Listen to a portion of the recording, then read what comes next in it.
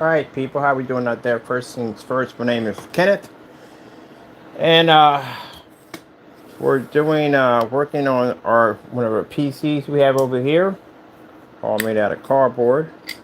That is the one that's actually finished right there.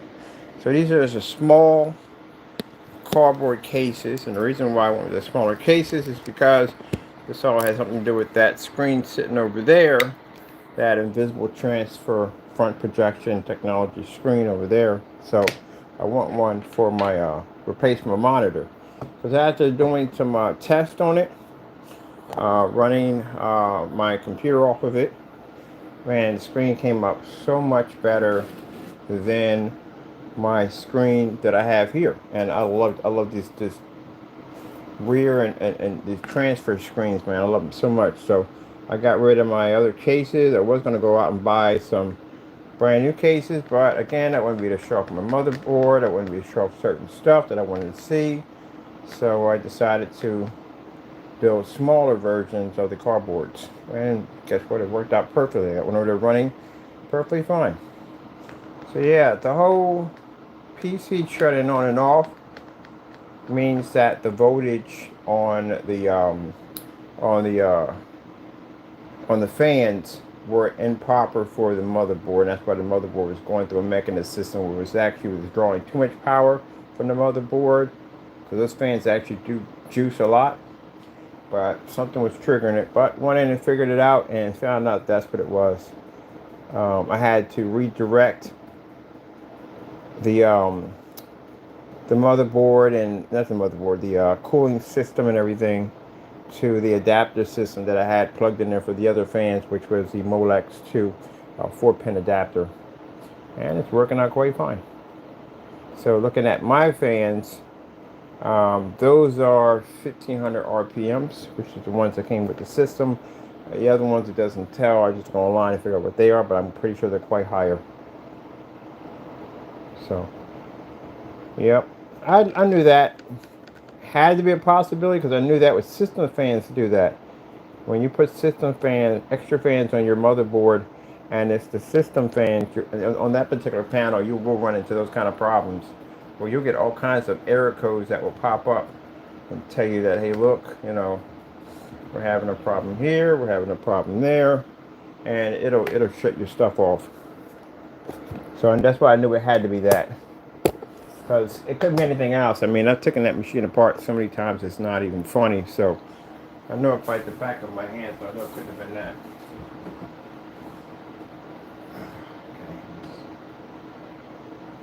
This is the PC case. So you painted already? Yeah, I did it already, because I got unboxed and I got a new projector sitting over there. I got to do a demonstration on.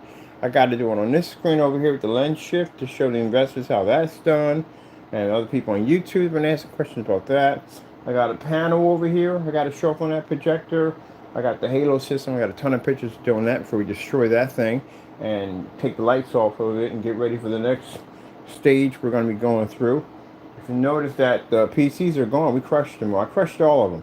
Because again, at the point in the day, for me, it's something I can rebuild again. It's a process of building. When you build something, it's a process of tearing down and rebuilding for better stuff. Like Bob the Builder. What did they do in the Lego movie? They constantly tore stuff down, put it back together again. Does it bother me? No. It's a part of the process of building. I've stripped out so many different versions of PCs, put them all back together again, stripped them out again, repainted them, recoded them. That's part of the process.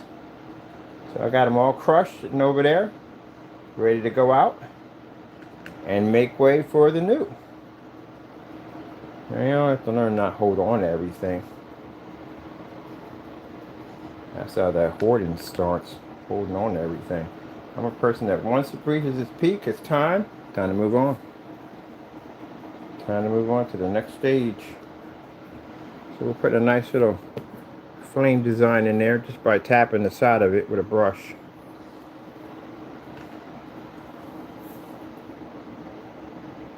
And I don't have multi-colors in it, but we'll start the first one off with red. Give it a nice design around it. And actually, what paint is this on top of it? This is the Inferno that's painted on this. This actually has a screen paint on it because back of the box is clean. I might want to run some movies or watch something off of it. Who knows? Yep. Those blueprints on how to build those cases are in my head. As long as I know how to build the structure, I'm good.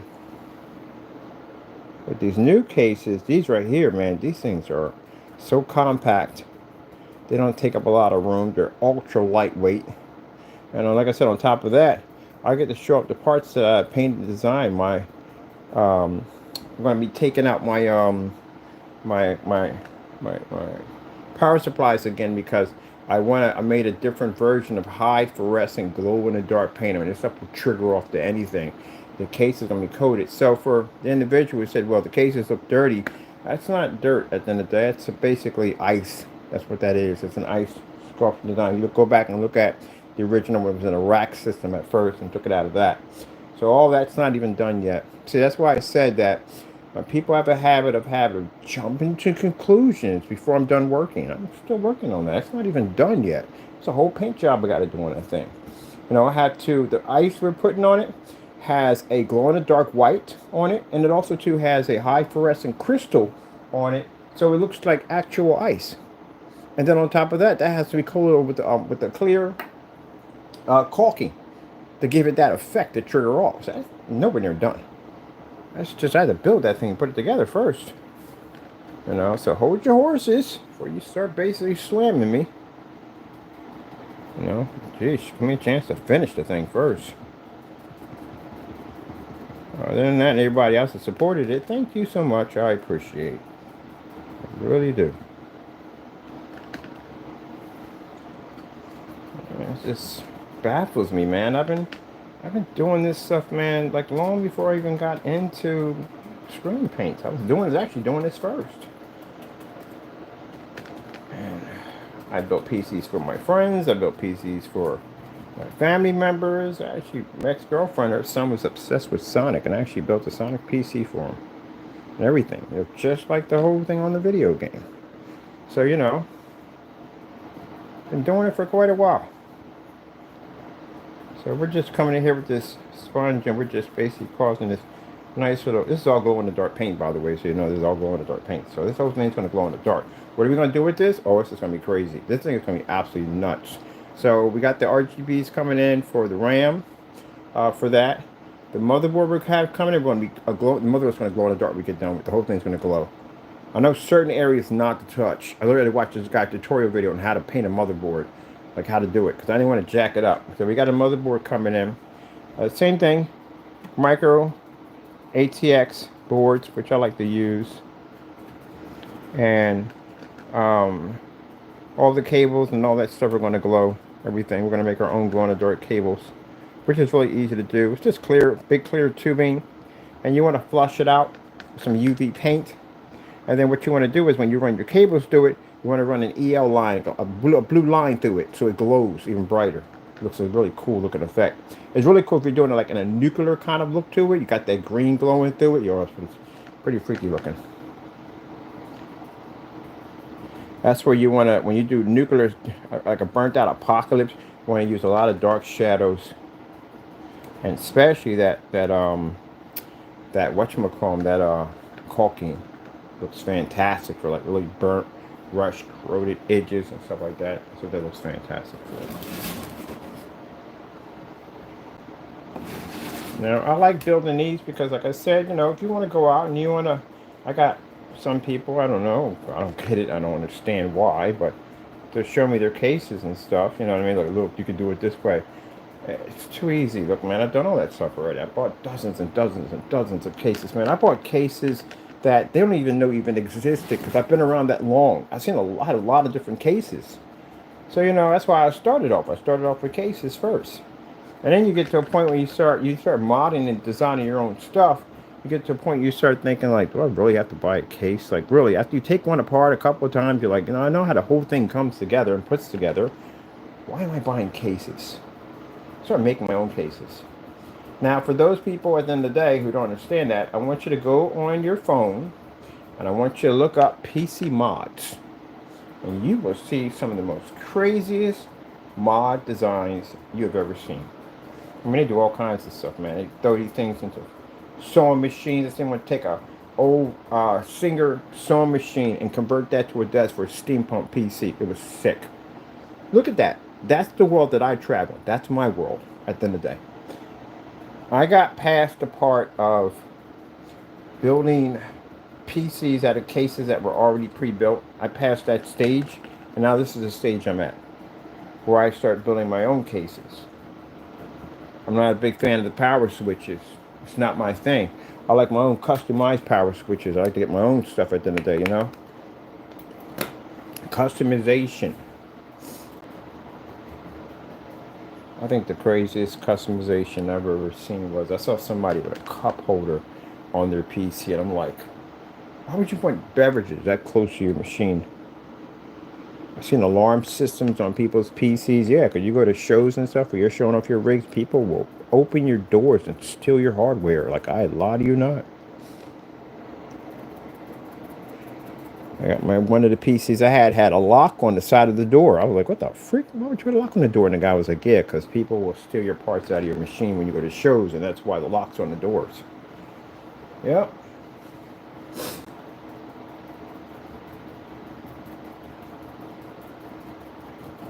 That's crazy, ain't it? Like, what in the world?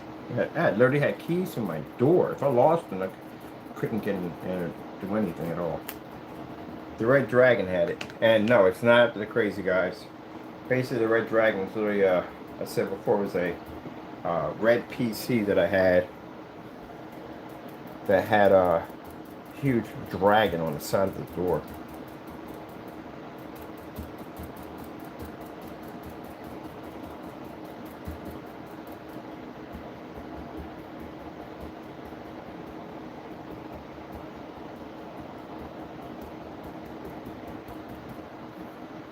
Yep. Sweet. Got people that are big fans of Mario. Guess what? I've seen Mario PCs. Into that arcade. All kinds of stuff. Pac-Man, you name it. Anything crazy you could think of. Someone figured out a way how to stick a PC in it. Nightstands. So the one I saw was a lounge chair. Put a PC in the lounge chair. I was like, geesh. Yeah, anything you could possibly think of, they've done it. Because then you get to the point, like, I can put this thing anywhere I want. And then they start making the motherboard smaller, which made it like, oh, shoot. When I saw the Micro ITX, I was like, oh, my goodness, you know what I can do with this thing? And you got more work to put your artwork in.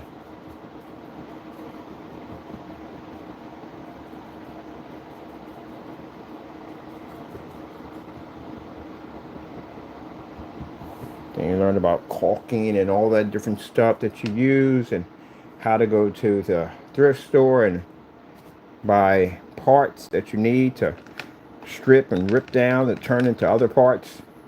Start building your own mod components, like you built the submarine out of a soda bottle. You figure, well, they don't have it, gonna have to make it.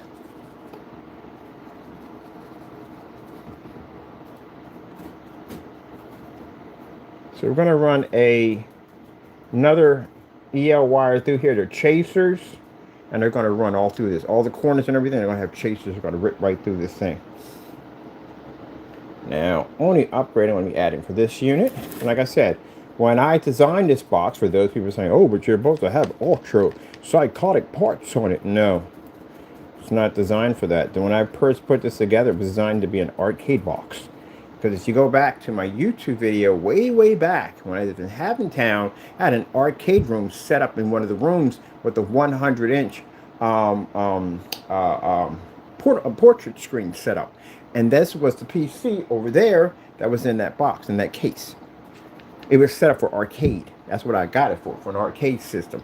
Because I read the specifications on what kind of arcade and how much power I was going to need to run certain arcade games off Steam, and found out that's the only thing I needed. So that's what I purchased it for. It's never purchased to be a high-powered machine. I got machines that I went out and bought the i7 3770 when they first came out. I paid $800 for that microchip. So I paid money for my equipment. But if I don't need it, I don't need it. You don't even have to go all God mode on every single PC that you build. You'd be broke to do all that. All that's not required.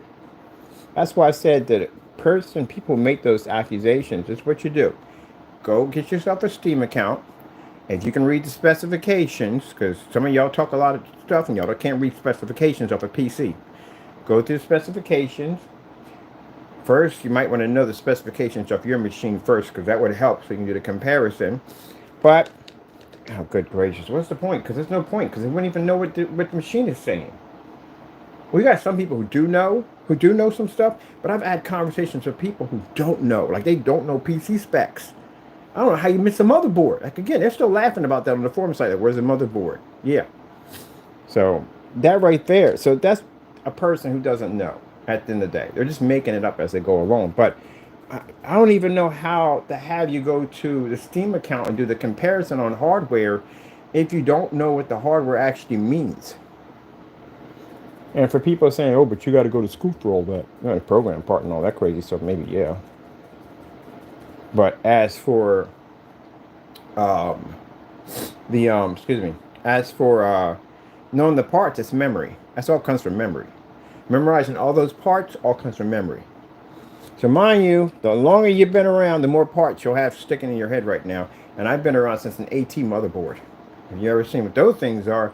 That's a big motherboard. That motherboard was so big, it had a separate slot for the PCI slot. That's when you get the ID ribbons and all that stuff like that. Matter of fact, I've been around farther than that. Not even basically building, but basically around how long? PC? The Apple PC that came with that whole, what was it on floppy disk? It was that whole Survivor game. I forgot what it called. You know what I mean? You were like the Pioneer or something like that. You know what I'm talking about. I actually played that game in school when I was a kid. That shows you how old I am. Like, I've been around since the floppy drive. The floppy drive. Before the hard disk came out. Yeah, it's a long time, people. Yeah, it's a long time to be out.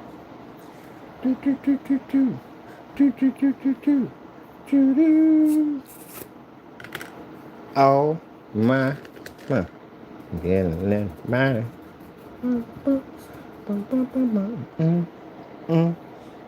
Yeah, I remember playing some kind of Pioneer game on Apple, but I remember playing that.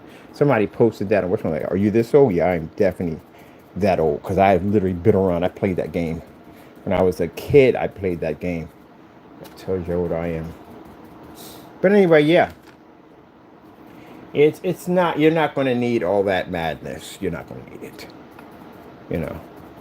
Any PC gamer is going to tell you the same thing. You're not going to get mad at it. You can get old parts, man. You can still run today with no problem. As a matter of fact, some of the stuff they ask you, some of the stuff you're running, it's like an i5 processor. Easy. Don't need all that stuff.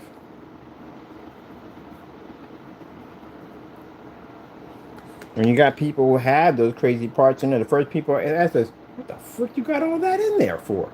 What are you launching? Missiles over there? What, you work for NASA? Why would you even have that to begin with? Like, why? Well, what is the purpose of even having that to begin with? Literally, you'll have that conversation with people.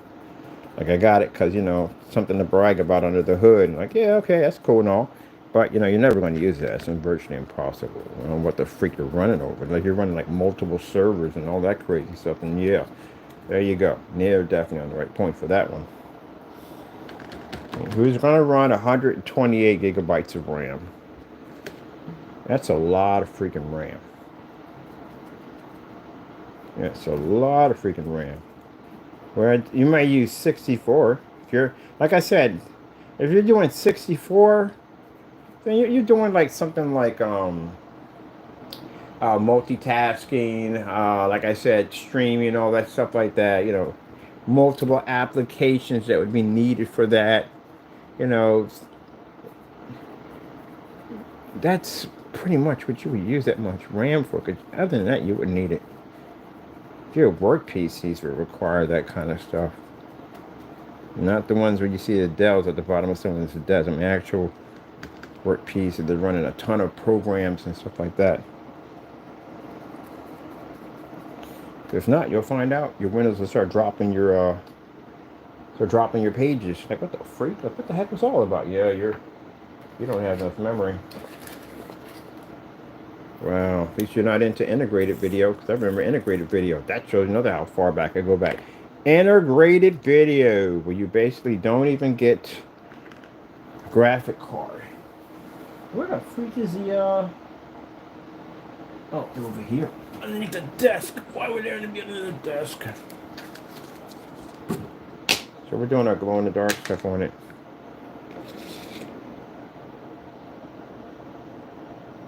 Well, like I said, if you don't understand it, learn it. Anything I don't understand, I go learn it.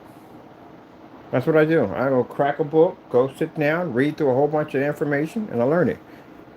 Just like when I was doing my whole PC and I was trying to figure out why I was having that issue where my system was basically shutting itself off and coming back on again.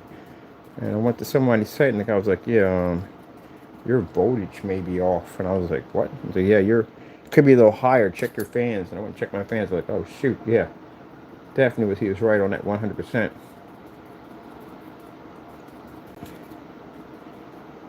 All that pride stuff goes out the window. Because again, you know, people go to other PC gamers and people do PCs, ask them to troubleshoot, get information like that. We help each other out.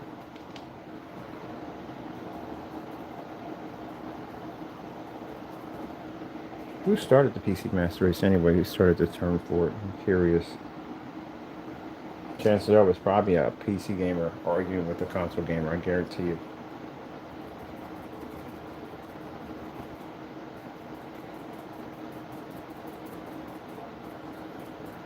And you got people who do both.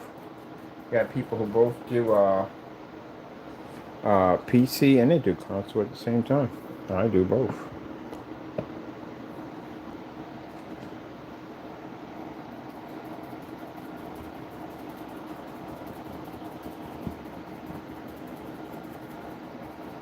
I enjoy to do both.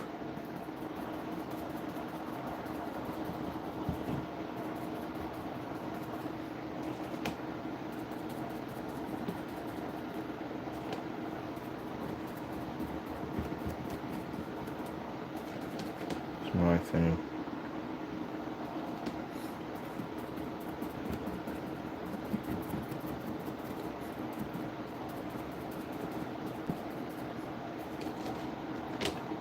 Yeah, I'm going to get to my projector over there. I want to see if it works. Hopefully it does. I need it for work.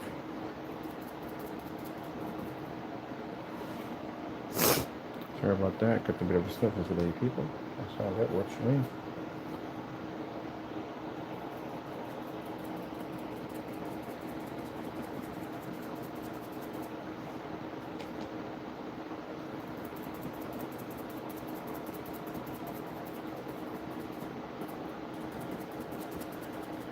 I was like, but you're always putting console down. You gotta be kidding me. I was playing console games that, well, I see my demographic on mine. Most people should have played already, but I played already. They literally should have. Should have played already. Half the games I played already. But some of the people I have these conversations with, and I'd be like, okay, have you played any of these console games? Have you ever had an Atari 2600? I did. You ever had an Atom? I had an Atom. You had Vectrex? Now, some people, they remember, some guys that I talk to, they remember the Nintendo era, so that would be them. But I was before the Nintendo era. You ever an Odyssey before? I had an Odyssey too. Look up Odyssey. It's another gaming console system. Did you ever play Pong before on a console? Oh, I did. I mean, not other games. No other games. It just plays Pong. It plays nothing else but Pong. That Pong system, not the one you buy and it has multiple classic games. I mean, the one that actually only plays Pong. It comes with a little dial on it that you move back and forth on it with it. Yeah, because you got to move the paddle up and down. And the only option you had to make it harder was to make the paddle smaller. Yeah, I had a Pong. Or you've been in the light gun era where you got a chance to play Time Cop and Time Crisis and Virtual Cop and House of the Dead and all that stuff. So, Yeah, I got a chance to experience all that. I was blessed enough to be around to it, to understand, be around all that.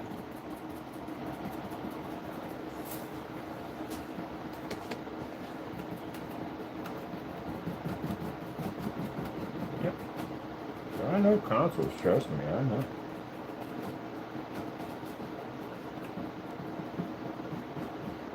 I remember the first time they showed off the N64. They showed off Mario running around like an actual 3D world, like it was running in different directions. It's like, because you used to see him running on 2D. He was running on 3D. I was like, what in the world? Like, when did this come? This is freaking cool. Like, when we can get our hands on this? The graphics were bigger, they were bolder, there were more colors. They had much bigger and bolder graphics. The graphics were freaking amazing. I was like, oh shoot, when is this coming out? I gotta get one of these. Gotta get one of these. And the Star Fox came out for. I was like, oh. I was like, yeah, definitely gotta get me one of these. Sat right there in line and waited just like everybody else. That's one of the things I think I miss the most about console is waiting in line to get your console system. You have one all night out parties with a bunch of other people, all console gamers, they're laughing, joking, having fun. It ain't nothing like that, waiting for a game to launch and you're sitting out there with a bunch of people joking, laughing, having fun. I sat there when Gears of War came out. I was out there with them. Man, we had a ball out there, man. We had a ball. It was out there when the Gears of War launch came out. Met a whole bunch of people. You know what I mean? Passing out your gamer tag like, I'll see you tonight. I'll see you tonight. Bet. See you tonight. You was having a ball. I had a lot of fun on that one. The Gears of War, yeah. Pre-ordered mine. I got my Lancer with it. Like, you got the Lancer. I got the Lancer, baby. I got the Lancer.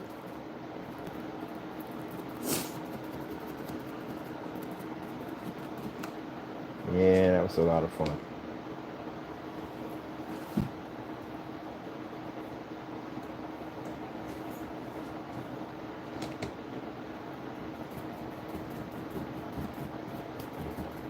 That was a lot of fun.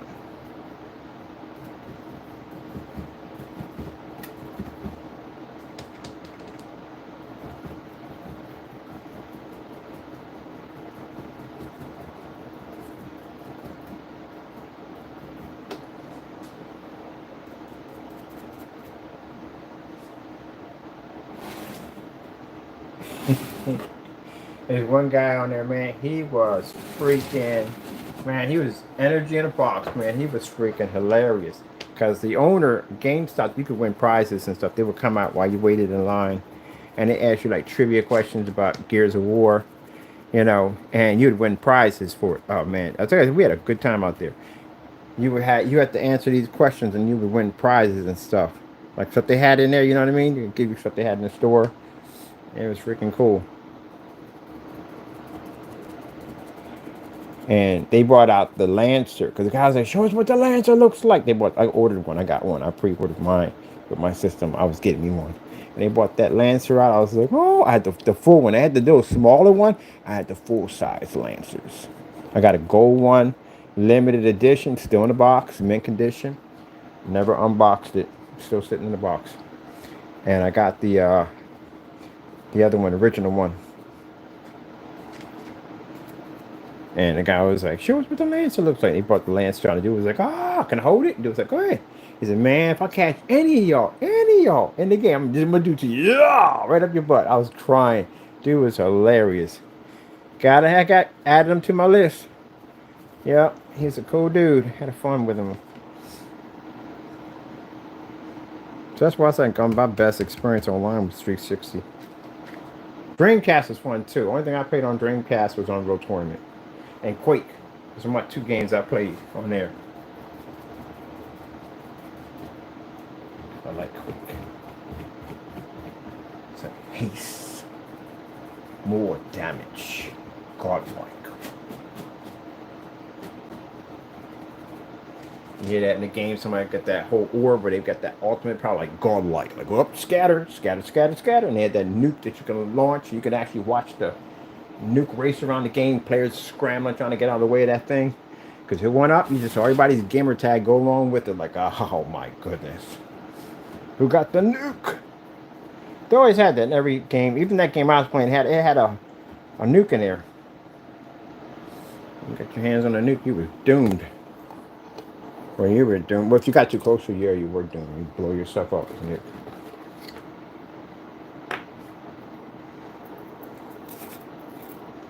And this is before microphones. You had to go into a little corner, scream your insults at people, and type them in. I hate your guts. Yeah, I remember that. You didn't have voice. Wow, voice. Let's see. Dreamcast didn't have voice. Not yet. It had, you had to type everything in. That's why you need to get a keyboard. Their keyboard. You couldn't buy your own keyboard. You use their keyboard. You had to type everything in. I remember when I played Quake, I remember arguing with people on there, and you had to find some secure spot where no one could figure out where you was at and go type in your insults. That's what I liked about that. And then they came up with the Dreamcast. The Dreamcast allowed you to speak Alien Front. You speak in Alien Front, Xbox. Well, actually, Dreamcast was out before the other console systems came out. But that Alien Front was amazing, because the Alien Front did talk trash to people. It wasn't short term, it's like talking on a CB, pretty much.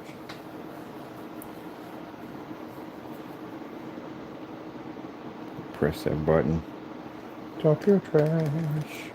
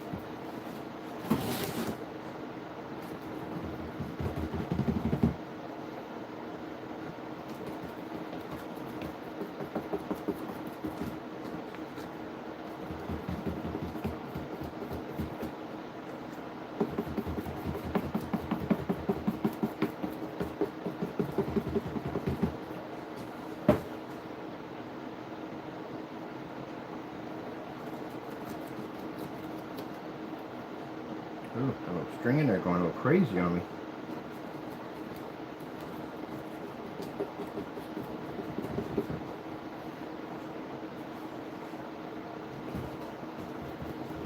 People are going to have focus there.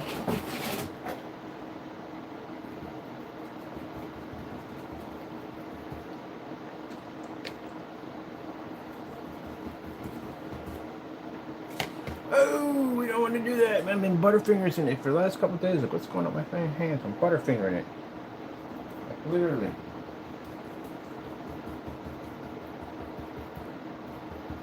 And that's why I like to do my splatter work. Some people hate it, some people like it. I don't know. Do I care? Nah, I really don't. I'm just doing what I like to do because I like to do what I like to do.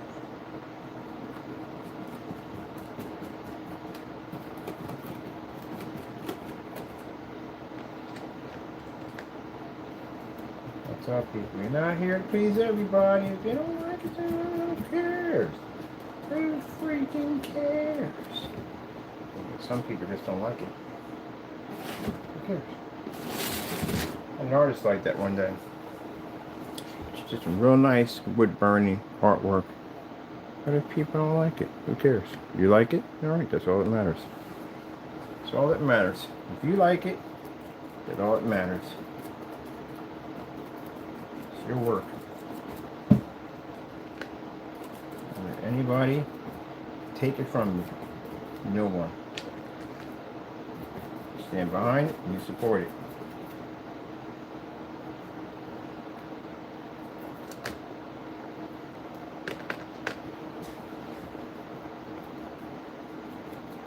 Yeah, I'm gonna let you out in a few minutes. You keep yourself under control. You understand me? You don't get your creeps today, because you carried on. You know better. There you go. Got himself in some trouble coming to the door when he act up. He lost his treats for the day.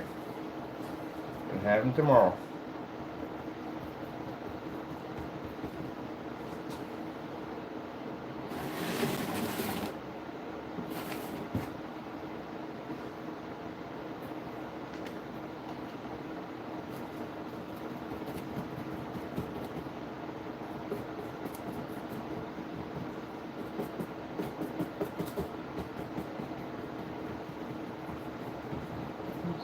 Nice.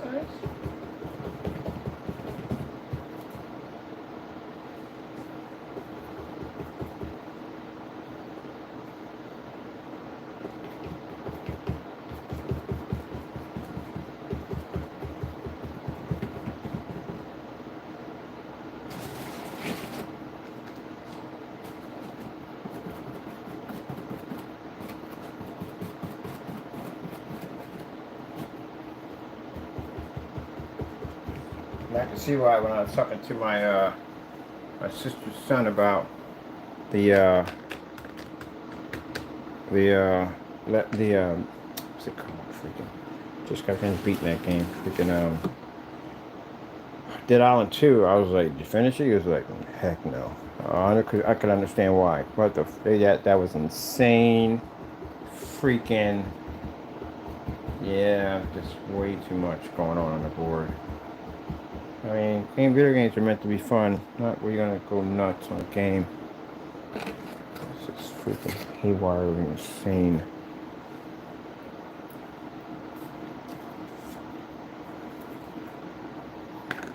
What color we got with this? Red in there.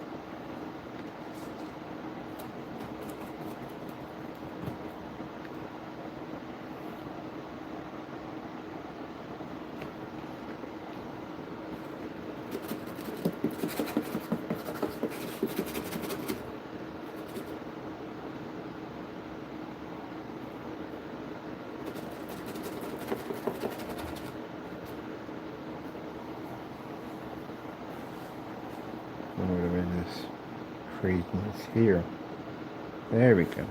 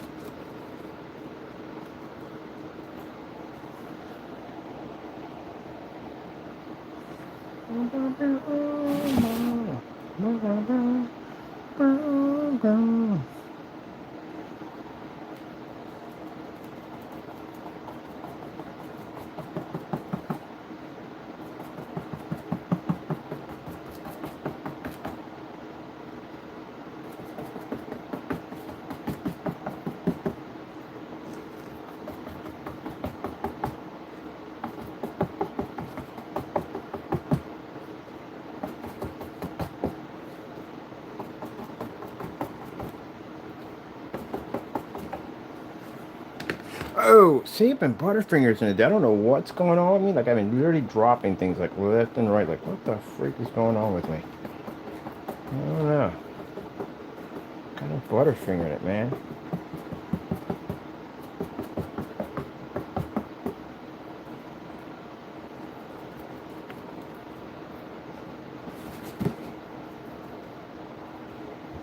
Butterfingering it.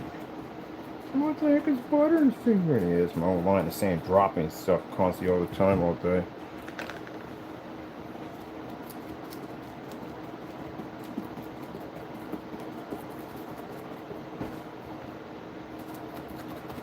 And it worked out, you know. Still works out.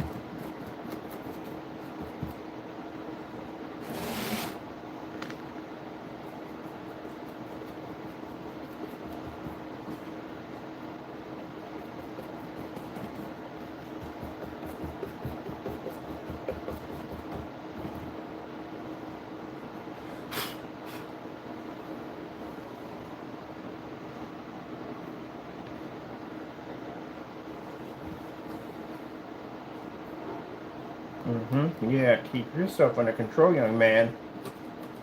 I don't know what the freak that was going on. This what you were doing. What the freak is wrong with you sometimes?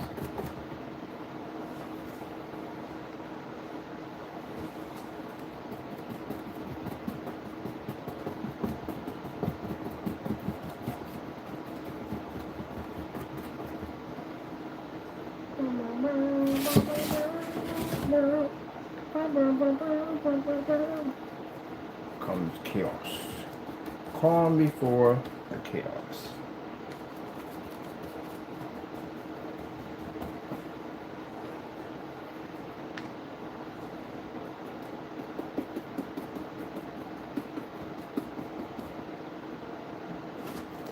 Come on. Not too much.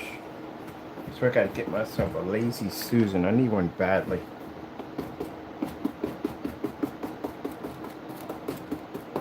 I'm gonna buy one. Never around to getting one. Every time.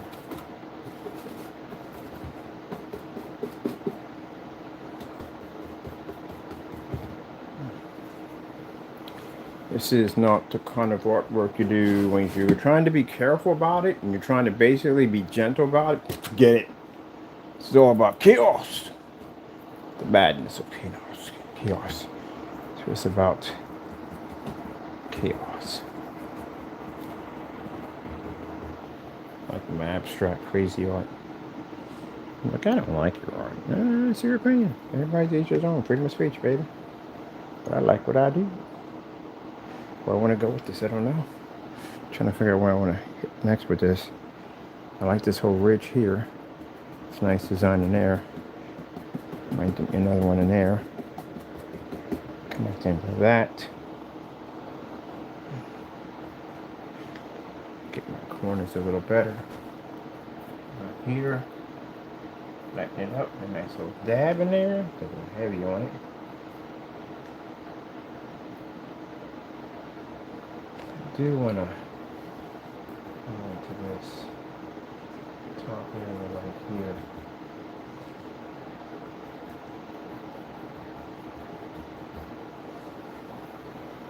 Chaos in that area right there. I like these because then none of them are the same. Each one is different.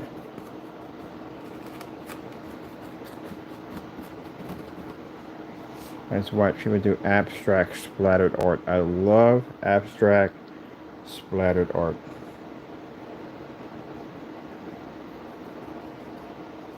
I can watch it for hours of people doing that.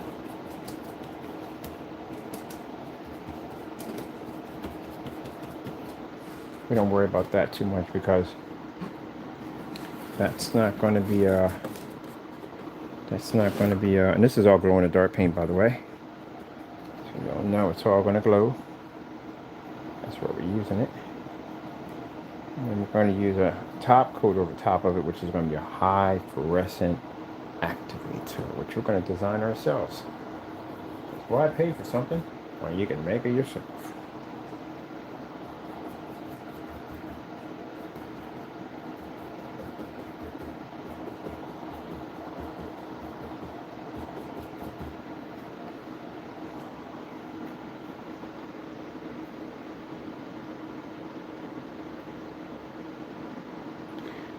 Bum bum bum bum bum bum bum bum bum bum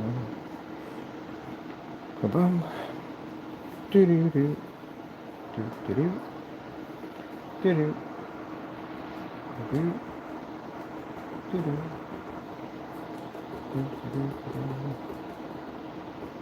String in there.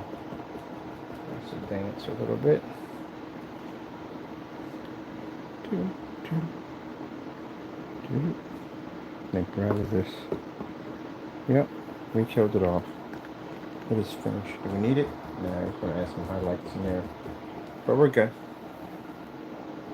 We're good, we're good. Saving the white for my other setup. Got some high pink in here. Bum, bum, bum, bum, bum. Do, do, do. Do, do. Do, do. Do, do, do. Bum, bum, bum, bum, bum. Dum, bum, bum. Bum, bum, bum.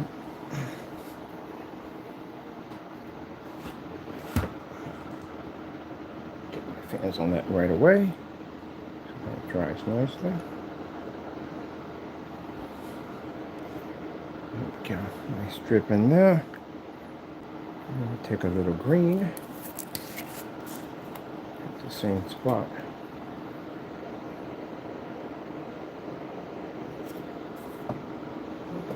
See that, can't you?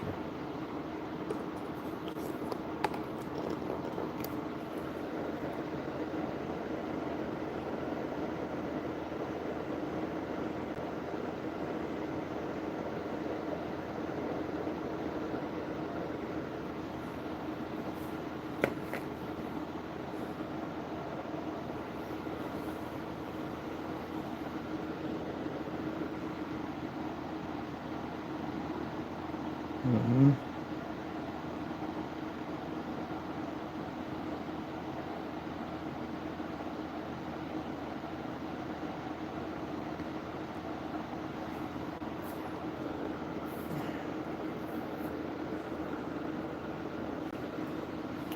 Just try being less of a jerk when you get up.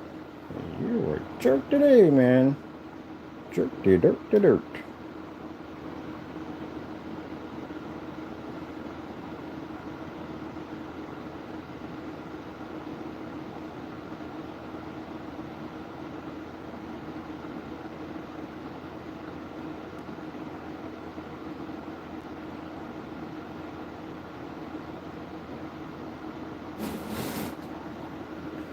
Definitely a jerk today. Just cutting up. They have the moments. They do have their moments. They have their moments. Oh, get out of there. You're doing too much. I didn't ask for all that. I asked for your assistance? No.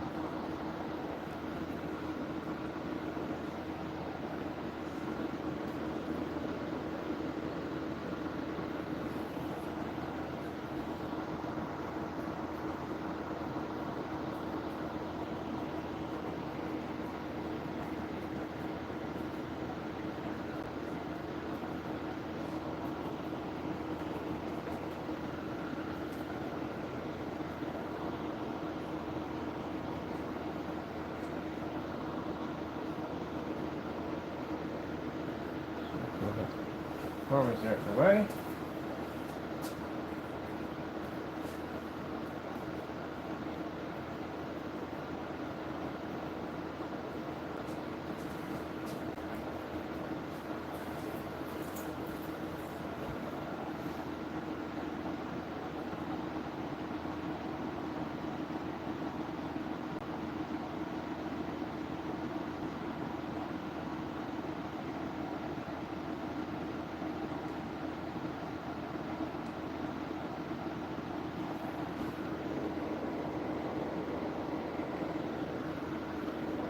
Well, I guess the fan's going to be on that side, so it doesn't make a difference over there.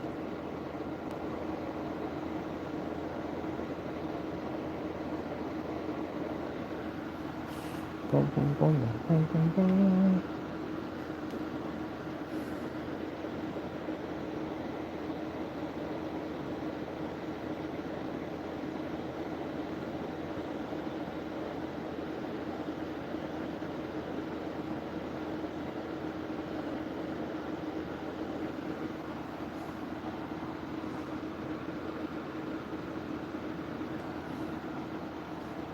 Kramer said, with pleasure comes pain. Correct or not?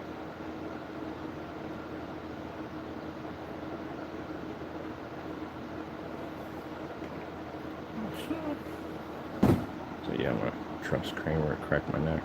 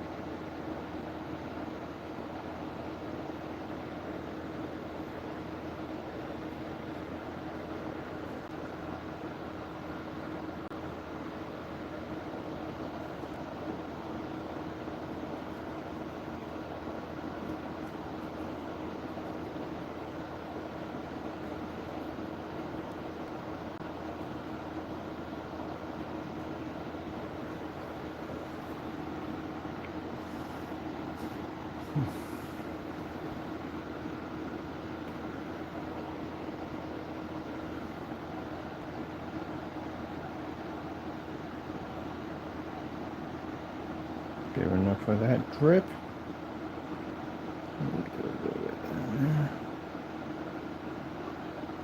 Different to set this off.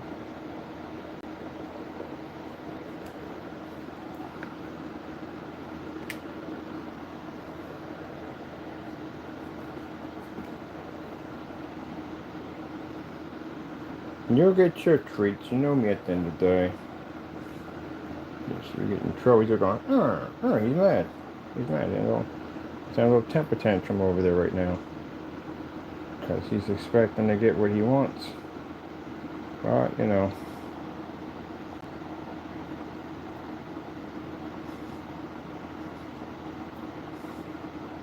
I saw somebody taking the paint and blowing it through a straw. I thought that was pretty cool. I like that design they were doing.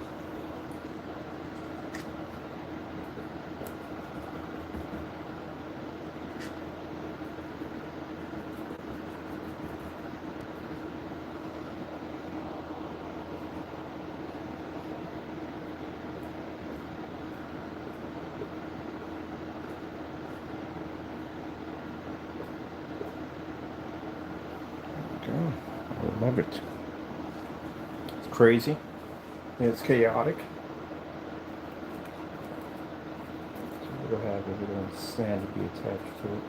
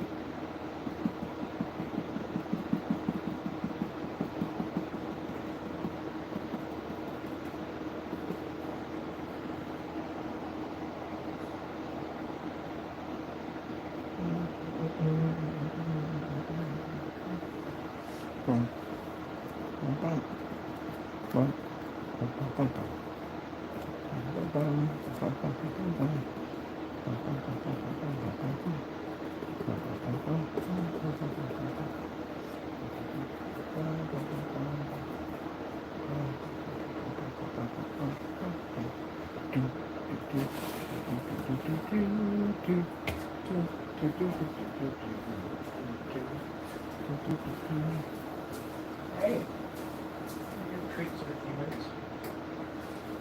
Oh, anger. I want my treats now, Betty. They're my treats now. There you go. bum, bum, bum. And it's gonna be a black light over top of it, so it constantly glows, which I'm probably gonna install this right here, right over top of it, just like this. You can constantly see it glowing in the dark. So I got my nice little spools, nice little design to it. That's why we did that whole over back and forth kind of drip pepper coat over top of it. Gives a nice little design to it. And once I get an extender for this, because I don't have the extender here. Extender actually is in the drawer, but just want to see how cool that looks with the drip marks and all that stuff. Mine's really a bunch of PC parts covering half of this stuff, so, but still, I want to show a fake glow on it. Party chaos box.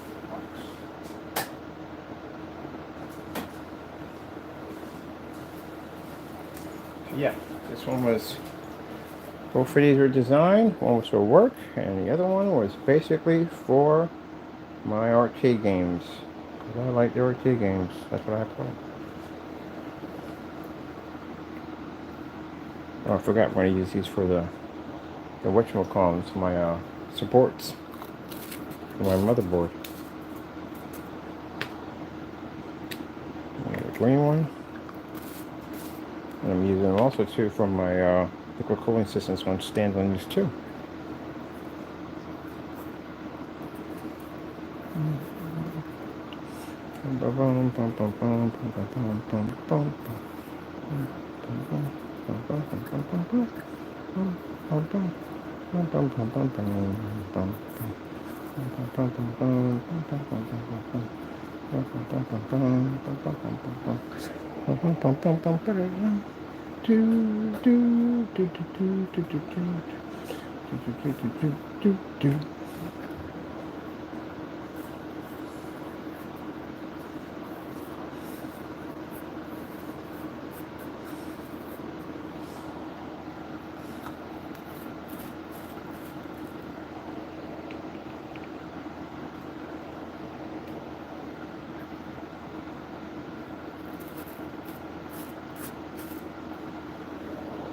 And as it dries,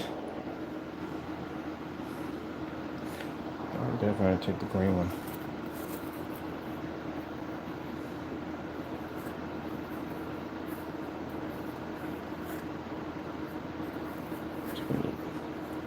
Three, because there's only 21 of us here anyway.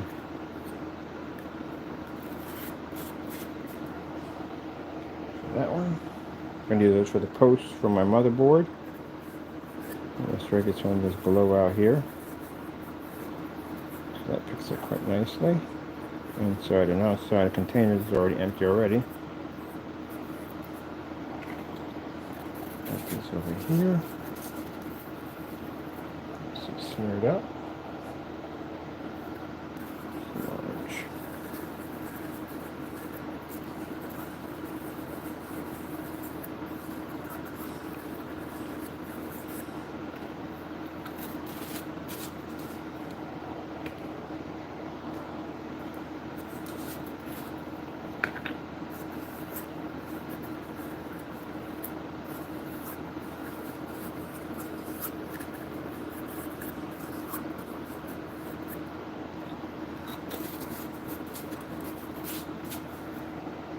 Fan. So we got 1, 2, 3, 4, 5, 6. This one was the last one we used for this one. I'm going to blue less than that one. Very good. You know. So this one doesn't make a difference. Alright, because it casts it below. So these are going to be used for the stands from my motherboard. The posts I have over there, I'm going to have them over here.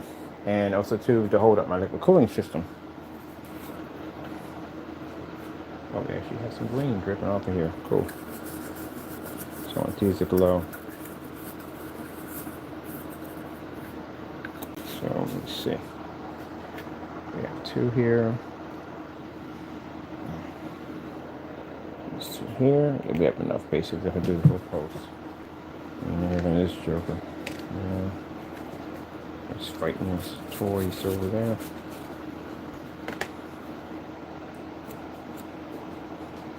Perfect. Let all that dry out. This one's completed and done.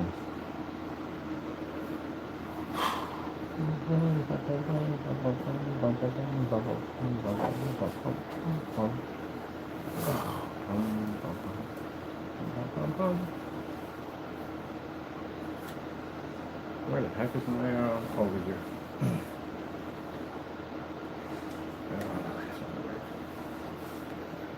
Stay dry.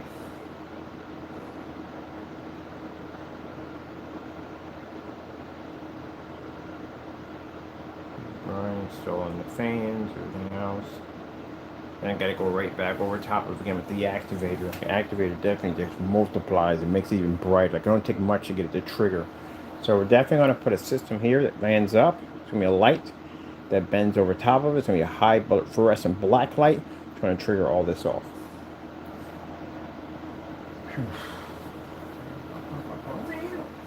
What you doing, Mr. Round, with your snack cakes? Mr. Snacky Cakes. Mr. Snacky Cakes. What you doing, Mr. Snacky Cakes? Alright, Taco, let me get this stuff off my hands, and then after that I'll get you taken care of. We got the post over here, right? Here, look, we're gone. I can drop my post and so lock this thing in. So yeah, even though that has the ice cube system, that comes out because they're screwed in. There's just the post. I just pulled the whole thing up, just stick the whole thing, but they're still all post in. I can actually take out the board at will, because this board definitely needs to be changing. But then it got me thinking, because that board was cutting on and off, and I wonder if the fans we have here were too much for the board. That's what I'm wondering, because that's something you have to figure out. Like if you're building your PC builds, you have to figure out how much wattage is the board going to take in. It's just going to be a conflict with fans, because fans would trigger that off, and they do have a liquid cooling system plugging directly into the board, and that thing was doing the exact same thing this one was doing. So that board may be good. The other one took a driver. The drivers were crap. They were absolute crap. Just waste of time. They were just crappy drivers, and you couldn't go online and get them anywhere else. They were just crappy drivers. So that board was a complete waste of money. I got my money back for it, but I can't use it.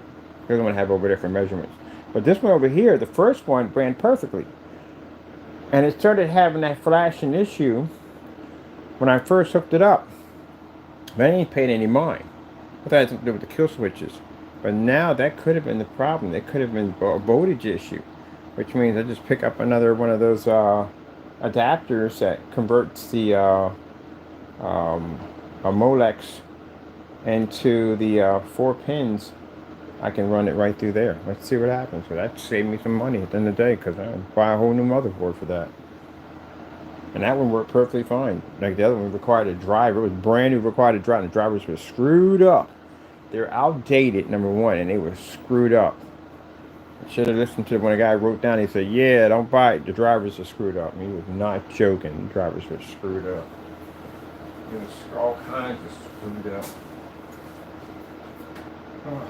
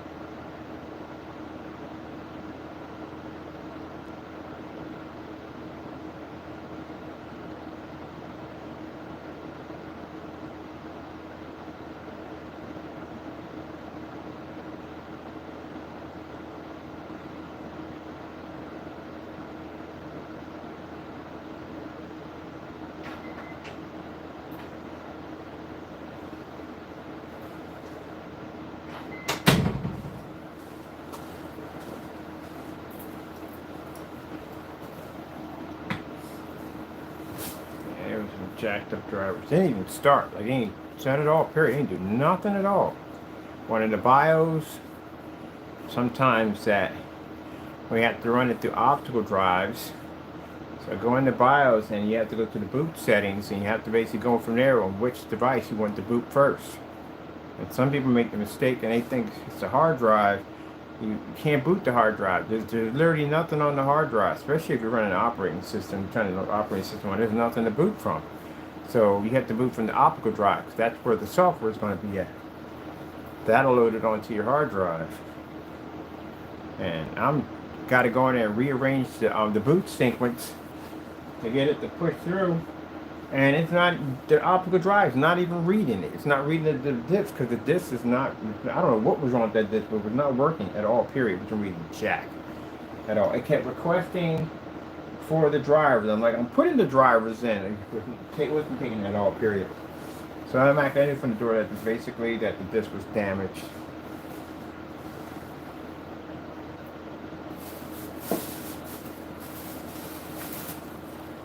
And thus, the troubleshooting.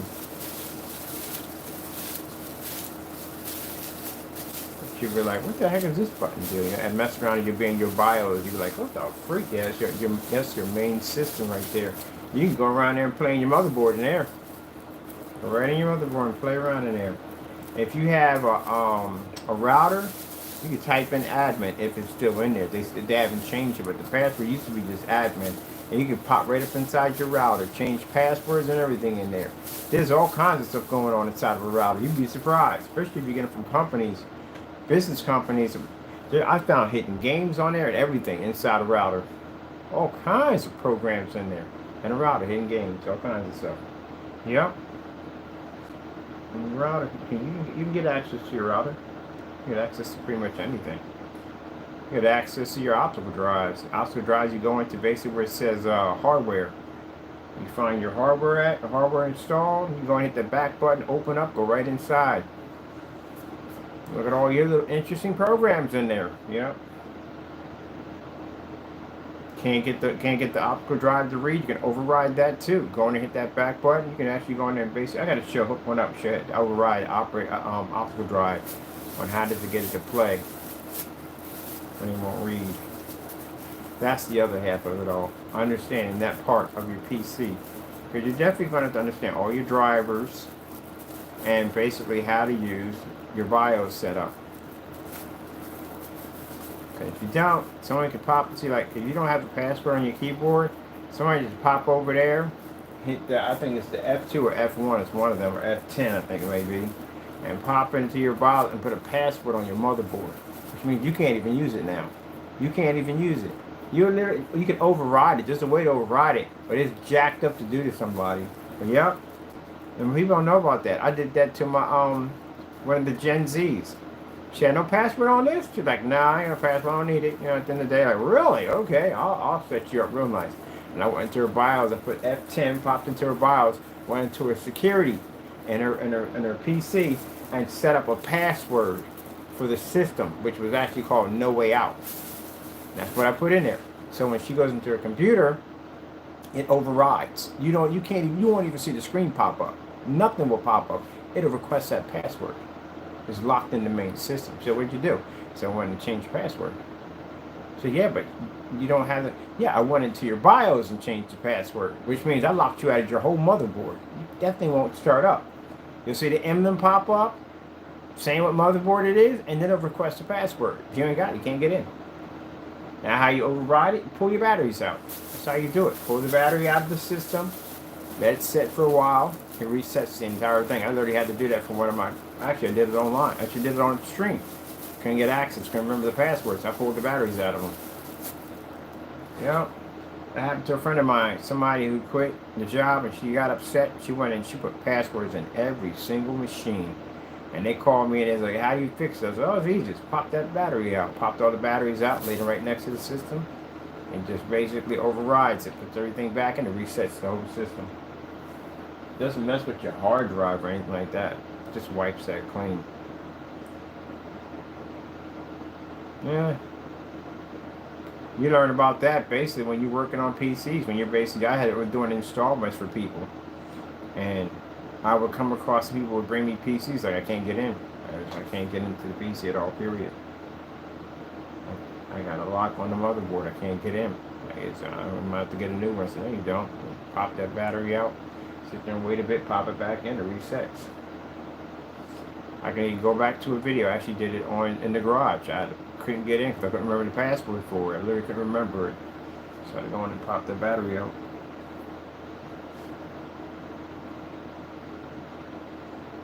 And then you get the people who think at the end of the day that everything that they delete online is gone forever. No, it ain't. It ain't gone. It's just someplace else that you can't see, but it's there. It's definitely there. Where's it gonna go? Like it's got. You think there's some kind of like reactor or whatever it is, some space trash compactor that just dissolves your. No, that stuff's floating around in there somewhere. It's on a database somewhere. It's somewhere where it's being trashed to.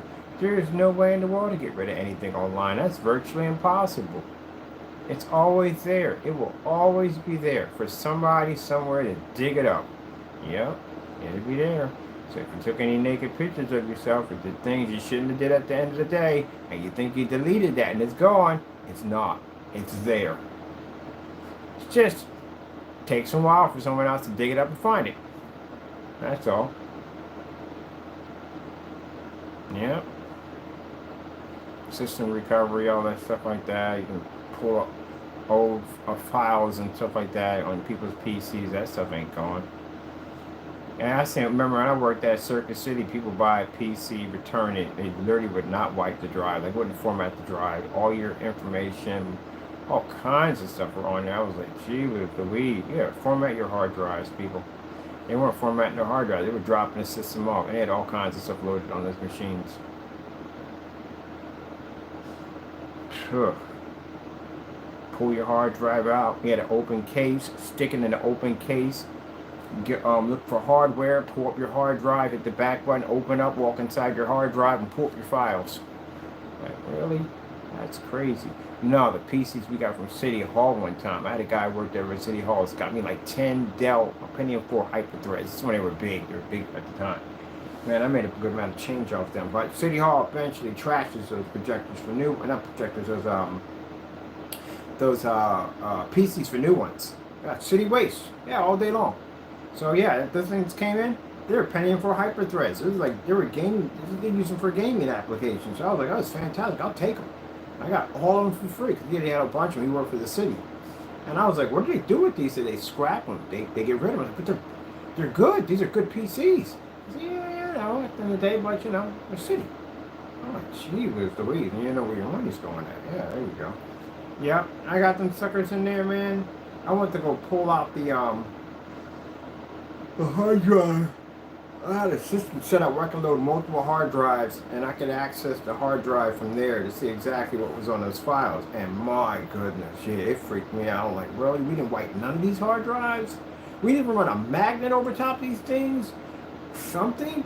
Yeah, they had a lot of information on it. A ton of it. It would have been a gold mine for somebody who was a hacker at the end of the day. It would have been a gold mine for them. But I'm like, nope, we're not going down this road. I mean, it was a blessing for me to get these machines in here. And man, there were credit card numbers. There's all kinds of files on those things at the end of the day.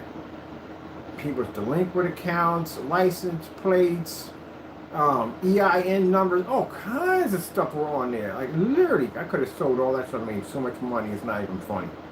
But I'm not the type of person. I got that blessing from God. That's why you gotta be careful how fast the devil will come in and try to twist something around to make you do something stupid on a blessing you received. And that fast statements in my head, like, you know what you could do with all this information at the end of the day? Like, I had 10 pieces in there, and it was stacked with tons of information. Other people's personal information was on those machines. You could basically make this, and you could make that fast. Satan in your head, telling you to do something stupid on a blessing that you received from God.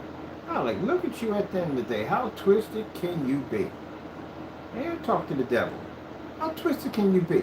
You think at the end of the day that I'm going to go in here, take this information, use it to my advantage point on a blessing that I got from my Lord and Savior at the end of the day. You've lost your mind. Bye.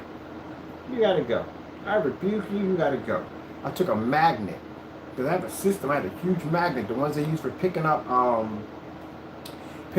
tools at a construction site, and I would drop them with a magnet, kill them. Fried hard drives. And that's what I did. I dropped every last one of them. Hey! See? That's what I'm talking about. Always doing something. Caught you that fast. Oh, you're trying to knock over his water dish. You want to go back? I'll put you back in your pen. You want to go back to your pen? Because someone seems to not like freedom today. Sheesh. But yeah, the ones that had, because once you put on a magnet to destroy it, once you have, and they were big, the hard drives where they were nice, but not what I need that, and not for no gaming applications versus a desktop. So yeah, I got a buddy of mine down the road that I met a long time ago. He got a lot of hardware over there that I can use, and I swapped out a couple of the machines, so like the Dell with like the CPUs on them, hyperthreads. Gave him a couple of them for a stack of hard drives. I needed a few machines to make some money off of them. That was basically about it. So I did a swap out with him. So I bought a couple over there, and he was like, "Oh shoot, when you get these in?" I said, "Yeah, my man brought them down from City Hall, but I had to pull the drives like there was sensitive data on it." So I understand that because he had parts anyway. So what you need? I said, I need hard drives. So we did a swap out, and yeah, it worked out great. So I didn't pay any money and took the PCs, got them in, took them apart. Had to sand them down, get all that original paint off of them, and then went in and basically colored them the way I wanted to do. Cut some of the doors open, put peekaboo windows with plexiglass in, drop fans in them, all that stuff and everything. Hooked them up and resold them.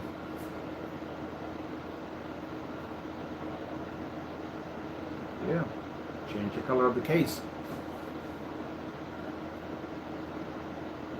Peekaboo windows are easy to put. I remember I used to sell those kits with the peekaboo windows before. You could buy peekaboo windows. Peekaboo windows were a luxury to have that see-through window. Now you get them on anything now. When I was told they had the kits. They even had the kits for the console system that you can cut the side of them out, peekaboos with windows in them. So yeah, man, at that time, people weren't used to seeing those windows at all. Period. Ooh, you can see inside the PC. That's freaking cool. It's got lights in there too. I remember that, man. Seeing lights inside the PC. Wow, look at the fans stood out. Yeah, y'all remember that. Now it's like it's nothing because you see it all the time now. Now you gotta bring out the RGBs. The only thing that pretty much woo people at the other. Ooh, or change the lights. Because before the RGBs came out, I had to speak to Gen Z about that one because I have conversations about my Gen Z family, who basically tries to explain to me that all computer fans came with multiple colors of LED lights, and I had to explain to them like, no, it did not. Basically, you had one color. You had blue, you had green, you had red. You're lucky to find yellow because yellow is another one's a hard one to find. But you mostly find red and blue. Blue is the most popular one you would always find. And you get green, and that's pretty much it. Was just one color, and that was it. That was pretty much it. You had a little LED light on each corner, and that was it. That's all it was. But it was cool to look at. It's awesome. And then you got these new ones now. You just press a button, you click and change the lights to any color you want, make a disco show, whatever you want. That's your era right there. We didn't have that at all, period. We had 2-pin, 3-pin, 4-pin, and Dell had 5-pin. Again, Dell had 5-pin. Yep. It was us. And I was like, you know what? I'm gonna bring up my old Dell. I'm gonna bring up my old Dell PC and like, here, fix this. It's like, what the freak is that? It's called an ID cable. They're called ribbons. She's bringing back something older than that. She's bringing something with a floppy drive. Like, here, figure that out. What the freak is that? It's called a floppy drive. And then they had the hard disk. Everybody was popping on that hard disk. Like, oh, shit, got the hard disk. You can load all these games up on your hard disk. And then there was the CD-ROM. Now before that was the cassette tape, the data tape. Shit, I remember the data tapes because whatchamacallit had data tapes. Adams had data tapes on them. Data tape. Wow. That's when you had the big modem, the one you had to take the freaking phone off the receiver and connect it onto your modem. Ding, ding, ding, ding. Oh my goodness, I remember hearing that. Computers talking. Yeah, I mean, you got the AOL disc. Everybody did the trick with the AOL disc. And anyone ever paid for AOL? Because I never paid for AOL. I never did pay for it. I wonder if anyone ever paid for AOL. Because you get the disc. They came by the plenty. They give us tons of discs. All you had to do was just open up a new name and account, and boom, you were on. Everybody knew the AOL trick. You were on that quick. You got mail. Little guy started running in the middle. And then they had the faster speed with the DSL. He would run a little faster. And they go, you got mail. Oh, I swear. When I talk to my Gen Z family at the end of the day, like, you have no idea the struggle of gaming on 56K. Or if anyone that picked up the phone, you got cut off from your game. I don't care if you're a winner or not, you got cut off. Who the freak picked up the phone? Oh, I remember that. You couldn't talk on the phone and game at the same time. Or be online, period. At the same time. Wow, it's just interesting now when you think about that. And then when the DSL came out, they said you could do both. You could be on your phone, talk on the phone while your kid's game, or you could surf the internet. No more worrying about the phone or the line being disconnected. Because the phone would disconnect, your internet would disconnect. Oh man, I remember that, man. Those were the good old days. Seemed like a half, but those were the good old days. Yep. And I had T1 set up. The T1 setup was nice. I don't know. I got that from Earthlink, a T1. T1 internet setup. It's 15 PPOE addresses and all that stuff like that. If I lost one, I had another one waiting for me. Is it PPOE or PPOE addresses? Yeah. I had satellite service through something called Dish something. It was a Dish with satellite. Couldn't game on it for jack, but man, the network connection on that thing was a beast. It was a beast. That's satellite. The outside, it was huge. It like the Death Star. I glued a Lego Darth Vader on the very edge of it. I had one of those. I used to always watch the Dish. I got the Dish when the Dish first came out. People had the Dish attached to their house. And I remember when I watched the guy install it, and he had this little tiny piece plugged into his ear. They go, it would make a louder sound. I mean, that's the closer that the satellite was getting to the actual satellite itself, the main unit. And he would just stop. And I asked a question like, where'd you, what's that you're using? And so that's how, it's a signal finder. That's how we find it. The satellite we have here is in line with the main satellite. And I was like, where? I said, can you buy those? Like, yeah, you can buy them. Buy them any place online. They're a bit expensive, but you can buy them. And yeah, I made money off that thing because I went and found it at Petro. I went on Petro and found one. They were like $800. He was not joking, but it was definitely worth that money. Because then I went upstairs, I went up on my roof with a pair of vice grips and put that thing in because for some reason the signal was always at 75 decibels. At 75, that means if anything disrupts, like a rainstorm, cloudy, anything, whoop, your signal starts to drop, which means you get that, which means they got to come out and they got to realign your disc to figure out where the signal's at. And if they got to do it that way, or basically what the cheapest way to do it was to send a signal to your box and try to reset your box. But if that didn't work, somebody had to come out to the place, and you would pay extra for that every time somebody had to come out. They're making money off that. So then when you get up there and hop up on top of the roof with your vice grips and you plug that thing in, you start hearing it starts picking up, which means it was the strongest thing up there the entire time. They just don't connect you to it. I got mine at 137 decibels. Do you have any idea what kind of connection that is at the end of the day? Not only can I reach channels that I normally didn't pay for, but on top of that, if it snowed outside, rain, it didn't affect me. The most I would drop down to under 137 would be somewhere maybe in the $100 decibel mark, or maybe somewhere in the 90. It wasn't enough to drop me. In the 70, you would drop easily. Easily. I mean, you got it past that point, even in a bad storm, you still would pick up. So I figured it out what they were doing, and basically I showed a couple of my friends, and they paid me to climb up on the roof and do theirs. So I was making money. I was actually jumping everybody's signal on the block. I was going to my system, hook it up. They gave me $50 to go up there and put your signal all the way up. Did they figure it out? No. I know. But they should have did that from the beginning because the dish was not cheap. It was an expensive piece of equipment. If I'm paying that much money to begin with, I want my signal at the best signal I can get. Don't lowball me. Yeah. I always figure out a way how to make money. Yep. That's exactly what I did. Jumped up there and jumped my signal. I'll never forget that too. Man. I was thinking, my buddy came over, he had the same dish I had. He's like, how the freak are you running in a rainstorm? Because we ain't getting really nothing up there. I said, that's because I went and I changed the signal direction to where the satellite connects to. He's like, what? I said, yeah, I showed him the whole hardware and everything. He said, can you do ours? I said, yeah. I tell you this for free. But he told somebody else about it. He asked me how much should I charge. I was like, $50. And I was like, okay. And I lean out the door, put that little intercom system in my ear, and I can hear the whole thing. Hook it up to their unit, and I can hear it. The signal was faint. So they would deliberately put the signal down at a certain decibel, so if anything popped up. And then sell you a whole bunch of dumb hardware. Like, you had this one thing with a wind reflector that reflected the wind, because anything would basically shake your dish. I would give you some signal issues.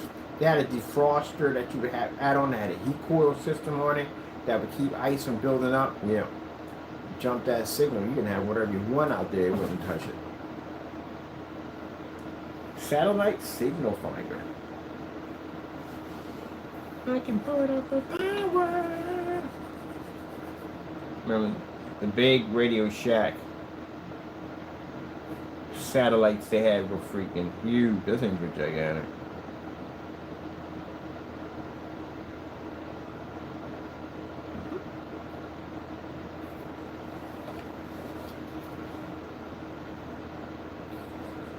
Satellite TV dish range finder.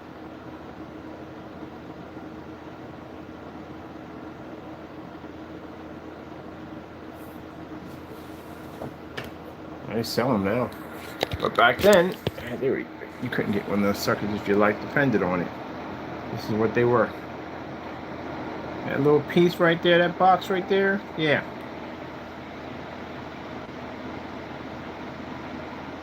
Plug that sucker in there, and it made that humming noise. And I heard it. I heard it when he was on the porch. Because I always watch people. When people install it and stuff, I would sit there and watch you do the installment. Because I'm watching, I'm learning from you. Satellite dish, satellite finder. Yeah.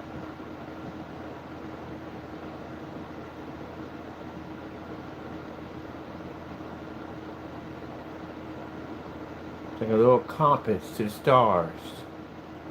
Easy to find. Now they make them today where they have them, you can hook them up and yourself, you can do it yourself. But back then, no. That wasn't so. So people saying, but they got that stuff today. Not back then, they didn't. You know, when Dish first came out, I was around when Dish came out. So yeah, no, they would come in there and set it up for you, and that's why they had all those little attachments for it. You know what I mean? Because you needed that, because they knew at a certain decibel that your system was going to go out, and you had to come out. Somebody come up there. If they couldn't reset the box or reset the signal from the main office, then they'd send somebody out there to reline your dish, and that costs money. That would charge you for that. And then when they realign it, they still keep it at that same signal. And I was like, oh, heck no. That's why I figured out and watched them and bought it myself and did it myself. I had mine at 137. I could pick up channels that I wasn't even paying for. Yeah. So for some people in the day, well, that's stealing. No, it ain't stealing. It's stealing what they did at the end of the day, because I paid a lot of money for that service. If I had the capability to hit 137, then you should have gave me 137. Not lowball me and give me something that I have to pay for somebody to come out and fix because a little bit of storm pop up or rain or cold or whatever, or advise me to pay for attachments that I don't want to pay for. Them attachments weren't cheap either. For just to have some kind of aerodynamic cone to stick on your freaking dish was like $150, $160 to get that on there.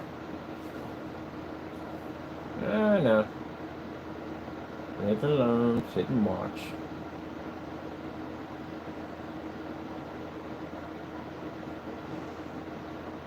I don't know if anybody uses Dish anymore anyway. Everybody streams everything now. That's the power and shift in that. Everybody streams everything. I'm gonna plug my heat gun in. I got to turn up the power. The electric company who did start a man. But yeah, everybody streams everything now. Cable used to cost so much money because cable was the dominant force for your online service was cable. And cable was so crazy expensive. We all know that how much cable was. I ain't even got to tell you that how expensive cable. Cable bills were insane. The cable was like paying off a car note. It was really expensive. I remember when they had the first ones that came out, they had that great big huge massive antenna. They would stick to the side of your house and when you're waving back and forth for the wave, and you had that cable that went from the back that connected into the UHF from the back. You had to get that converter. Unless you had coaxial in the back of your TV, when your TV was older than that, they had to get that coaxial converter. UHF to coaxial. I had a friend of mine who worked for cable. That's why the cable boxes were huge. Had wooden displays on top of it with red letters at the bottom. Red numbers, sorry, with the red numbers. Now you can watch movies. Movies that you couldn't even watch before on your cable box. You had HBO, you had Showtime, you had Cinemax. That's way before the Cartoon Network came out. Yep. They had the old intros, popcorn, and all that stuff.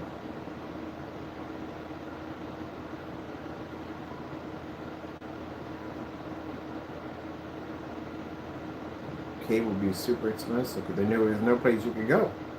There were no other cable providers but Comcast at that particular time. Comcast's been around for a bit. Charge you so much money. And they came in with the whole cable system with the DVIs on them, digital video recorders and all that stuff. You know, they had, I mean, at the time they only had like 20 gig hard drives on them, but at that time it was actually pretty good to have 20 gig hard drives on the system. And then Dish popped up, and that was competition with cable. So the next thing you turn around, you see a whole block, nothing but satellites all the way down the block. Everybody was getting a Dish. The Dish was much cheaper. It was cheaper, offered more channels, but it still came with a headache because, again, that whole signal flying thing was a nightmare for some people. And then when Hulu popped on, Hulu used to be free. If you remember the commercials with Adam Baldwin, who did for the Hulu commercials when they first came out, Hulu was free. It was no charge for it because I had it. It was free of charge. It was supposed to be TV for everybody, free of charge. That's how it all starts off with. Because they got to collect people first to get them hooked and start charging them. So how do you charge people on a service that's free? Make it a nightmare for them, like YouTube does with the ads. YouTube has free service. Not free service. They have you pay for no ads. So if you don't want any ads, then you pay for that service. Now you're paying for YouTube service. So pretty soon YouTube's going to start charging you to use it. They already have it in state. They already have it in place for you to buy that if you want YouTube to charge for it. But Hulu used to be free. Because I remember Adam Baldwin used to walk in there. He said, I think he was an alien or something. You want to find the old commercials on Hulu. They talked about free service, free. But then they started, it was supposed to be commercial free, uninterrupted TV as much as you want it. I'm pretty sure y'all remember this. As much as you want it. Watch whatever you want, as much as you want. And then they started flooding it with commercials. And the commercials were barbaric, man. It was like the same freaking commercial. You'd watch 6 times. You'd watch the commercial break was popping like 3. One time it was first time, it was 1, maybe 2, it'd be 3 times in between the show. And sometimes it would show the same commercial over and over and over again. Like for something called Flour or something in the US, whatever. I watched that so many times it would pop up. 4 times it showed the same exact commercial. You know how much of a headache that becomes? But then they would pop these things of like, we got commercial free for service. You're paying us $7 a month. You can get free, no commercial free. But that's how it's supposed to start it off at first. And then you go buckle down and you pay the $7 and you go, wow, I'm just happy not to hear from that commercial ever again. Because it's commercial free and you pay for it. That's what happened with Hulu. Now YouTube has what? YouTube didn't have any commercials. I remember that. They had no commercials at first. And then they had some commercials that would pop up, but they wouldn't last long, a couple of minutes here and there. And then you have them a little bit longer. And then you would have the commercials. We had one commercial break off and another one pop up behind it. And now they got one to break off, another one pop up behind it, but another one will pop up behind that one.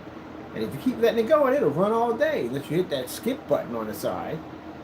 Then you have ones that'll pop up, will have a whole full 30 minutes of commercials in there. You had to go watch through all that crap, or just basically go back to the beginning, restart the show all over again, fast forward back when you started, that just slam into a commercial. Yeah, they're going to do that. Watch. You're going to see 3 commercials, 4 commercials back to back, to the point where you just can't take it anymore, where you're going to pay for the service now for free, No commercials, but you pay a fee. And then eventually, once you start paying for that fee, eventually the service goes up. They start charging you a little more money. Like Hulu. Hulu's now like what? Is it Hulu or Netflix? One of them is almost near $21 a month. But when you consider the fact that's much cheaper than what you would pay for a Comcast or one of those companies that would charge you 200, 300, 400. And then you got the whole, some of the companies like Verizon, they have a form of streaming service, and they're expensive. T-Mobile has one. Yeah, I'd say the cheapest one I've seen so far, because right now, having someone install cables and wires and all that stuff into your house ain't the big kick anymore. Now it's these mobile service hookups, where basically they send their signal, if you have internet service, you have on your phone, right into your home. So I've used T-Mobile for a while. It was actually fantastic. There's no tech that has to come out. You can do it pretty much yourself. Very easy to set up. It's like hooking up a cell phone. That's it. That's pretty much all it is. Get a number attached to it, and that's it. And the service is actually pretty good. You got a business class, and they have residential class with it. So that's why you're going to see a lot of companies pushing in that direction of having that Wi-Fi mobile service set up, because again, you don't need a tech for that. But from the storms that I've seen going through, I've never really had a problem. I only had one outage, and I think in the 2 years that I've had that thing. So actually pretty good. Really, really good. Earthlink, on the other hand, don't go near Earthlink. Earthlink is robbery, highway robbery from the door. Don't even bother with their mobile service, because I got the mobile service from them. They charged me $89 for the modem. So I paid for the modem.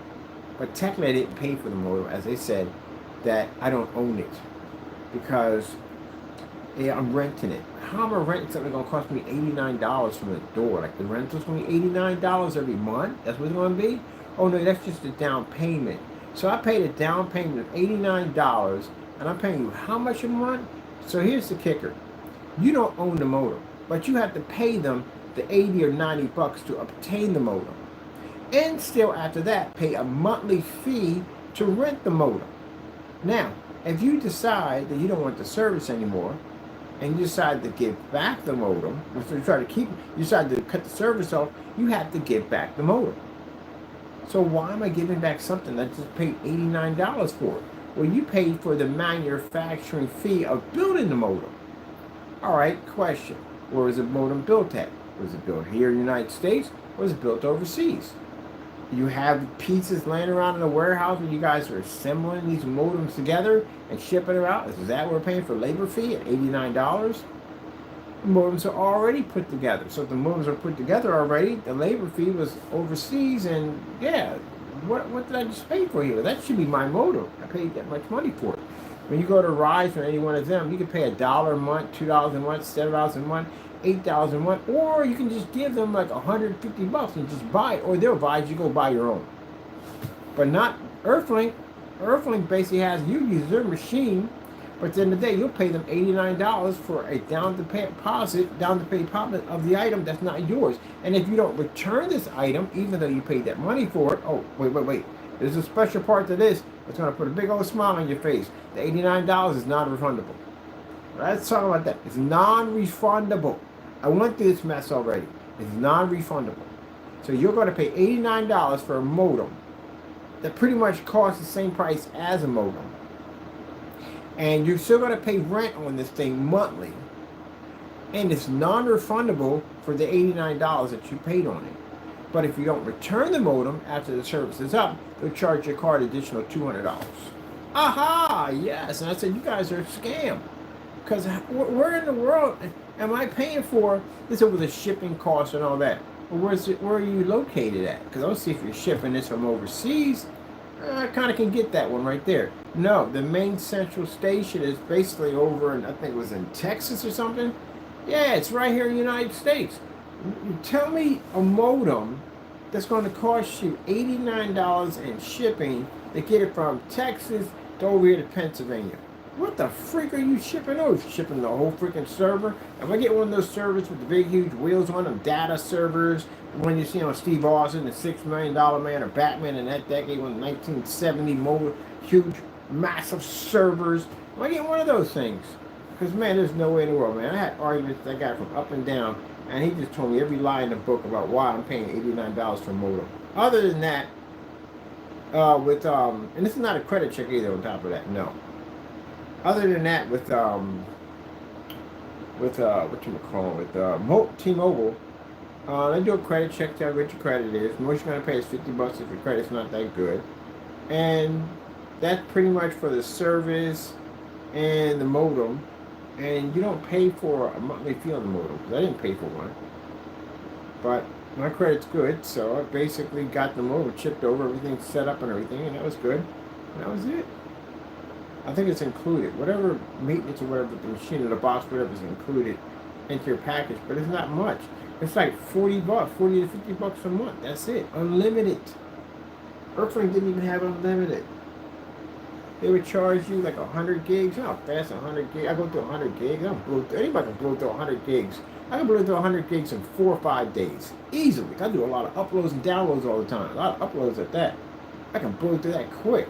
And when it slows down, it's going to slow the surface down to it's going to drag it. And if you want more time, then you're going to pay them an extra $90. I said, man, forget y'all, man. There's no way in the world I'm doing this nonsense at the end of the day. But next, guy gonna pop out of the ground with horns right here. Sign your soul right here if you want more time.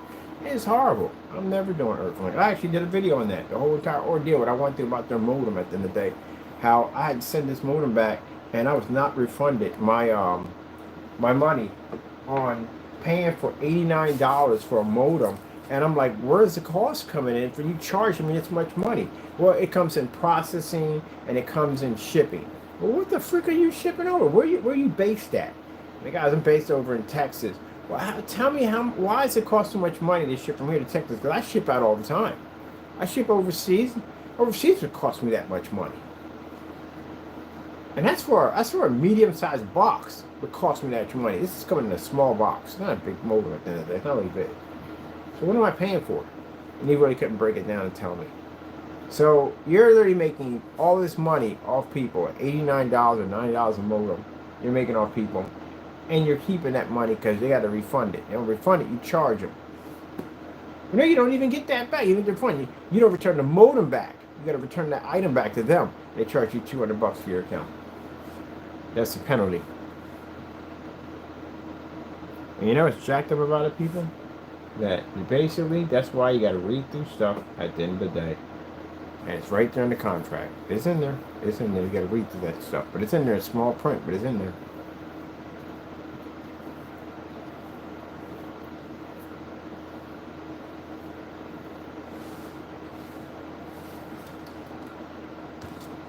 Now, did I get my $89 back? Yeah, I got it back. I threatened to take it to court. Because I thought that was the dumbest thing I ever heard in my entire life. And how in the world are you going to basically charge me? You're going to explain to a judge how it's going to cost $89 to ship that little package from here to here, from Texas to where I'm at in Pennsylvania. Explain that one to the day. That's why you got to know your rights at the end of the day. Because some people look at that and go, well, whatever. No. I'm going to get a lawyer. I'm going to take you guys to court. Because I don't see where that shipping cost is going to cost them much money. That means you're going to dig up your records trying to figure out exactly how many modems you shipped out, how much money you charged. You get them in a lot of trouble. They put my money right back on my account.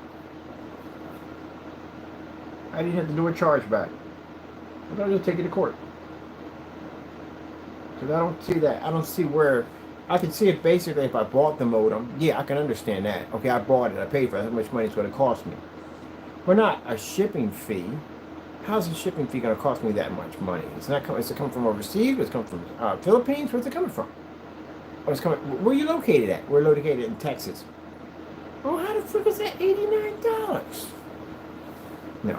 Do I get that back when I pay for this? I got it down to pay it. Some places at the end of the day, if your credit's not good enough, they'll charge you that. But you get that back.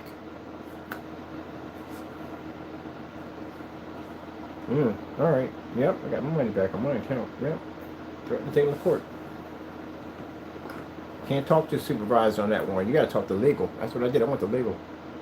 So, no, I'll take it to court.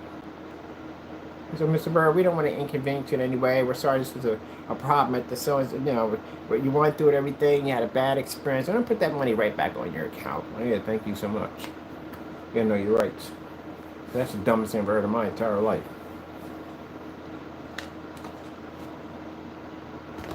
You're not building them, you're not assembling them, none of that nonsense, and yet you're going to charge me that much money for my freaking molding. At the end of the day, so I got to give the money back. If I don't get the money back, you're going to charge me additional $200 for my card?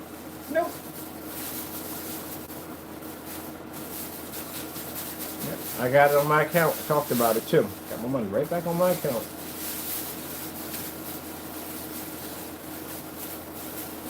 I figure most people are just going to argue that.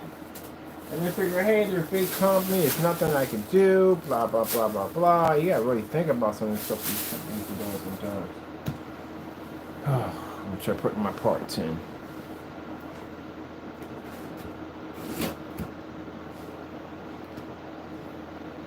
So what are you doing? Watching the watchers.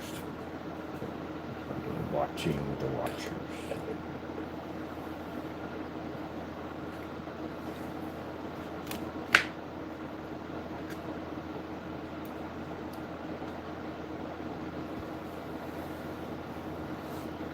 Most of the people don't know their own rights.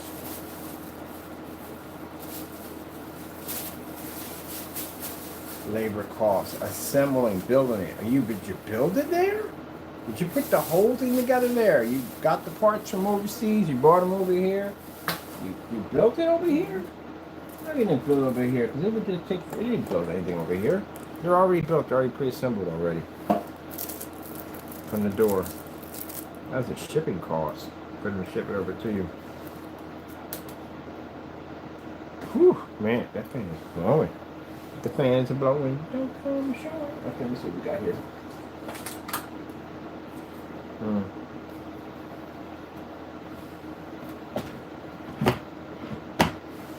Really? Oh, stands in the way.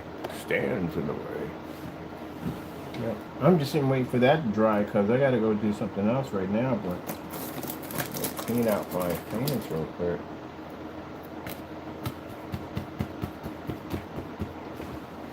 Welcome to the jungle. We got fun games.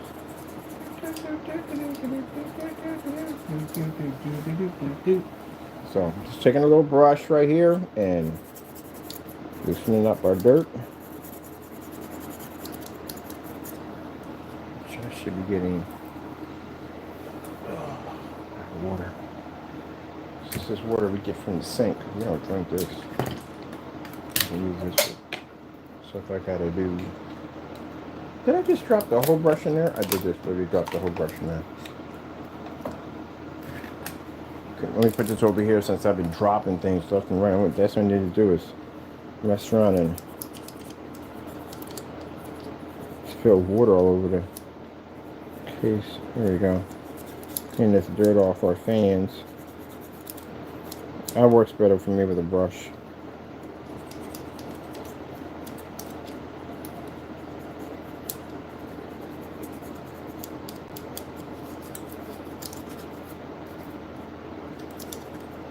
Tedious work, people. It's definitely worth it. I'm gonna clean up that whatchamacallit too.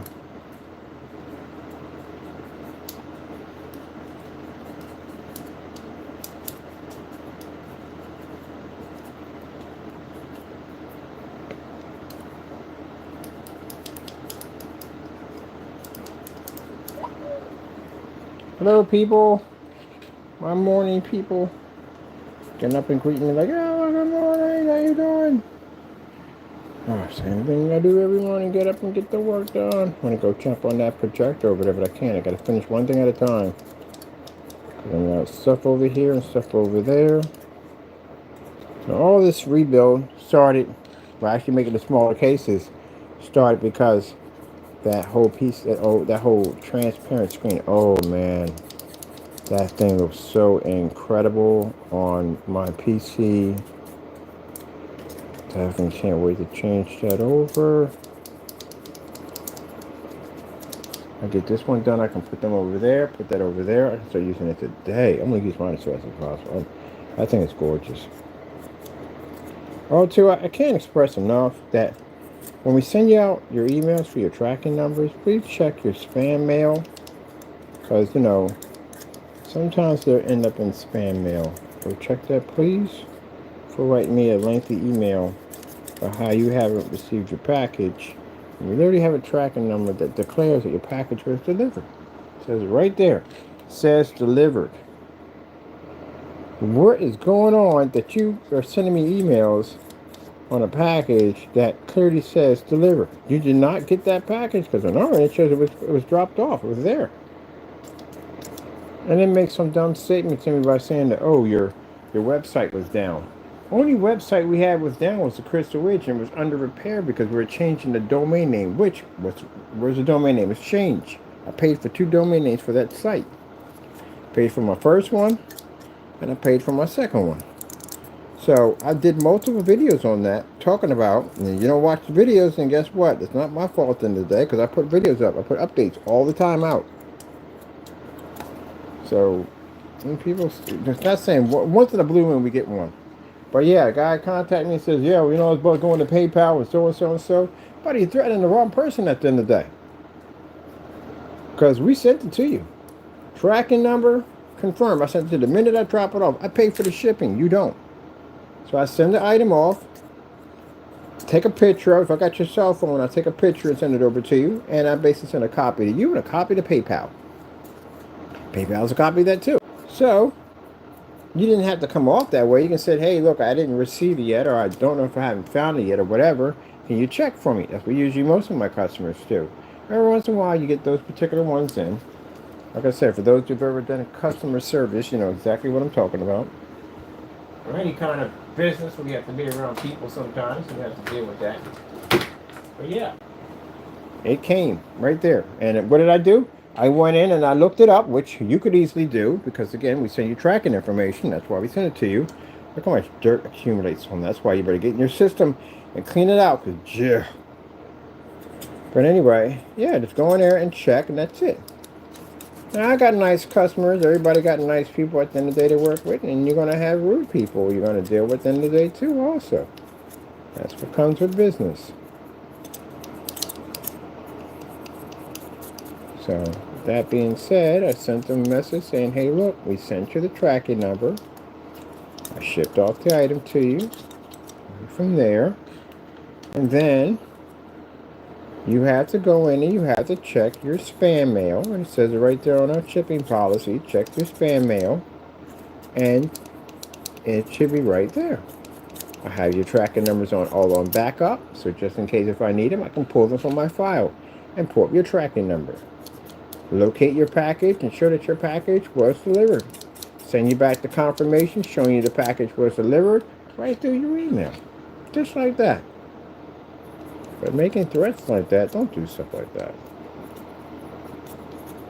No, he can't buy from me anymore because he's been got banned. No more buy. Shame. All this new technology we're working on. And the way my investors are going to be pushing this stuff at the end of the day, they're going to be challenging everybody. Oh, yeah, they are. They're going to challenge everybody. Because I made the statement. I said, we don't have any competition. So guess what they're going to do? They're going to try to find me somebody. There's got to be somebody out there. Oh, please do.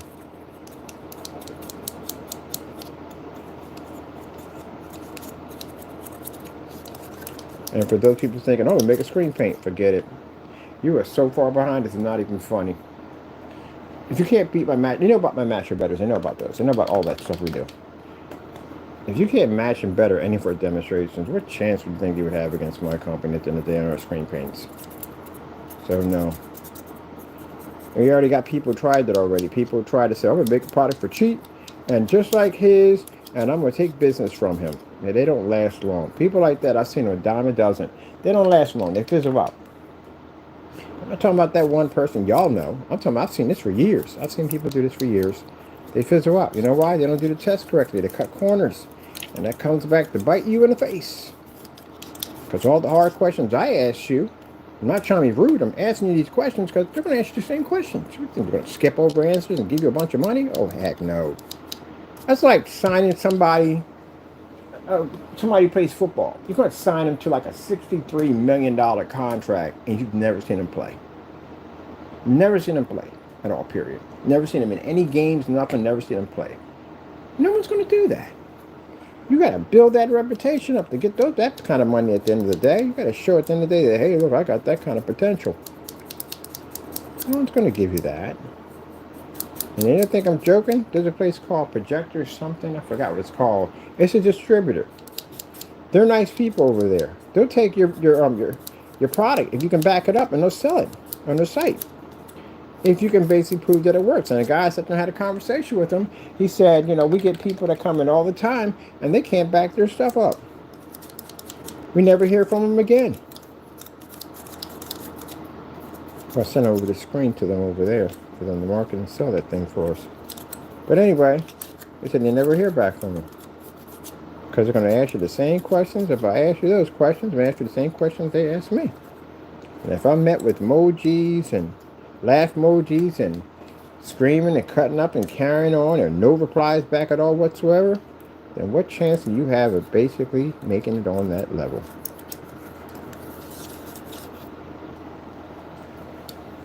That's the first thing that came up. Oh, you got a black screen paint? That stuff's not going to match house paint, is it? Like, no, we did the test already.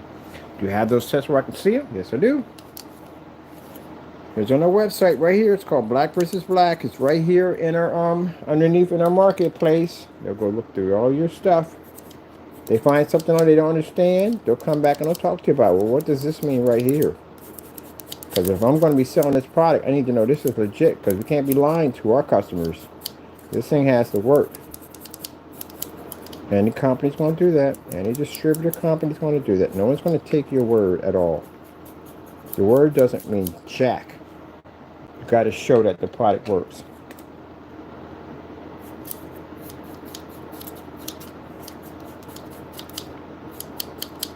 So that does not work.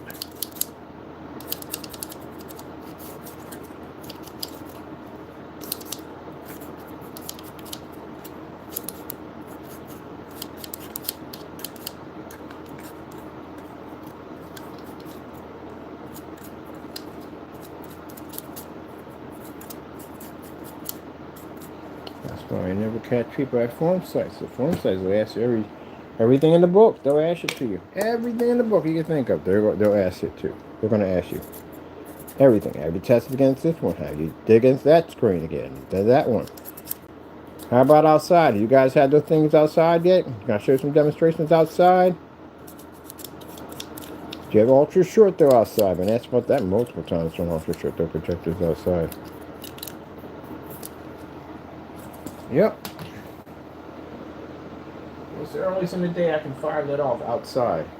You don't have a time specification. When I see people's sites that say that they have outdoor capabilities, what time of the day can that screen be fired up outside, and what caliber projector would be required? All I get is outside is weatherproof. You know what? That doesn't help. Because, you know, you're going to have a customer try to fire that thing up at 12 o'clock in the afternoon, and they're going to get mad at you because it doesn't work, because it's not going to work either way, and they're going to file a complaint against you. And they're going to say, hey, look, it didn't tell me what time of the day that this thing could fire up outside, so I didn't know, so I just put it up at 12 o'clock. And they're going to win their claim against you. Because when they ask you, well, what time of the day? They're going to ask you questions. What time of the day can we fire this up? What are you going to tell them if you didn't do the test? Are you going to guess it? Most people will reach for hours that they know that the screen's going to pull up. Like 8 o'clock. That's a favorite number they like to use. 9 o'clock. Another one they like to use. Because that ensures that the screen's going to read. It's not going to be good quality, but it's going to read. And then they're going to say, do you have this on your website? Is this written on your website? Because they'll go to your website. Before they're going to answer those questions, they're already in your website already. Looking around. That's how he lost his claim. The other one lost his claim because he said something about the Cinemax being black. They went through his website and he couldn't find anything on there. Because when you do a screen paint that has 2 different colors, there's a color option that pops up. He had no color option there. And then they saw videos on painting the screen in over and over again, and it was great every single time. So they asked him, they said, where's the videos on this black screen that you claim to have? Because we're not finding anything on your website. People don't think that PayPal will go to your website. Yeah, PayPal will go right to your website. They'll go to your website, they'll go to your YouTube channel, they'll go to all that. everything. So since they couldn't find this screen in black, he lost his claim.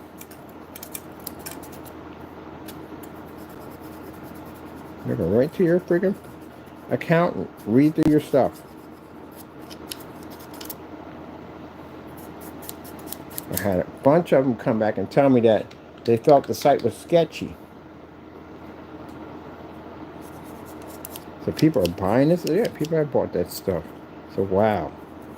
So the site was sketchy. Not only that, it wasn't professionally done. There was a lot of misspellings and everything else going on the site. Just the items weren't explained correctly. It wasn't even a decent summary.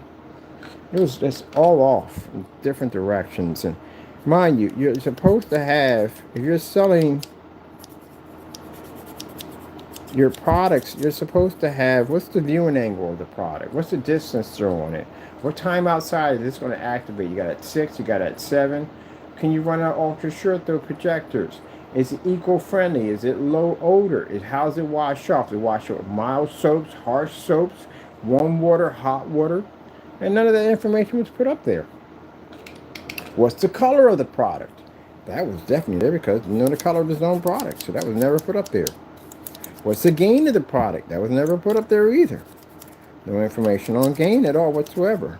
It was just works best with good with 1080p or 4K projectors, and that was pretty much not too much information on there. And we have copies of that recorded because we talked about poor specification sheet applications on people at the end of the day that put up just about anything just to sell paint. And that's one of the things we saw on there, that it was a lot of information on there.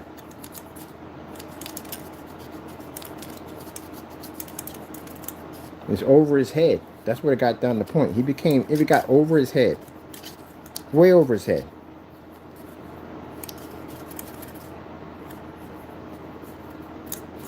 You know, you got to be to keep up with everybody else developing new technology and get the same great products every single day. Yeah, it went over. It became too overwhelming. The other guy just got into it because he figured he was going to try to put me out of business. And he's going to make a black paint to compete with me at the end of the day. Yeah, you're one black paint to my 400 something different versions of black technology and everything else under the sun. Yeah, good luck on that one. I was here before you.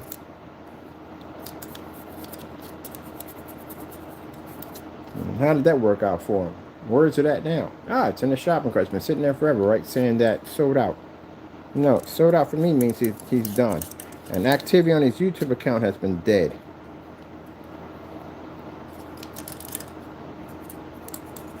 He just got into that nonsense to try to see at the end of the day if I didn't know what I was talking about. And he thought that I know what I was talking about at all, period.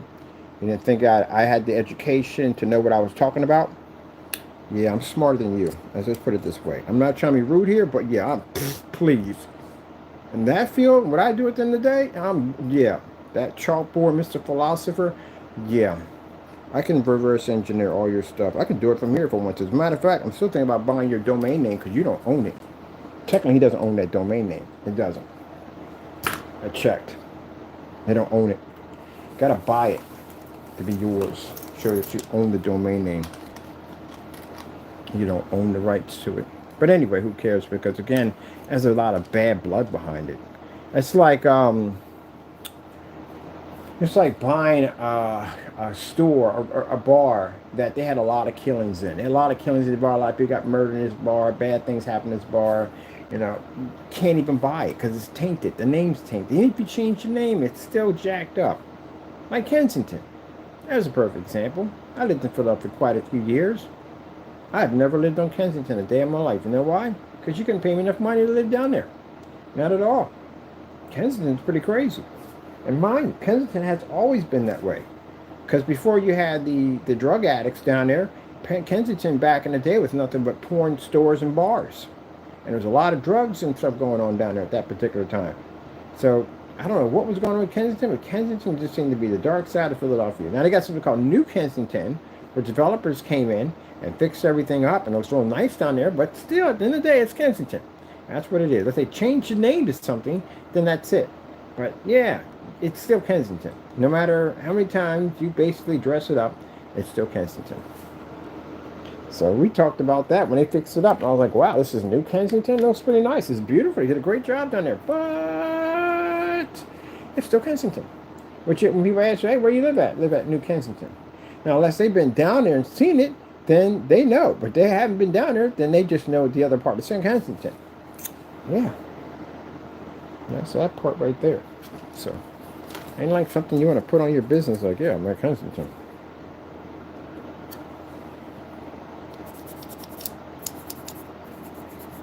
And they had the whole thing with the drug addicts down there. They call it zombie. You got the nickname Zombie Land. And that's pretty bad when your area gets named Zombie Land. And could they have cleaned that up? Oh, heck yeah. They went and cleaned it up like it was nothing. What took them so long? And they offered, they brought down there, they didn't rush these people out and move them someplace else. They come down there to give them drug treatment programs and all that stuff to help them out, because there's tons of that in Philadelphia. And some people took it, some people didn't. You know what I mean? You know, you can't say, well, you know, when I see a person get off the street, but, you know, it's up to them. Now, which size of these are basically the blowers? Because I got to bring out my Molex adapters for that one. Look at you over here. You're about to get your treats in a few minutes because you've been somewhat being good. Stupid as jerk today. It's not fair, Daddy. Not fair. I should have had my treats ahead of time, Daddy. Yeah. You good.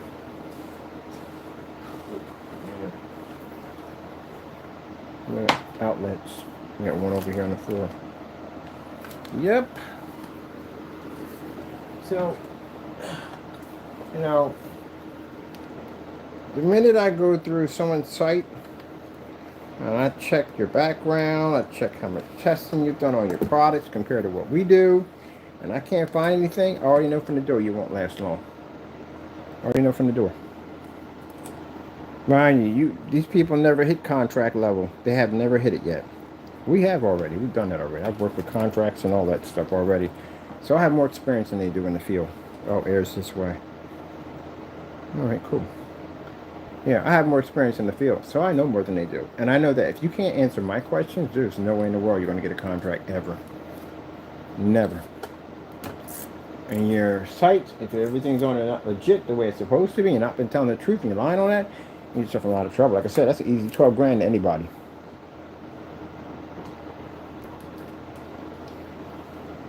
Easy 12 grand in small claims court. All right. I want these on the outside. Definitely want these on the outside.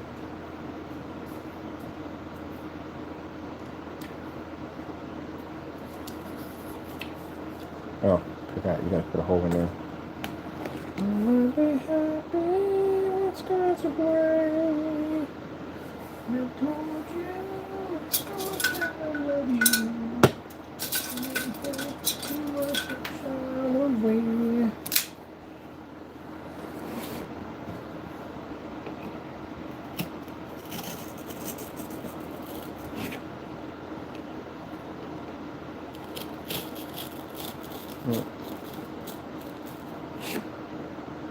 So, you know, same old, you know. He's not the first person I hear bark. Somebody barks, what we do is we go right to their site and we buy your stuff. That's what I do, right? If you give me back my money, you already told me from the door what you are. You can bark all you want, sun up to sundown. The minute that money transfers back to my account, we know what you are. That's it, that's the end of it. So the only thing they got left is just the bark. That's like, got a dog barking behind the gate. You see they slide the gate. The dog will bark while the gate's sliding over and stay on the side with that far side. He won't walk over in the front. He won't do that. Put the gate back up, he'll slide back over and start barking again. That's what he'll do. But if it's a dog that meant business, he'll stay there and wait. He won't move with the gate. And when that gate moves over, he's going to jump on you. That's the difference between that dog. That's what we are. We'll wait for the gate. And when that gate shows just a slight little open, we'll squeeze through and we'll jump on you. And I guarantee you, you won't survive it. That's how we're going to treat your stuff and get our hands on it. But these guys they'll hide behind the gate. Because I've been to your sites and I got cancellations, and I show all my investors your cancellations. I even show the ones, they laugh at his all the time. Because he's crying on, he cried on every single receipt. We even showed him the email. So he beckons you guys at the end of the day. He's taunting you guys to come out and buy the product. Yep. And you guys go buy the product. Yes, we do. And he cried on every single receipt. Yep.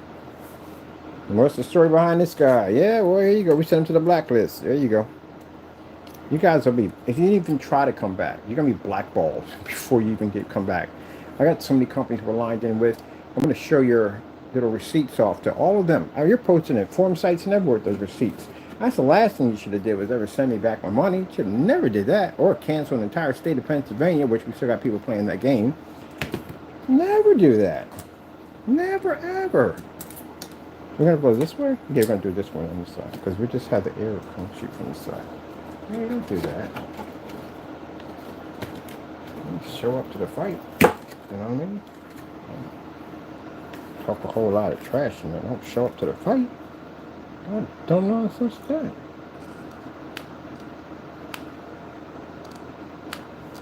But you know, that's how that one worked. Worked out, because it is what it is. You learned the valuable lesson that day. Don't play games around Mr. Bird. Mr. Bird will get you money.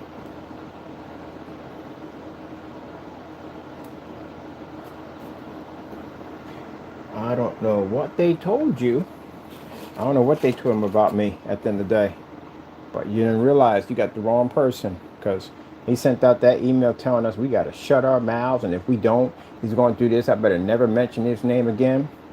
Got the wrong person, didn't you? Yeah, you definitely got the wrong person. Embarrassed the daylights out of him. Went to his site and bought that product so many times that man had to go in and shut down his marketplace. He removed the marketplace. Got it all on recording. Everything's documented. So for someone who claimed this product to be the best of the best, or whatever you want it to be at the end of the day, got you to shut down your marketplace and got you to ban 12 million people out of Pennsylvania. Well, that's a track record, ain't it? So I show people at the end of the day, we don't have competition. That usually our competition either gives us back our money or they fold. And that's what we show. Where are they at right now? This one's gone. And this one over here basically disappeared. Guys, boost my business at the end of the day when you do that. Can't back yourself up. And if any newcomers that want to come and go, whoa, we'll pick up from where? Do you have any idea how far our technology is down the line? How about you go back 14 years ago and you start from there and then you bring yourself back up? By then, we'll be in another light year, please. Ad tech could wipe you guys easily with no problem whatsoever. I'll just take you out at 12 o'clock in the afternoon and watch your stuff disappear in the daytime. Can't compete with a technology like that. The technology is on so many different levels, it's not even funny. At 40%, you watch that thing eat through sunlight. So what chance do you have of that when you basically are sitting up in these dark environments? And I do watch the demonstrations. Dark environments, windows covered up, and you can't deal with a direct hit from sunlight? And you want to challenge that? Yeah, please.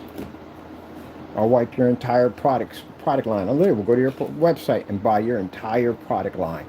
Paint it up, stick it outside at 12 o'clock, and hit it with a 5200 lumen projector. Let's see what happens to your stuff. And then we'll hear the complaints. Well, you know, our product wasn't made to be outside. It wasn't made to be hit with direct sunlight. You know, that's unfair. You challenged their technology. What do you think was going to happen? I put you against my best. Then what's the problem? Okay, then I'll stick you in a halo system and I'll wash you out inside too. And then they complain about that. We got to set up lights around the screen. My screen's not having a problem with it. Why are you having that problem? Well, we need a projector with a higher caliber. No, we don't use higher caliber projectors. We don't use that stuff.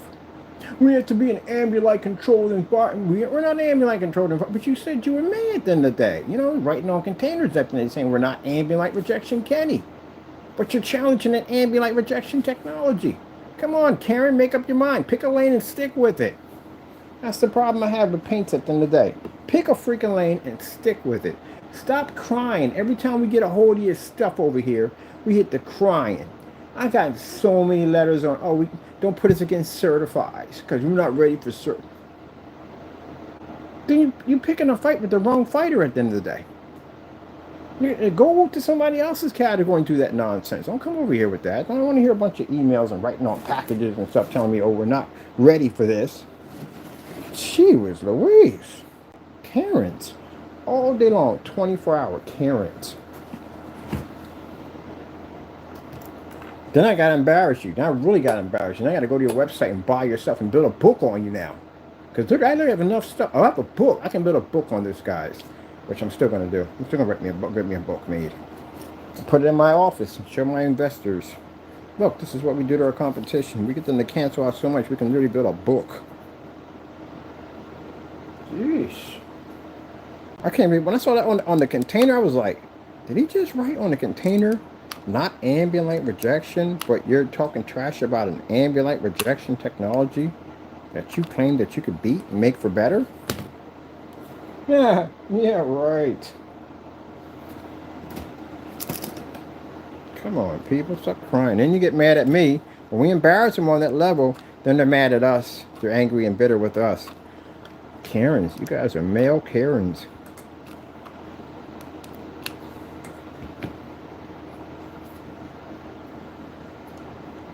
Bring this up to a courtroom. I'll crush your stuff in the courtroom too for fun.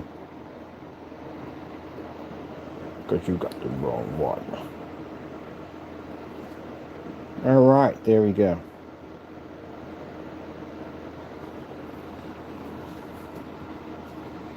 I don't like when people don't back your stuff up. I don't like that. Especially if you talk a lot of trash. Back yourself up. And everybody's like that. Everybody's like that. You can have somebody who's good at baseball. He's known for hitting that ball, hitting them home runs like that.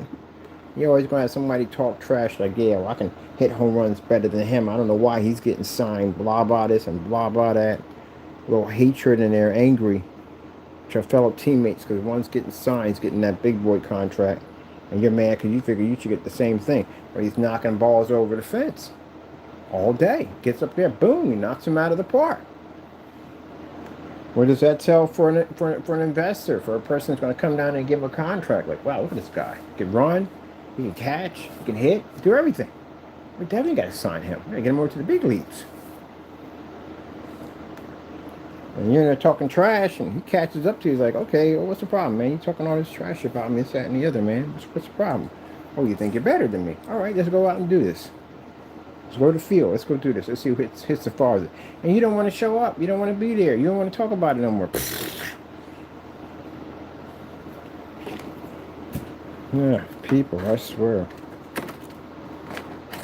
Don't write stuff on containers. If you can't back your products up, just don't write stuff on the containers. That's embarrassing.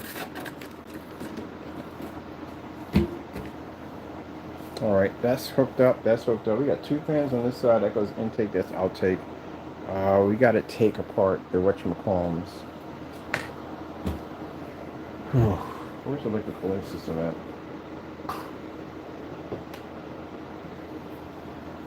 Oh, I forgot. We got to cut these down. Yeah, cut those down. They have to fit in there. Our drive fits every single time. Boom. I got the measurements in my head. The measurements are in my head, people. They're in my head. Zombie. What's in your head? Okay. Make our motherboard case screws. Well, we got the motherboard's case screws at. What box in the motherboard? Okay, they're over here.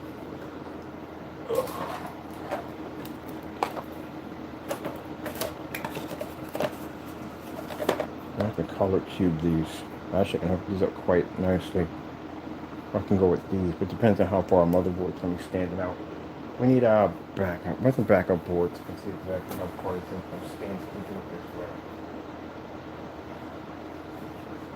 Oh.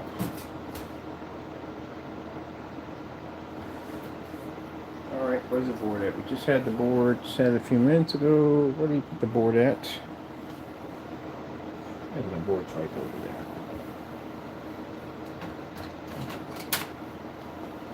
I'll tell you, the only thing we don't hear them complain about is projector mapping. You know why? I don't know what it is. They probably know what it is, but they don't know too much about it.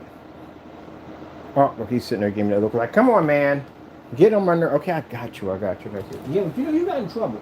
If you didn't get in trouble when we came in and decided you were going to do something extremely stupid, you would have gotten your treats ahead of time. Next time, here you go. Right there, right there, right there. Next time, keep it out of trouble, buddy boy. Sheesh. Keep it out of trouble. Where's the, there we go. So let's see how Ivy's kind of stuck in my motherboard.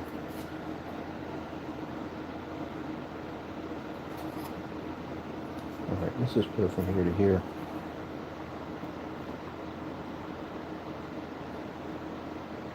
That's a bit of a distance. I do like the containers. Or if I had a drill bit, I'd just basically drill a hole in there, drop it in there, and just glue it and be done. But I do want it to stand a little farther out.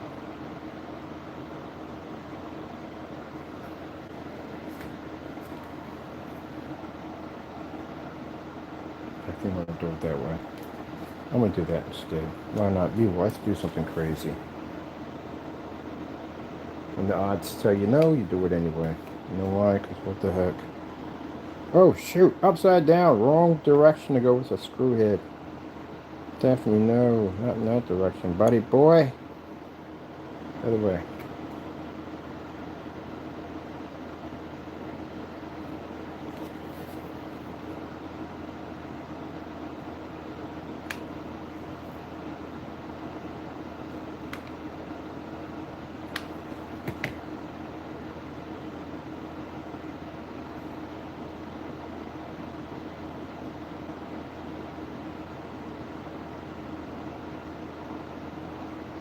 Could I have done it that way?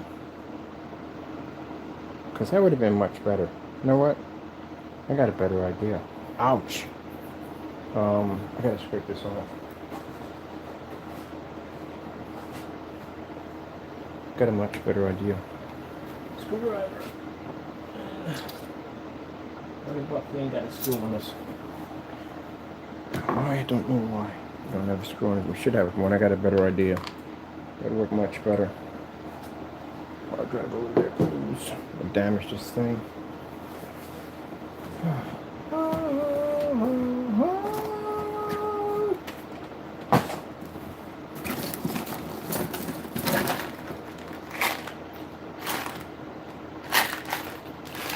These nuts and bolts that came in handy. Definitely. I could have did a nice hookup with those. Stuff late. Oh, the video for that right there. Needed that. There's another one I was looking for. I couldn't find.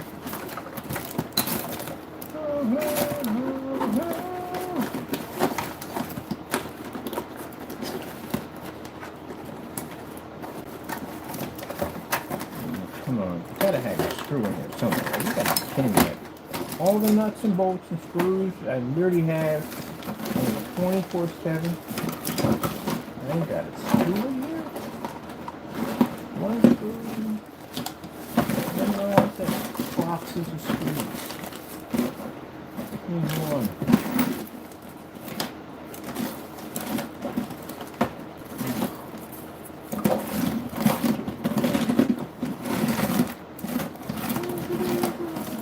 I'm walking in the rain and where there's no place to go.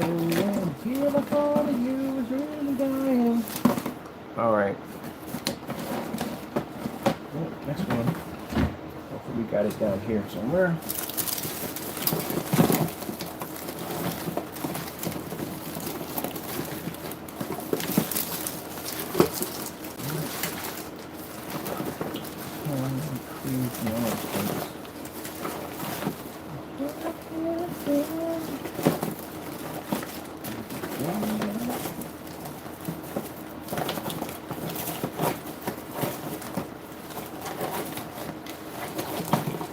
One screw.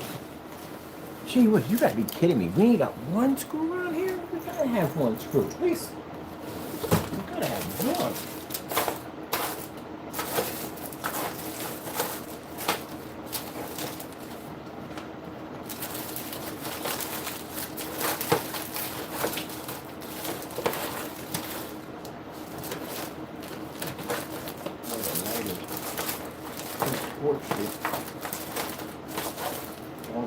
Snow in here.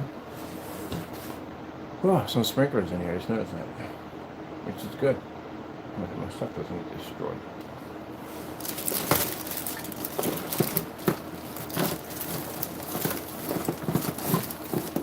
Watch later on. I don't need it. It'll just pop up out of nowhere. Oh yeah, there's a screw. Could have used that. Okay, let me see. Boxes. There are boxes that I keep a lot of stuff in for working on stuff. Let me see what we got over here. This is how the desk becomes a mess. Gotta have something in here. I know we gotta have something here.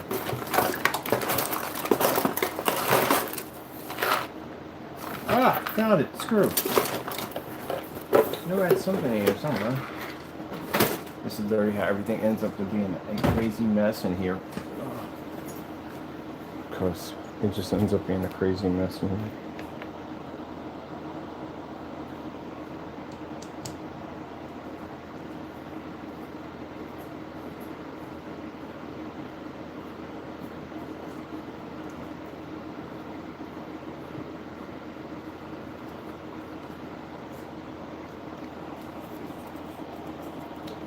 Oh, perfect. See? And that makes it so much easier. And I can drop those screws in there a little better. I had them sitting on top.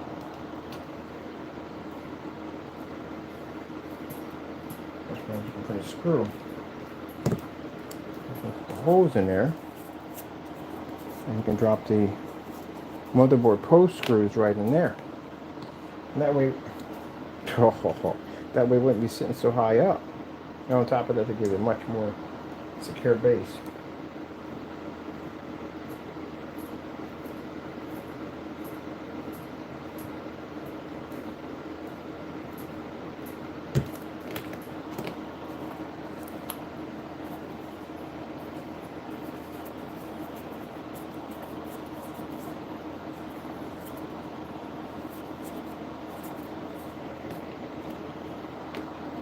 You know, I thought of something crazy that for when we put up the of course that will go there.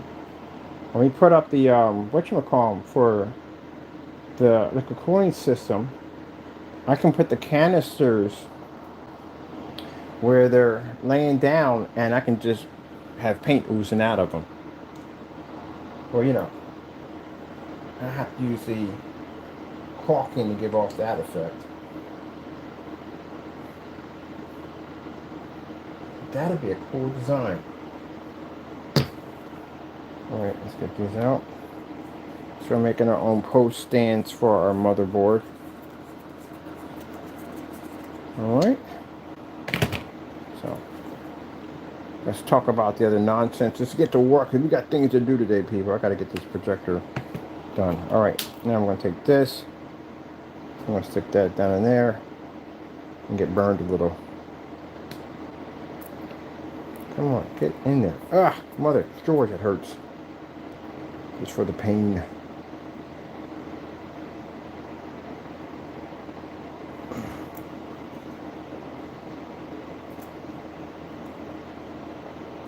Everything is for the pain.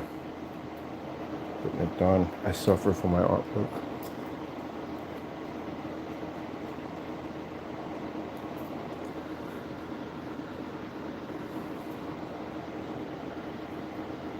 I work here, people. I suffer for my artwork. Do not understand the pain that I go through with my artwork. I suffer for it. Oh yes, nice. We're gonna start making our own post screws out of everything, man. This is so cool to do it this way. All right, where's the rest of the post screws at? Because I literally just dropped some down, and now I don't even see them anymore. Like I literally don't see these post screws. They're right here. Okay, cool. Let's start freaking out. So we put a hole in here. So we can put some glue in there. Like so. Grab one of these pull screws like this and stick it down to here and get burned. Because we didn't make the holes big enough. Sheesh. Really?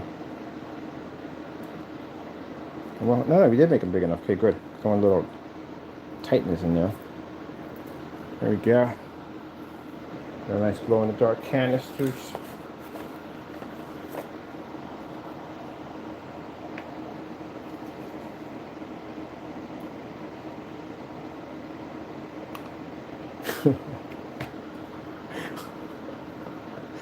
This guy was trolling people on freaking, I don't know what game they were playing.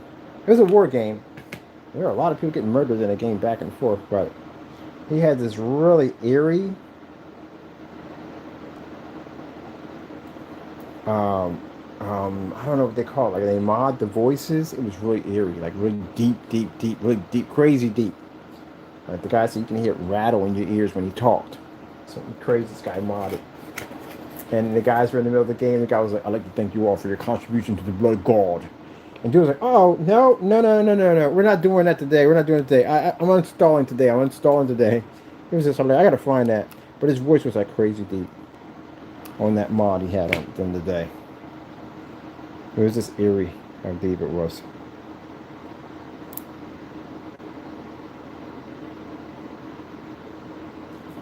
Oh man! Ow, mother George! That hurt. That definitely hurt. This is the one that's giving me problems. This is the one that's going to be the pain in the neck to get in. So we're going to have to work a little harder. I could basically ditch that one because the whatchamacallit's going on top of that anyway, and just grab me another one over there. Because still, we can use that one from over there. Get burned a little bit trying to mess with this because we don't need the top like this. It doesn't really make a difference. We can just grab another one. Yep, I'll knock that over, bird. And we'll put it right here because I got way too much glue in there.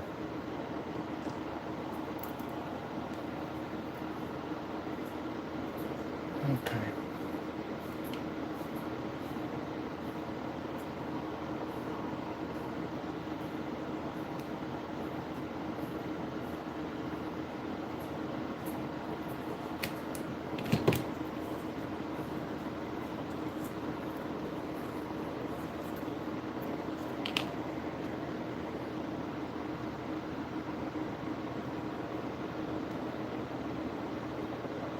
Alright, let's do a dry one first before we go into this. Get burned again. Alright, that's in. That's going to stay in there. It stays in there pretty good. Alright, so that's not going to have a problem coming out of there anytime. Alright.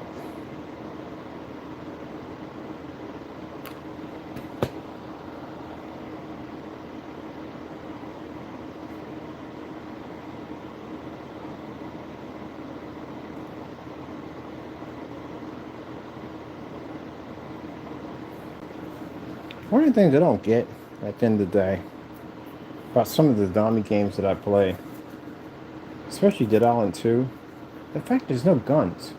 The military was all over the place. There's been weapons all over the place. But that's the part I don't get. Like, there should be weapons literally everywhere. Grenades, bullets, stuff all over the place. Tanks. Why are the tanks, none of the tanks are operational? I don't know. But anyway, in Left 4 Dead, no, it's Left 4 Dead? Yeah, Left 4 Dead, there's tons of guns. Not by military, just ammo boxes literally everywhere. Especially in the safe room, so you can save ammo in the safe room. I think there's other places you can get ammo to also. But on World War Z, there is freaking weapons everywhere. Just military boxes everywhere to pick up weapons and stuff, which I'm playing today. Because again, I got my projector so I can hook up my PlayStation system to it. But yeah, there's weapons everywhere. And I'm like, why? There's military everywhere. But yeah, all the boxes, the majority of the boxes are locked. But at least in what's the game called? Dying Light.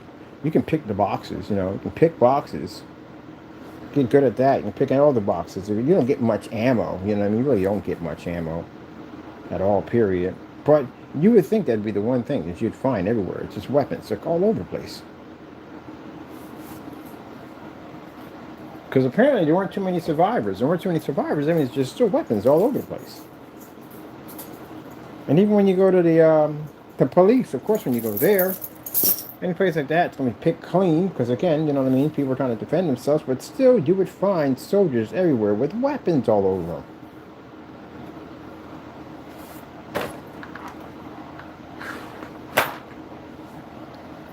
That game was so frustrating, man, I swear. That was a frustrating game. Started out fun, it did. That game just turned into work after a while. Frustrating game. Wasn't even fun. Whenever buying the DLCs, heck no, I'm not going into the DLCs, nothing. I installed it off my system. It's just a freaking ending was a nightmare. I never wanted to go near that game ever again. That game was and it's, in other ways, the storyline and all that was good, but they made it work at the end of the day. When you make a game work, it's no fun. There's no replay value and all that. Unless you one of those people like to play psychotic hard games, and I know people like that, but still, I couldn't find any value in playing that thing ever again. So that was the end of that. I was like, nope, we're done. But freaking World War Z? Oh man, World War Z is freaking fun as I don't know what. The boss. What's your boss? What is a boss on World War Z? There wasn't a boss in World War Z. We just get to A to B, much like Left 4 Dead. But the boss in Left 4 Dead, Back 4 Blood, oh my god. That was a freaking nightmare to fight that thing. Because it was traveling through the tunnels, man. You had to basically break down whatever exterior armor or whatever to kill that thing before it got to the town. That's a pain in the neck, man. I had to bring somebody on board to help me kill that thing. Oh yeah, I also had to bring somebody on board for the Honorable Tournament. There's a boss in there you had to take out in there too. That was another headache. It's get regenerating. Oh, I hate the bosses that regenerate. It's just, what the freak? They give you this huge freaking bar. They got like 6 bars on it, and it regenerates. Like that freaking clown I had to kill on the other side of the freaking amusement park. You got to go out there and get that laptop out there, and that clown's out there waiting for you, and that sucker's eating bodies and regenerating. And on top of these fast as I don't know what.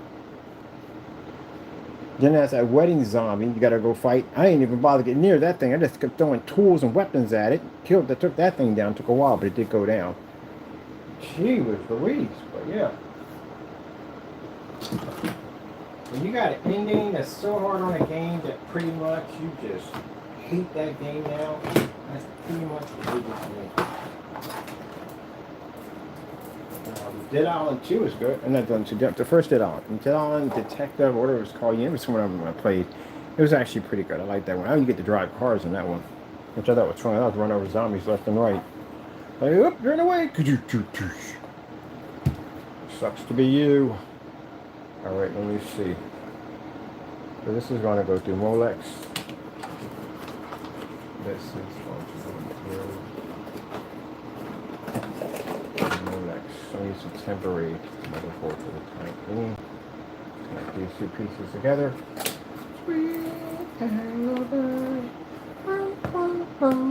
Okay. We're going to get everything all mixed up here. You are going to come through here, and you're going to go with what? That's not you.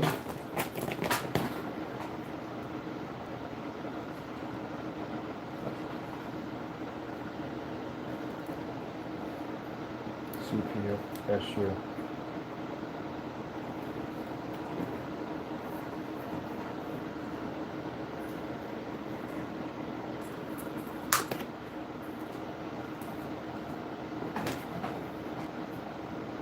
This is a GPU, PCI Express. That's for these right here. Can't see that up close. Let me tell you what's on the cables. PCI Express. It's for your video card if it does require power. Some don't require power. Low profiles don't require power. Some don't require power. Some of the big boys, they do require power. Alright, and that's not for you. It's going to be for, these are your CPUs right here. To plug into your board. Now for those who know this already. So, that does not concern you because you know it already.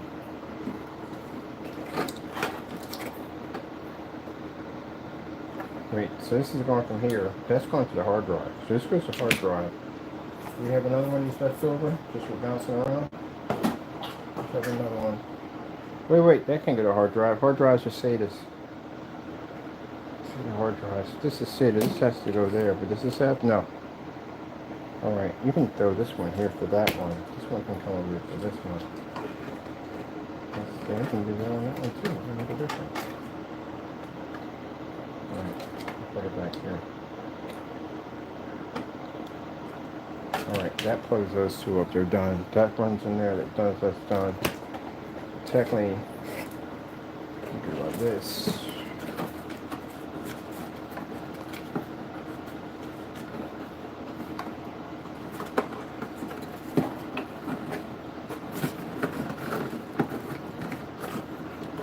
For that, and then for that. This is going to power it.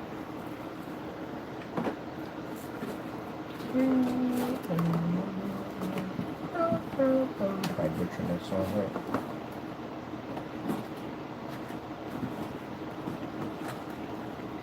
Come on, let's be nice. Let's not fight me. See you fighting me. Why are you fighting me? What's the point of fighting? Oh man, don't tell me we didn't put this hole big enough. We know we didn't. Hold on a minute. Let me see. Oh, because you're on this, that's why. There you go. I'm on this cable right here, pushing that through. It's the biggest cord you have to push through anyway. Wait. You put this thing through, did you? No, we did not. Let's see. Is there a rail that wraps? Is there a rail wraps around that? You did not go the way you were supposed to go. Because this would now allow my power supply to fit nicely against the base if we put it in that way. Let's see. Anything in the back here? I'm going to mess up my back? No. Alright, let me see. This has to hit. Oh, well, no. It'll still hit there. Because we didn't put a part there. We put it on that one. We put it on the opposite because we learned from that particular flaw. All right, cool. Because last time we had plenty of braces in there and it didn't fit correctly. That's one of the problems we ran into. All right, I need you to snug it like a bug out.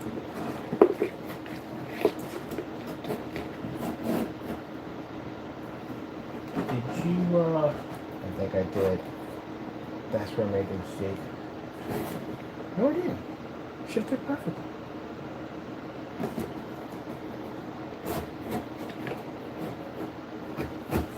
Yeah, there we go. What are you talking about?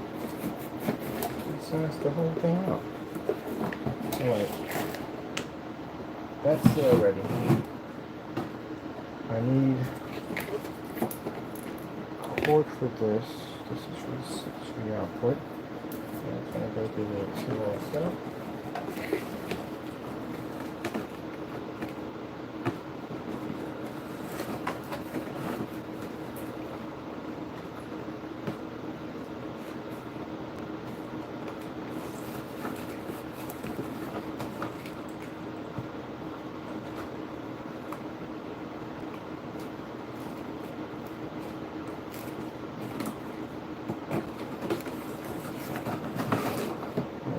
That output right from here. Just from here, it's going to be from there.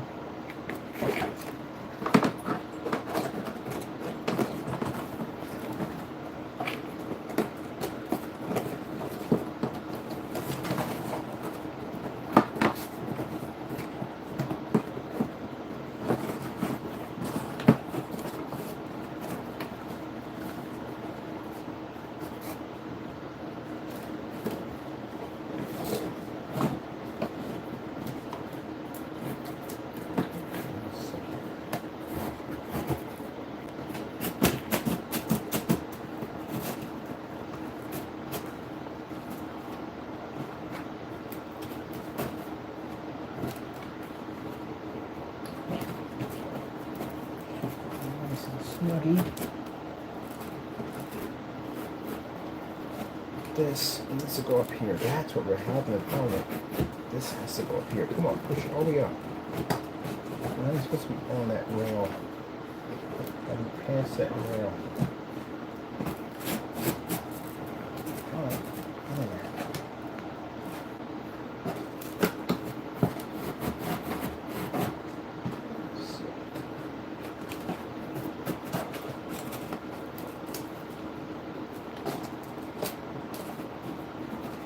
Should cut it a little bit. Because I forgot the paint, will definitely shrink it. Should be there. There we go. So if we're looking at it straight. Oh, we're straight, okay. Just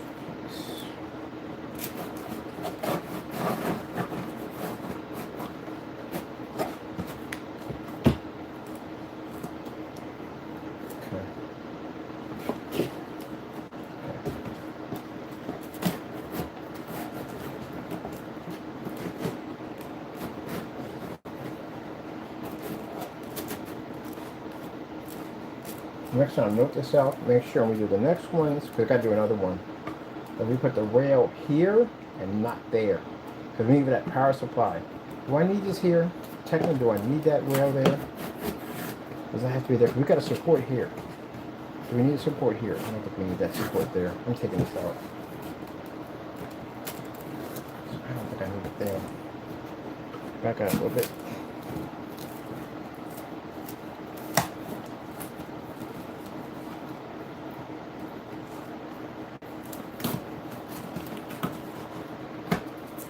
The rail in,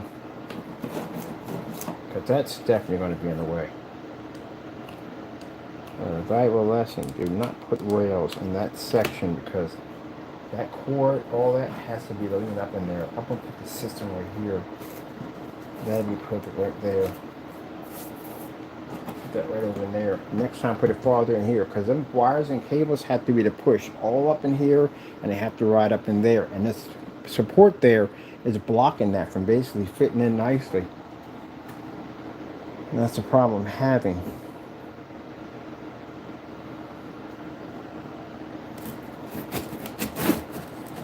There, see, it'll fit much better, but there was a base I had right there, and that cord, even though it fits shooting up there, it still has a little loop there. It's pressing against that. I could not get that out. Like, why is this not fitting? Because I cut it just right for it to fit nice and snug. It should have fit in there with no problem whatsoever. With no problem whatsoever. That base right there is a bad idea. I should have had it right over here, which would have been perfect. And that's where you had to put it at to get that to fit in there. So, yeah. Snug as a bug in a rug.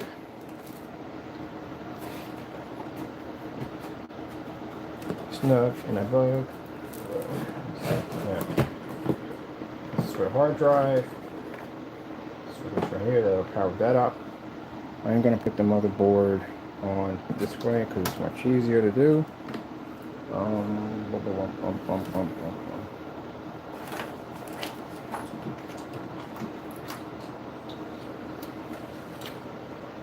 I'll have to make an adapter to hide all this stuff.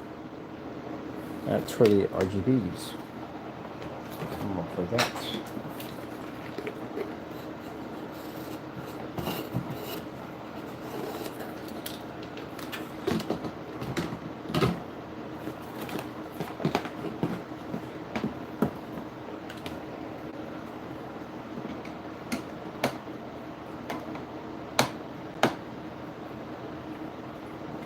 Out.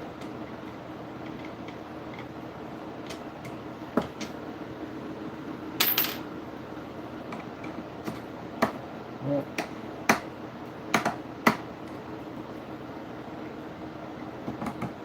So as I said, you learn, live and learn from your builds. The next time we put in the support for this system right here, so that the board, the working pump doesn't cave in. Next time we make sure that system is a little farther back. So we can get that cord up in there. And this is also a great way to hide all the cables and wires because you won't be able to see them.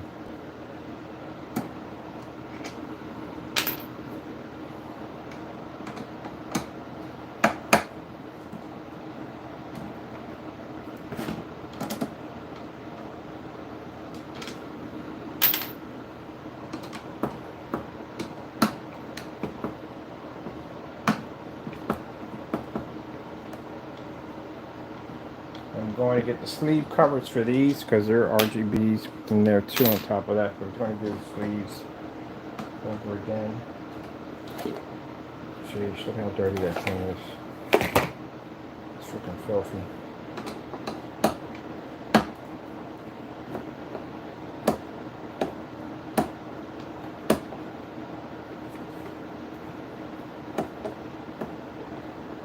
No, I don't want the paint job on here? Nah, not even close. This is just to cover the box, and then I got to come back in here and we do a whole new paint job all over again. On top of that, I'm going to basically heighten all this stuff up real nicely.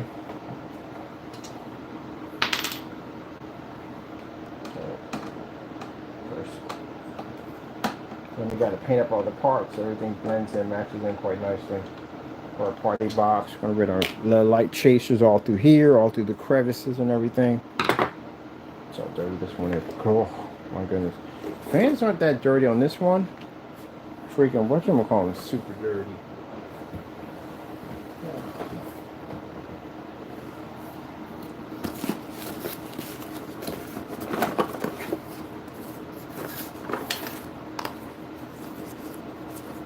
Cleaned this out yesterday.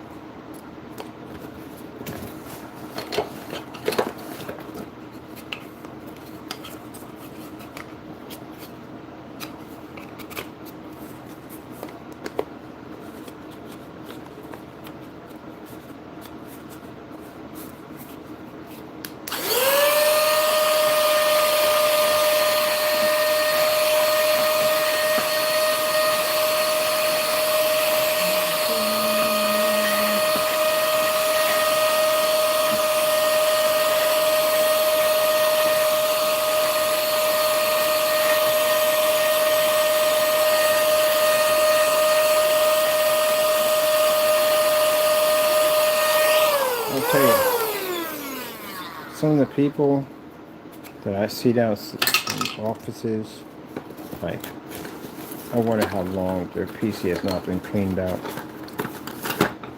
That was one of the horror shows of working on people's PCs. When you open them up, you would find them with jacked up stuff in there waiting for you. Spiders, roaches, all kinds of stuff in there waiting for you.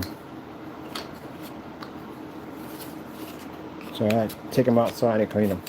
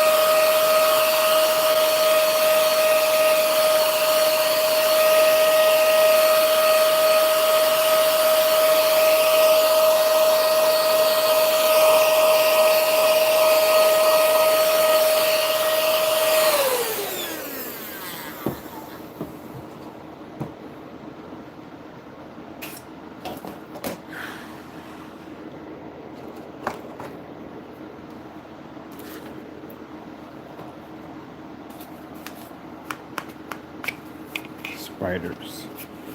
Yep, spiders in people's PCs. Some big, some small. So anytime I got a PC, I take it outside, especially when I can see dust coming out of the freaking holes. I know this thing's gonna be crazy. Go throw on my mask, take it outside, and basically blast that thing. And you get all kinds of critters come out of that sucker. Spiders will lay eggs in just about anything you think of. It's not saying that people are dirty, because I would never say that. Because, you know, you can be clean all you want. You can still have a roach infestation problem. You can be clean all you want. You live next to a graveyard, you're going to have all kinds of bugs. All kinds of interesting critters you're going to have. And if you got accumulations of trash piled up all over the place, yeah, you definitely got roaches. Empty food cartons and food and boxes and trash all over the place. Yeah, you know, roaches. Keep in mind, roaches will also accumulate in areas that are overcrowded. Overcrowded areas accumulate roaches because it's a place where they can nest. Spiders, all kinds of stuff can accumulate in these areas because, again, they can nest in there. That's why I freak out about corners. Corners freak me out. If I can't see my corners, everything that's in my corners, I got a bookcase over here. I can see everything in that bookcase by looking at it. It's not stacked in corners or piled up here and there. No, no, no, no, no. That's what will freak me out. I never know what the heck is back there growing or populating at the end of the day. I don't want that.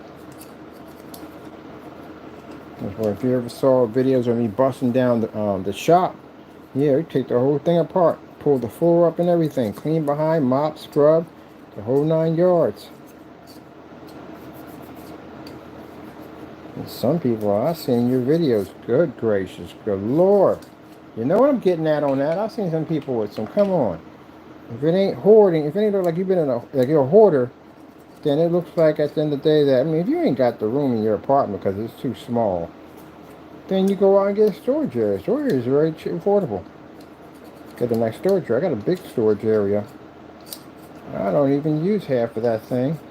My sister used to store some stuff. I was like, well, just drop it in there. It's like 10 by 30 feet. You can park a car in that thing.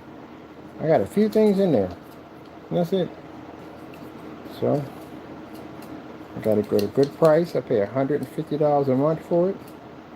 She offered to do, want to do half because no need. It's a big unit.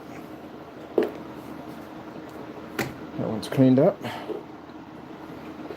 But yeah, stick yourself in a storage unit. If you don't trust the storage unit, get a pod. Pod you can have right outside your door. Put it in one of them. But the packing in corners like that, that's potential fire hazard. Especially if you're destructing, you're blocking windows and doors. That fire department needs to get through in order to be distinguish any issue that may pop up in your environment.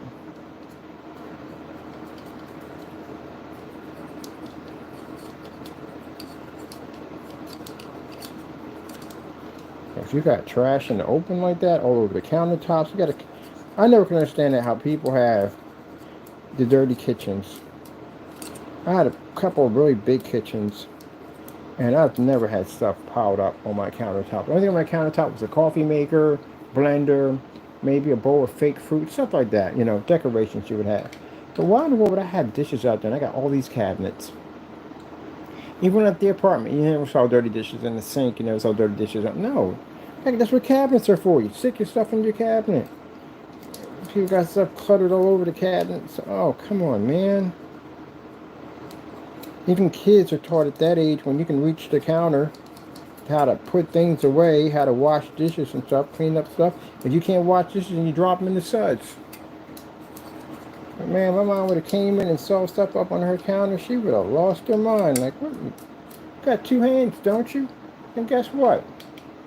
Are you going to bust suds? Or are you going to stick them in the suds? But they're not going to be on all over my countertop.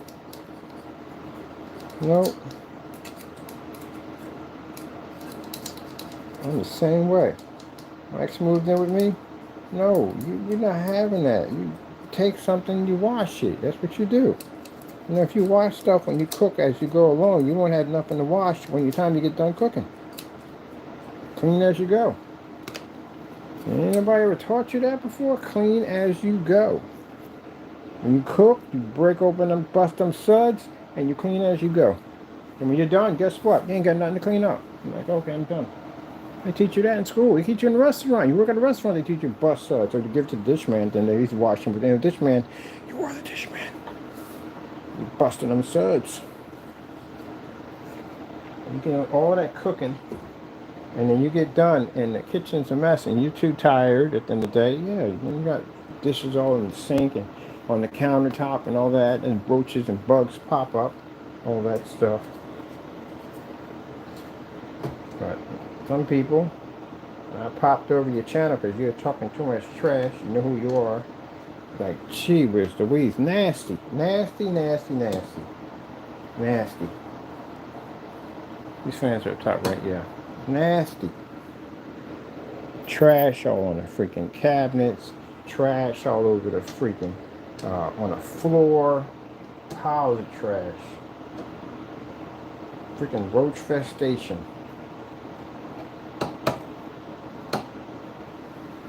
You know what you hate it when you basically keep your place clean and you got to get roaches because somebody else can't keep their place clean?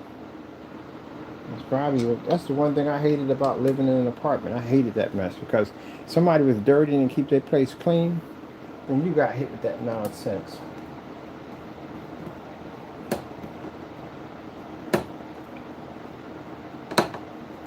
Now kids are given, they're going to do it. Kids are going to eat something, get tired of it, and they're going to tuck it somewhere. You'll find it later on. You definitely will. If you clean your place, you will find all the stuff that your kids will tuck in the weirdest places if you keep your place clean. Because kids don't want to eat something, especially if you was raised old school, where you can't throw it out. You got to finish it. You know what I mean? You'll tuck it someplace. And if you clean your house, you'll find it. Like, what the freak? Why is there a peanut butter jelly sandwich tucked behind the sofa cushions? And you're like, ah, snap, I'm going to pay for this one. I thought she'd never find it. I hid it in a good place. That's what you tell yourself. How did she find it? She cleaned the house. That's why she found it. Why do you just eat the sandwich? Because I was full. Then they give you the other option that you didn't have.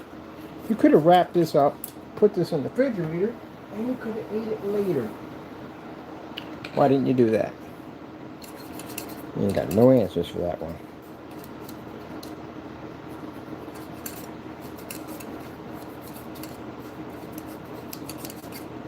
Not getting spanked, just getting caught was worse enough. Next time you get something out of the refrigerator, take what you only need at the end of the day. Get a half a sandwich. Food. My funny part, one time our mom said food don't grow on trees. I was like, excuse me? Excuse me? She was like, shut up. Don't even start. I was always the one, always get in trouble. I was the wisecracker. Don't even start. Cut it out. Not now. I ain't got time for your shenanigans. Cut it out. I know what I said. And leave it at that. Yes, ma'am. I was into that conversation. Like one time my sister was arguing with the kids. They're eating ice cream at the table. I guess they're having some kind of debate about something. So eat your ice cream before it gets cold. It's like, they start laughing. Like, you know what? I'm going to let that one go. You got me on that one. All right, these are locked in. These are locked in nicely. Oh, the only thing I'm dreading, I'm hoping that it is with the power supply. Maybe the board has a different voltage. You have a different voltage in the board. Hopefully, because man, changing out the liquid cooling for that one is easy. This one's a nightmare to do. I do not like the how they did, how you had to put that copper block on. It's a headache. Well, it can be done, but it's a headache. I had to do it a couple of times.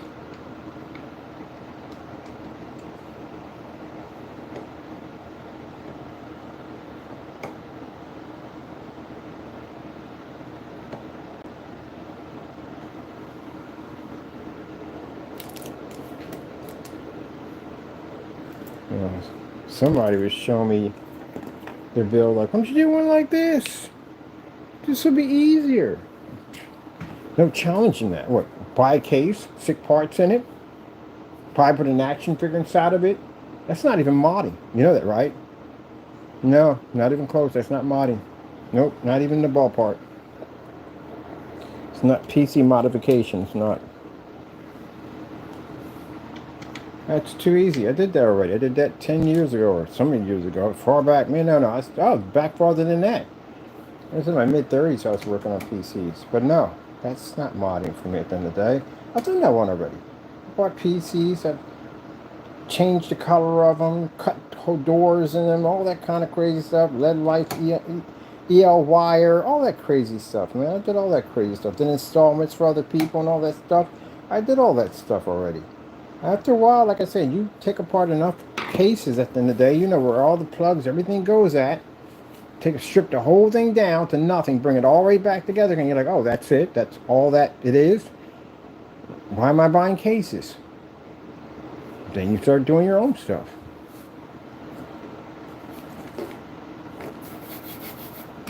Ooh, clean, crispy, clean. See that? See, I can see. And those lights on the other end. Lights. Do not step into the lights. Yeah.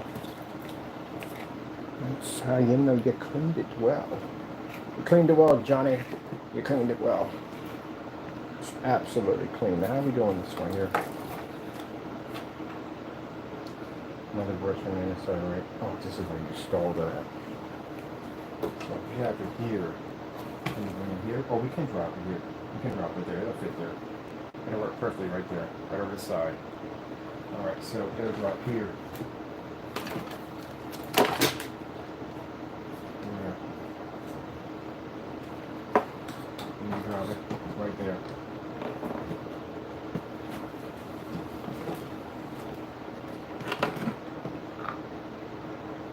Yeah, that'll work right there.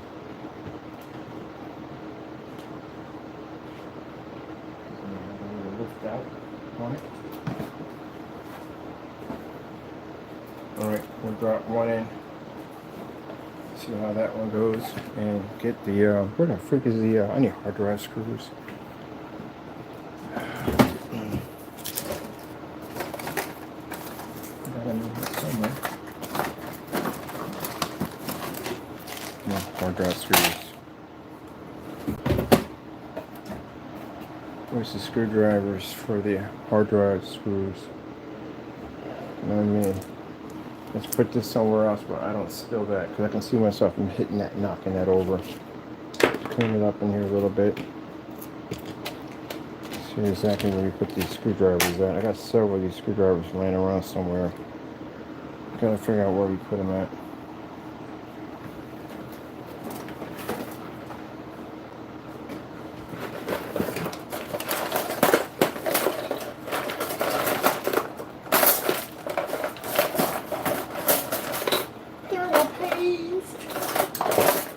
Peas. Wheat orange. Thermal peas. Thermal peas.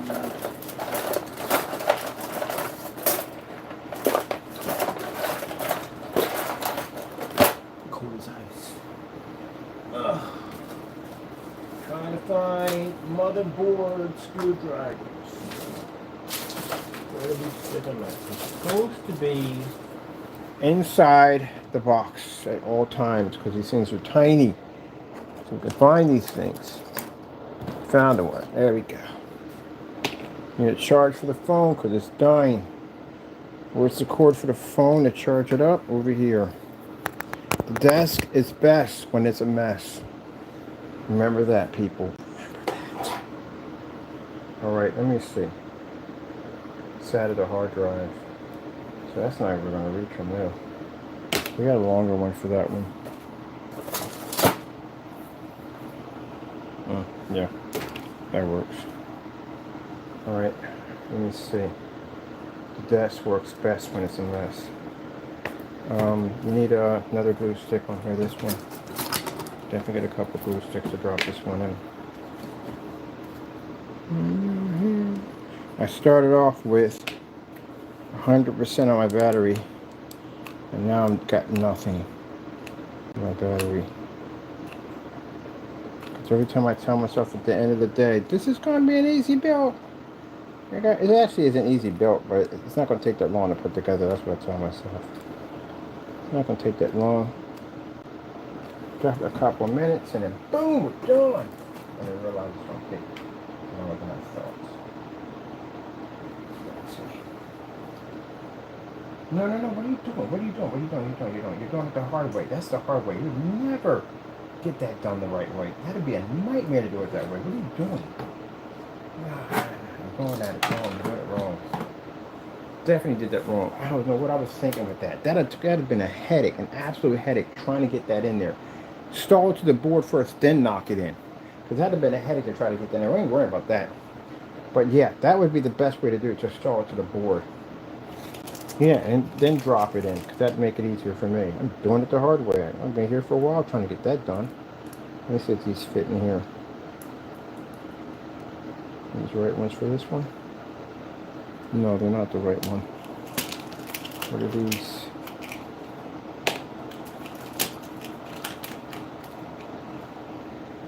We can use these if we want, but I don't want to use them. Too big. But it would look pretty cool though. They would look beast. There we go. That'll work perfectly. Yeah, that'd be a headache.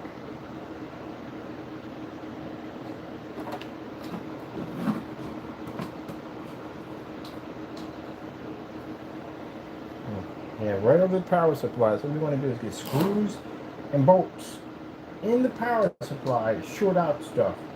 That's the last thing you want. Oh, man, just asking for it. I got a bad feeling about that sitting right over top, doing that. It's just freaking me out right there. That's definitely freaking me out.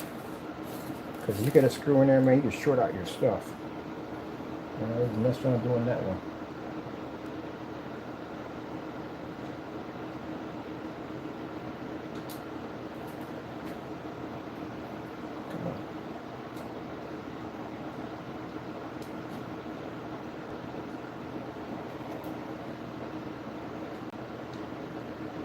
Yeah, but it's just showing me like, and you ain't got to go through all that. I want to go through all that because that's what I like to do. That's what the fun part about modding is, you know what I mean? There's problem solving days of sitting there trying to figure out how to get it all to work. And be able to do something that, you know, makes your PC different. See, I go out and buy a case, guess what? I'm just like anybody else that buys that case. Even though they'll have different parts than I will, still the same case. I want something different that nobody else has.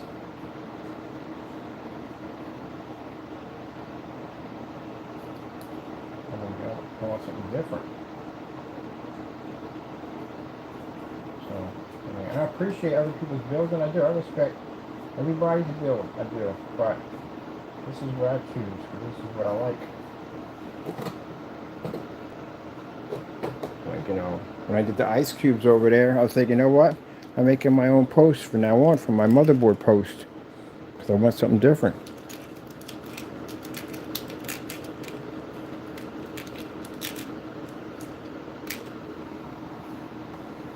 And somebody else will see this and they'll do something crazy with it. And that next person, they'll do something crazy. And I'm like, wow, man, look what they did to this thing. That's freaking cool.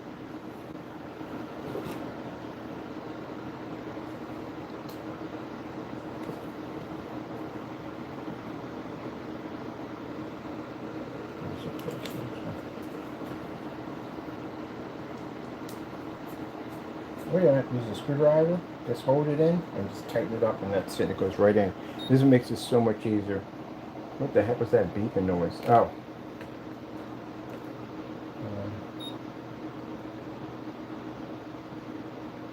Oh man. Alright. Air filters gotta be clean. Clean air filters. Get that thing cleaned up.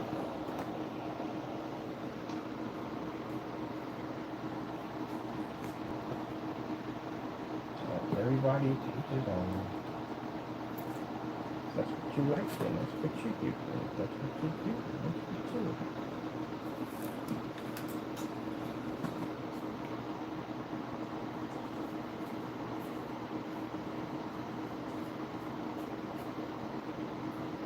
There we go. Now.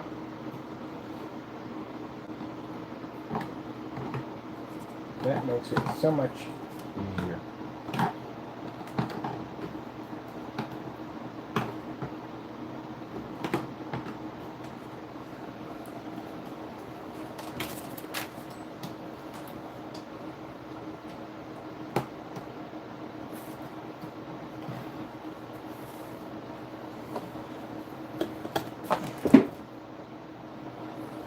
I just used the glue for this. I think I just lost it. I don't know if I did or not.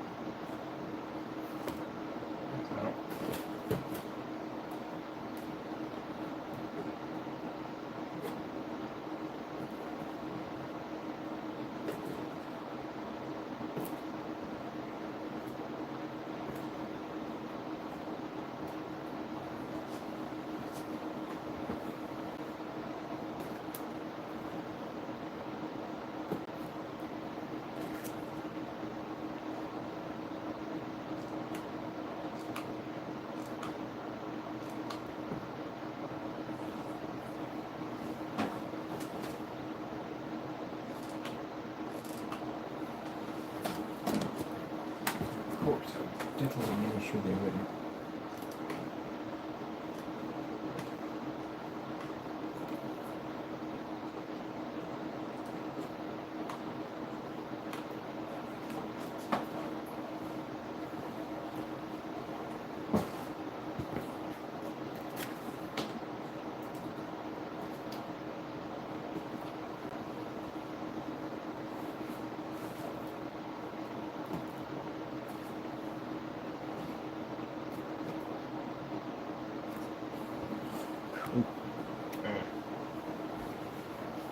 Whew.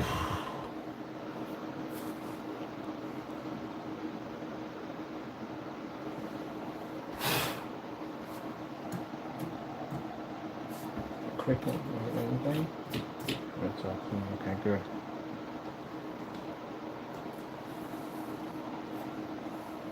Now the trace system, I'm going to run it all through here. It's like a little LED light trace system. Going to run through all of this. So all this is going to be traced out by a LED light system. It's about 6 feet, so we're going to have more than enough than what we need to run 6 feet of LED light through this thing.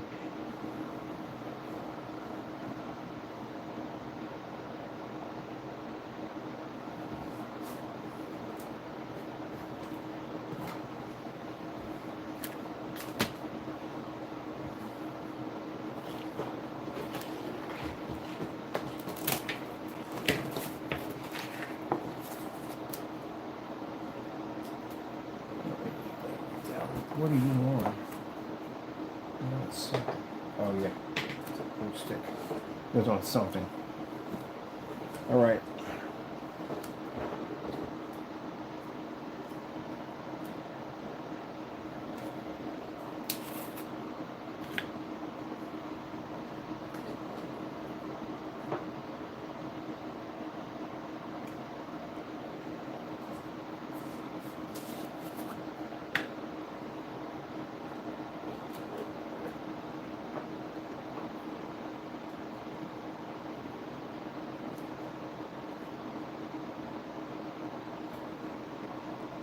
Now you're probably thinking, like, why would you do that? Because what I want to do is I want to take some of that caulking, have it come down like a huge drip, and then make it like it's pouring out from the side. That's what I'm going to do. I'm going to do it all with the glow-in-the-dark colors in each container. That's what we're going to do. So let's get that one started. Because we want to do something crazy. All right, glue sticks, people. Glue sticks. Because the glue sticks are magic, baby. They're magic. Oh shoot, and we got paint leaking out of this one too. Do you believe in magic?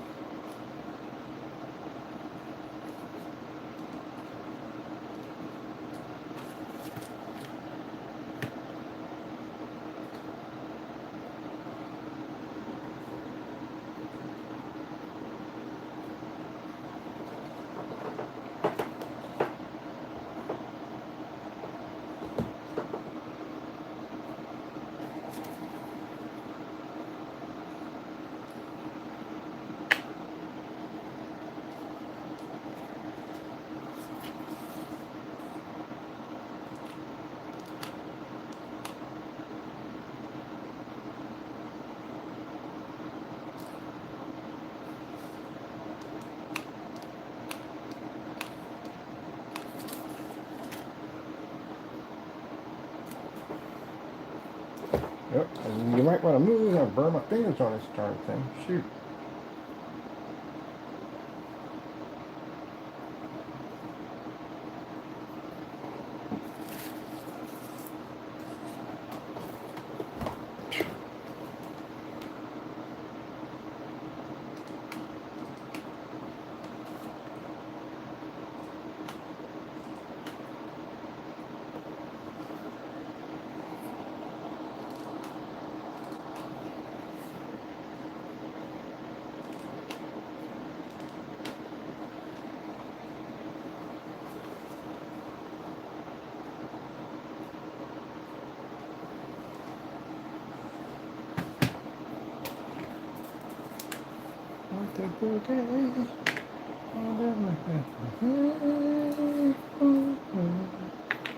Oh, I like the nightlife. I like the boogie.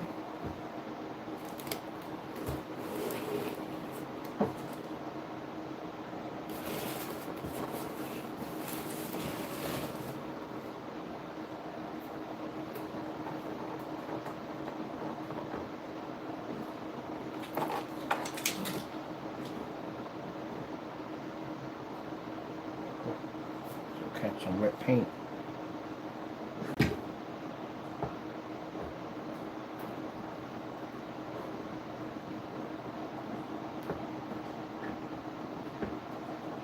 That'll work.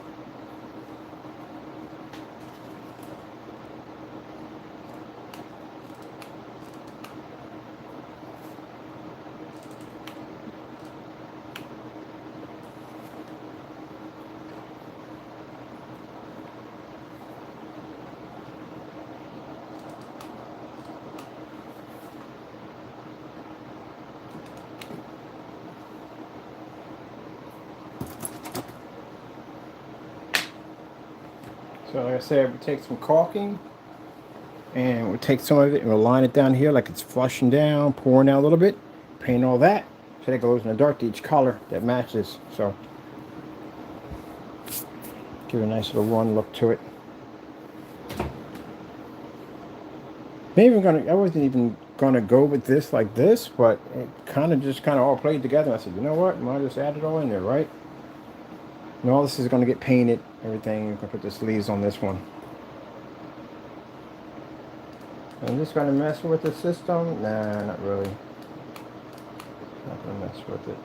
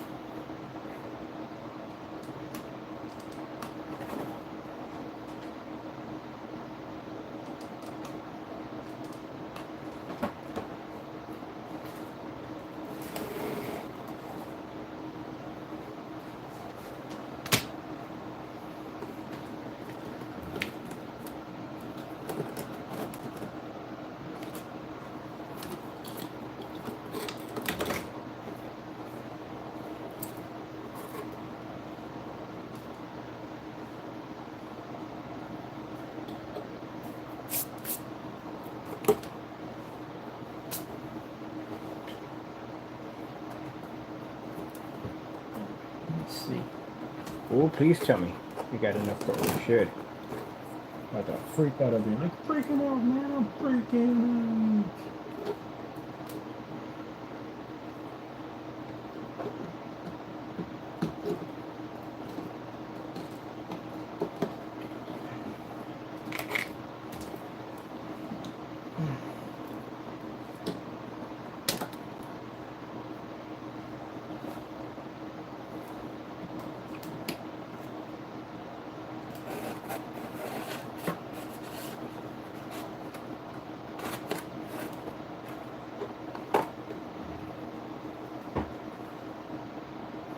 SATA cable to that. Where's the SATA cable we just pulled out? Maybe no. I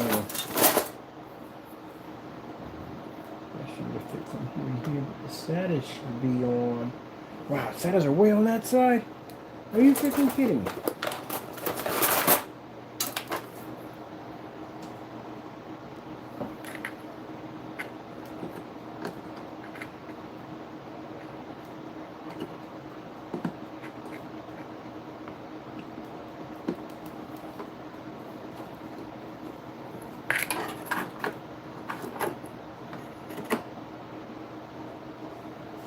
SATA cable's like way over there, way over there. Gotta do something with this mess right here. Definitely gotta cable manage this mess right here. All this, it could have been so much better, well, maintained, but it's pretty much good. Oh man, you forgot something. You need a SATA output. No, we do have a SATA output right here. No. 2 SATA outputs. We need 2 SATA outputs for this because one of these controls the RGBs. Let's see if we can get this line through here. There's another one on here. Just got to be to get it through this hole here. There we go. Perfect. I know there's another one that had to be in there somewhere. Like, wait a minute. There's 2 of them that have to be in there. Thank you. Bam, bam, bam. Perfect. We had the right one on the right side because, man, we had screwed up. This would have been the Molex would have came through. Like, we definitely would have some problem.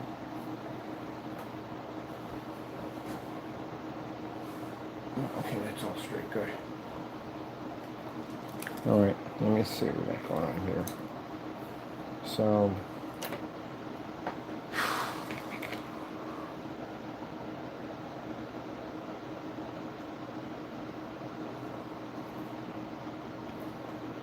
yeah, super confused right now.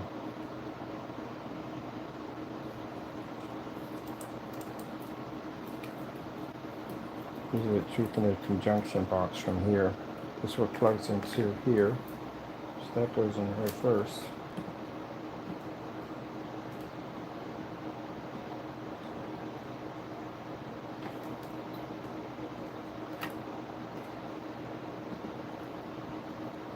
That's power to that. Alright, this is what the plugs in right here. You literally could have went under this.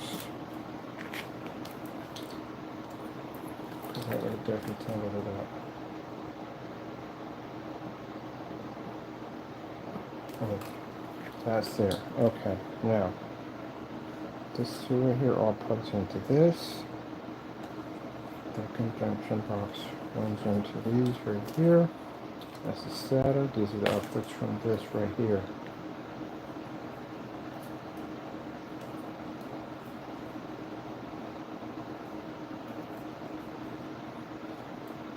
Oh, okay. So these are the ones we don't need. This is what we don't need. Okay. This runs from here. That's already hooked up. Okay, cool. Let me get this. I'm taking care of this right here. We need to put this someplace. I'll take all this craziness right here. Put all this. We can get this out of the way. All over here. Right behind there. So I'm going to get that all sorted out to itself. Because again, I can put a conjunction box on the side to hide this easily. Get rid of that easily. Alright, let me see. That's that. Alright. This right here connects to power supply for this. So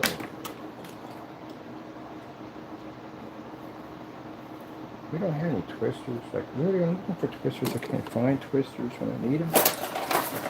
Zip ties. There we go.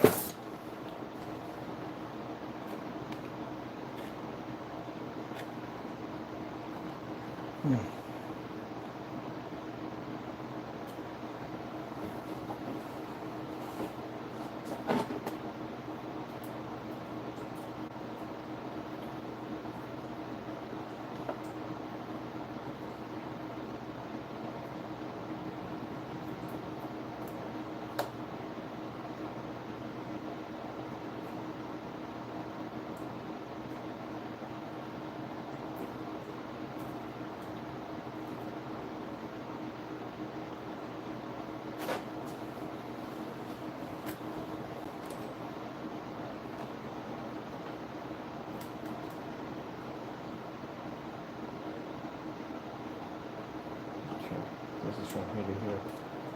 Just design it this way. This is the craziest way. Never seen someone design a wiring system for this, all this.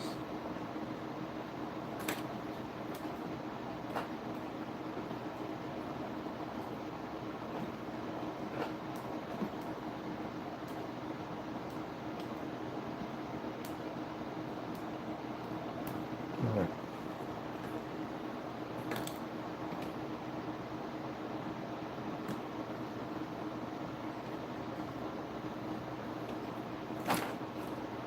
Yeah, it's snag wires. It's just definitely what we're hitting for. That's what we want to go with. Snagging wires out of place. Alright, this is here. Do we have power switches hooked up? Chances are, probably not. Okay. It's the part that gets on my nerves the most. Is this the wiring part?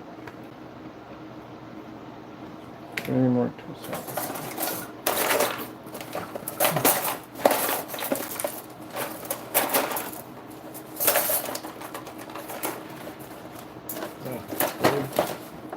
Alright, let's go into the box. Somewhere.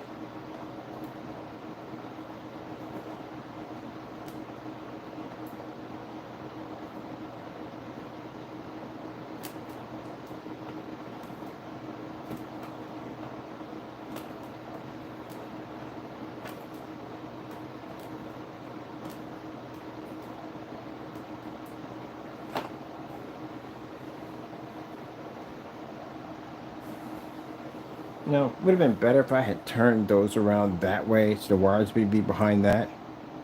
Would have been much more easier. Which I can still do, but I don't want to do it right now. I'm tired. I can build my conjunction box there. I hide all the rest of my wires in there. That's not a problem. Or I can basically cut a port here and drop everything down in there and just hide it.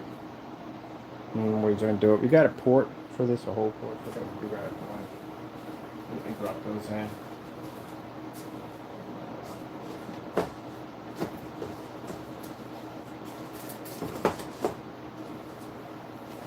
From the last build, so yeah, we can cut a hole right in there, drop all that right in there, right down in that hole right there, put some hazard stickers on or whatever. Okay, let's get this all bundled up quite nicely, because I need to get all this over there. But yet I have to have this out exposed. This is why I think I'm going to change this over to the remote control ones, because I have the switch box here. Let's see, control the switch box.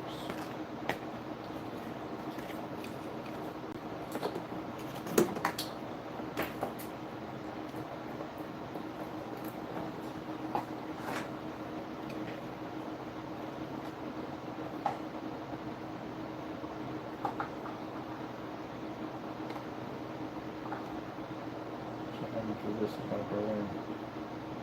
And of course, we have the switch box right down the end. So,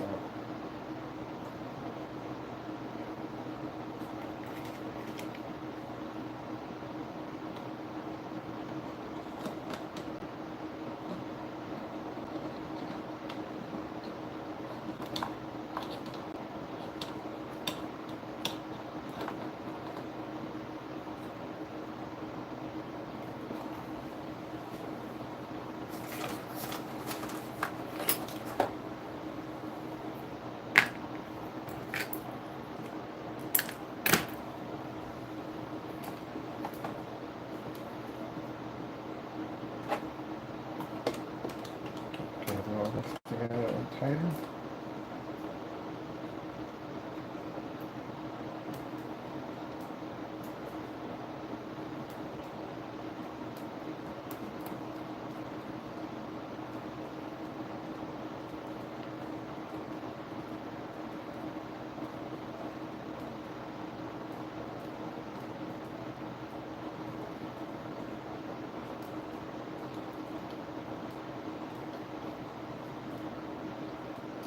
The jack thing about this, I got to take all this part anyway, put the new motherboard in. But you know, that's why I'm using the ties instead of using the zips, because I got to get through these anyway again. Just make it a lot easier for me to get back in here again.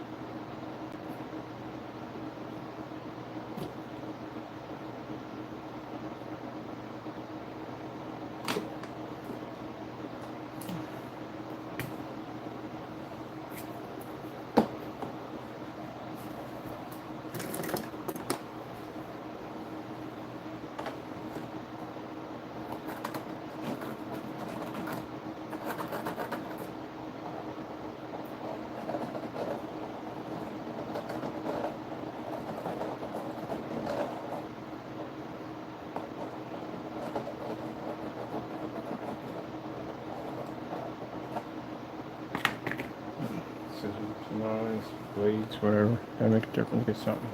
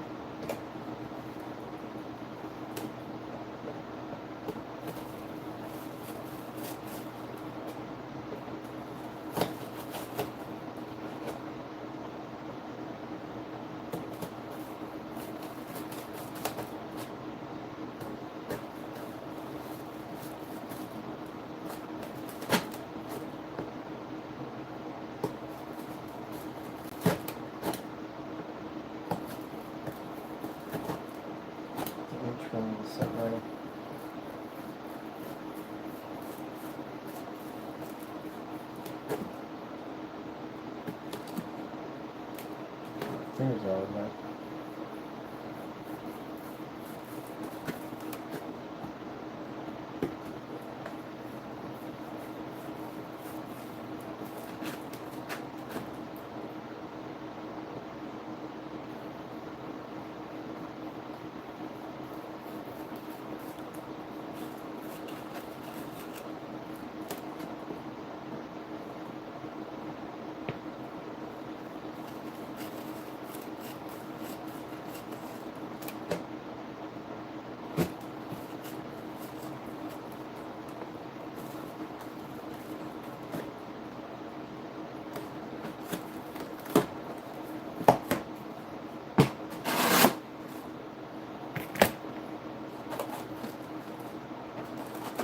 Cool. I'm surprised I didn't count that in there.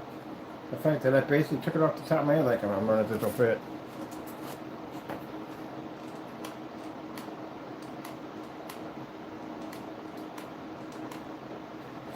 Ouch! Mother George! That glue, boy, I tell you. Brutal. That's brutal.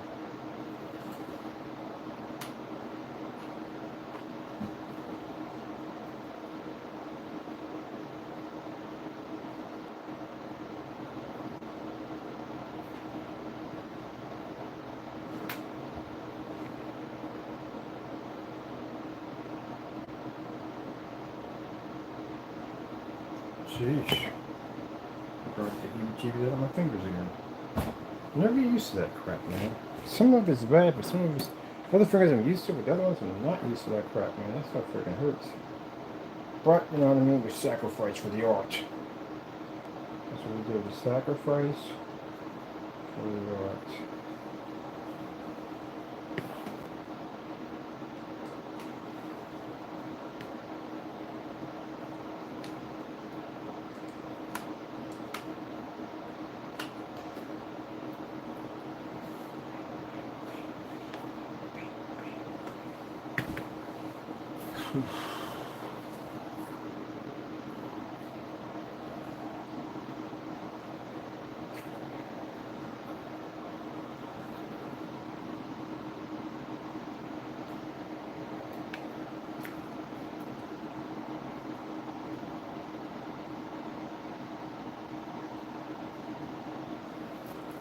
Curious.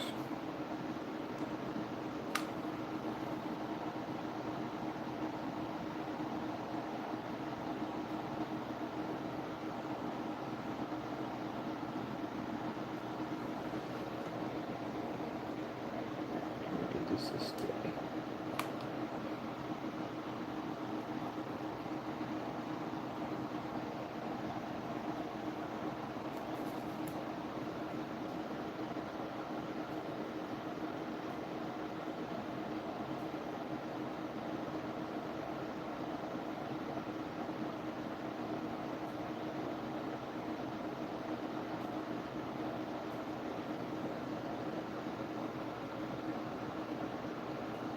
Wants to fight me a bit.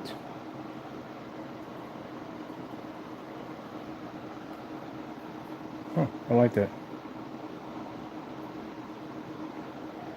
It's falling. It's fighting me. I like it. Hopefully it stays. It should stay once it glues, but it's just fighting me a little bit. Let's see if we're slowly pushing out. I'm sending now.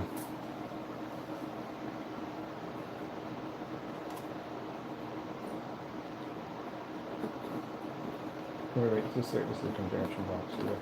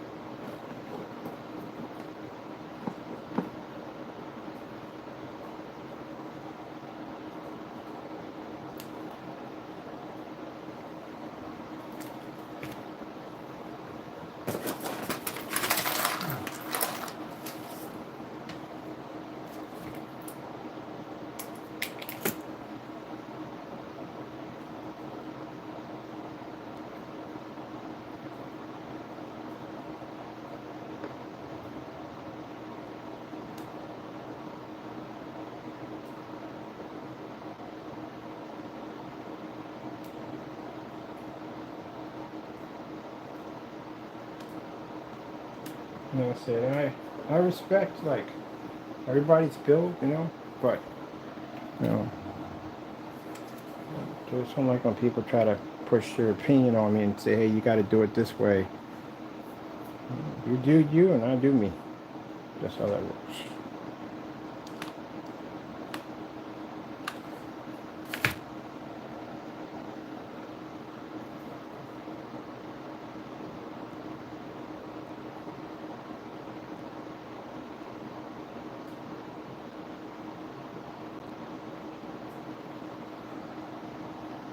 You know, you did a simple case, you did a paint job on it. Oopsie. It's going to fall over. Gotta play with it for a little bit. You did a simple paint job. Anything you do to alter and change the case is considered still to be modding. You got extreme modding, stuff like that. We have different versions of it. But, I mean, to each his own, but, I mean, sticking an action figure inside of a case, I don't consider to be modding. Now, you got some crazy fight scenes in there, you know what I mean? You got some props in there, then yeah, that's it. But, you know, if that's what that person likes at the end of the day, then that's what they like. And I support it 100%. Only time I have to go in on somebody that's still trying to be nasty toward me. Because, you know, I wasn't raised so that people step all over top of you and treat you like trash.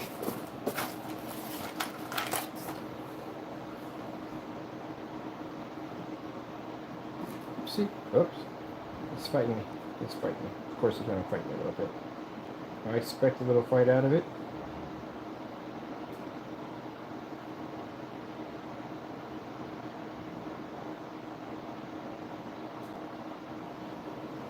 See if he's still fighting.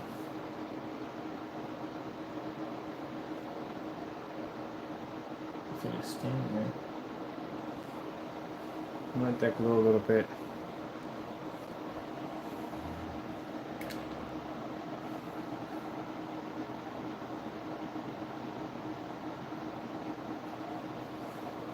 And we're going to do a silicone right here and here and here, so it drops down, a little goo, and then basically color that in so it all goes in the dark.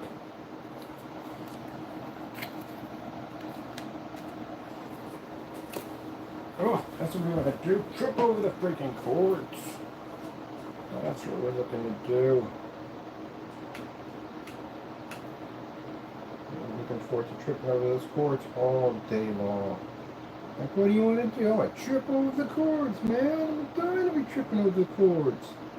You ain't living until you trip over some cords with a hot glue gun in your hand. That's when you're really living, man. You're really living.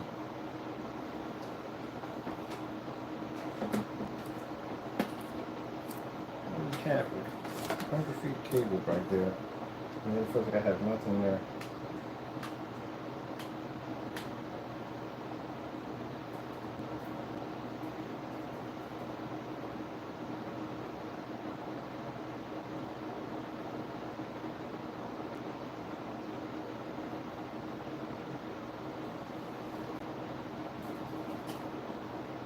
So I like to build the ones I have. I'm planning the first part of it, and everything else is just going by ear.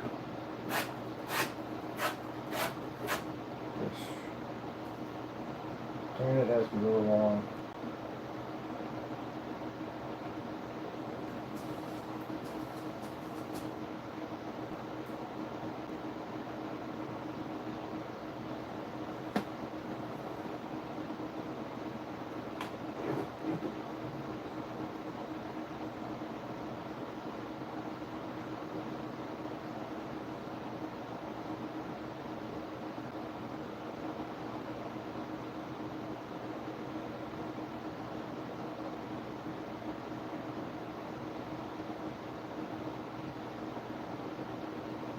Grandma's fighting at daylight's out of me. At daytime's fighting me.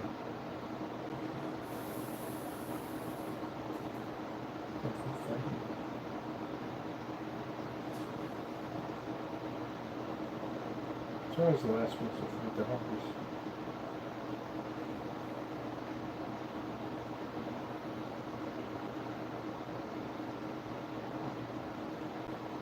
Watch me move slowly.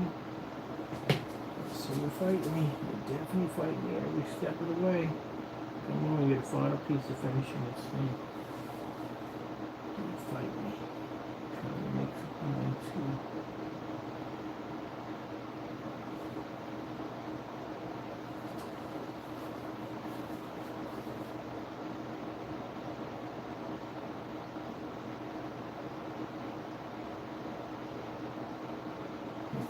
What's the deal with you?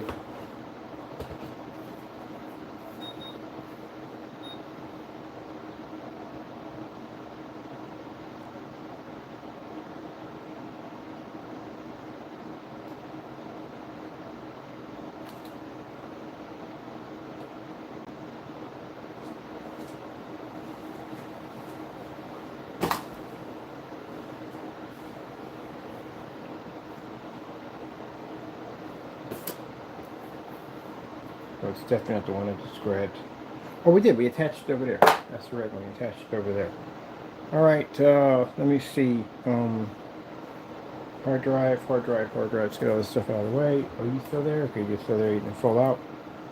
And that's all hooked up. This is supposed to be. Oh yeah, I forgot. We're getting a long enough cord with this, so that's fantastic. So we don't have to worry about trying to attach that, you know, just so I can operate my lights, which would have been better if I just kind of wrapped it like this. And from here,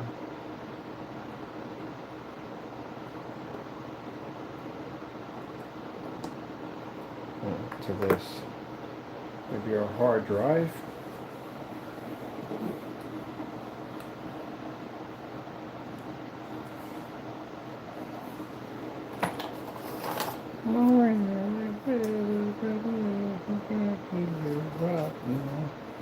I'll put this in here for the time being. Not worrying about it slipping back. I can get access to it either way. Oops.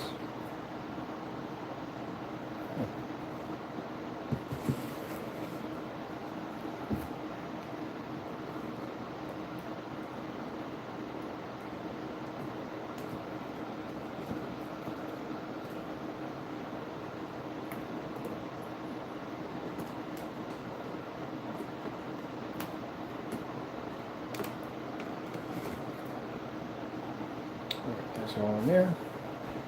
Whew, man. Crazy build.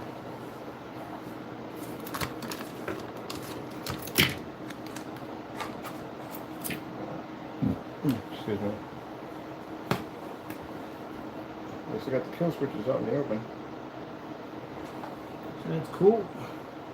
Remember which one these were. Should be pretty easy because the kill switches are right there. The other one the other day, oh my goodness, man, like the kill switches were really in the back. Like, why would you have the kill switches that far in the back? What are we doing with that one? Let me see. Okay, that other cord had to go. That cord was faulty. I'm gonna trash that. Or was it? Or was it basing on whatchamacallits? I don't know. Let's just see. Let's check it out from here and see what happens. Do we even have another power cord? But we really should have power cords galore on this. Every time we turn around, we something else power cords.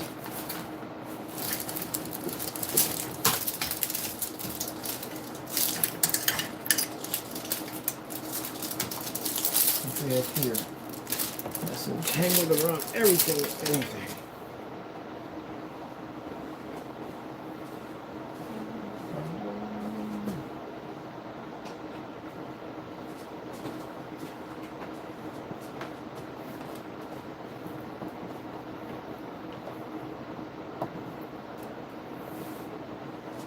Let's see, we got the right one on this one. We didn't, we got it in the wrong one.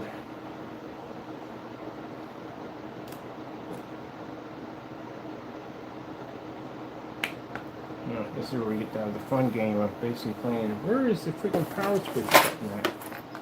Oh, definitely want to sit down for this one.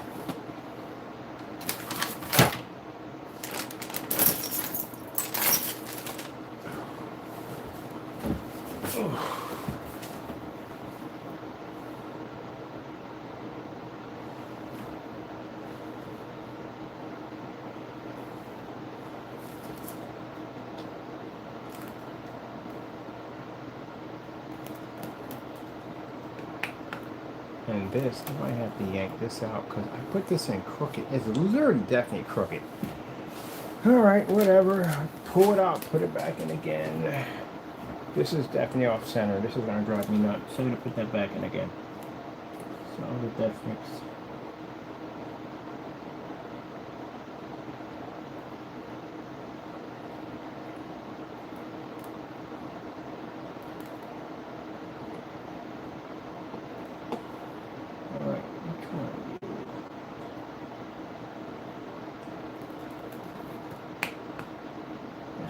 Are you even on? Wait a minute.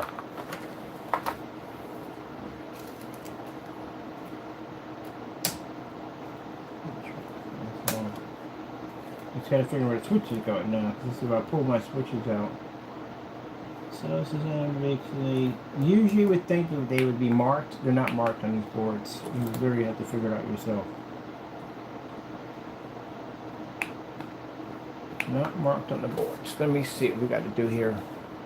If I lay it down flat, I got a better option basically to see these boards. And on top of that, realigning this, that definitely has to be taken out and realigned. That's going to drive me freaking nuts all day. That's sturdy, that's not going anywhere. So, let's see, everything's going to slide back as that.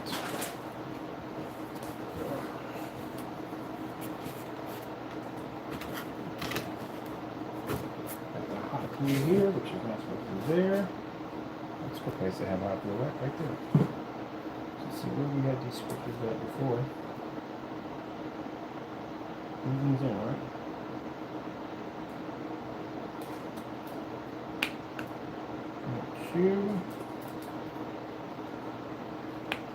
Not sure. Let me see. There we go.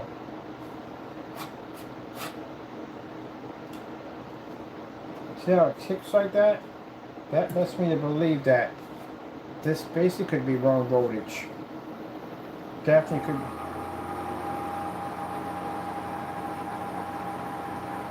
Oh shoot, I could go on the system.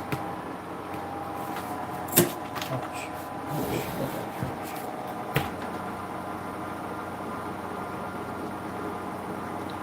Something's hitting something. Definitely hitting something. It's not that.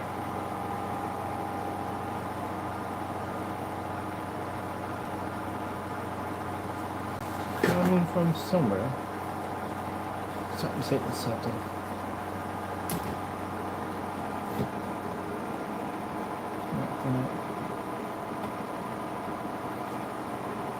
Where's that coming from?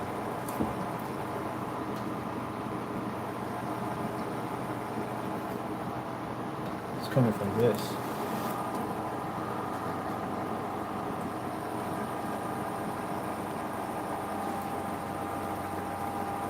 Alright, gotta figure out where that's coming from. It sounds like a fan.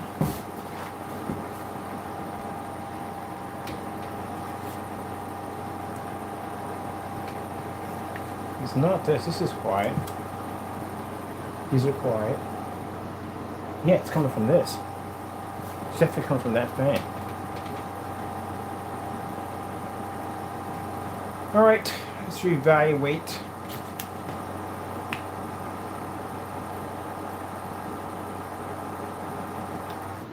Yeah, it's definitely coming from this fan right here. This one's having an issue. We got another one we could drop in there. It's definitely coming from that fan. What is in there? Oh, yeah. Hold on.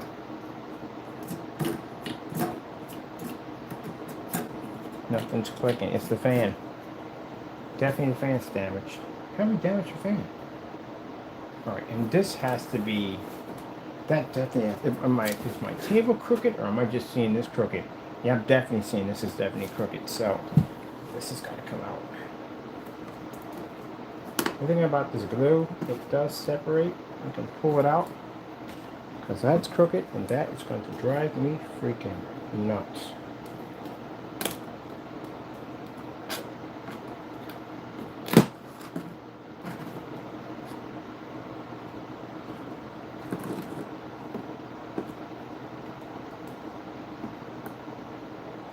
fault. That is not the place for you to get right now. I'm not being a jerk. You're not being nice, but you are.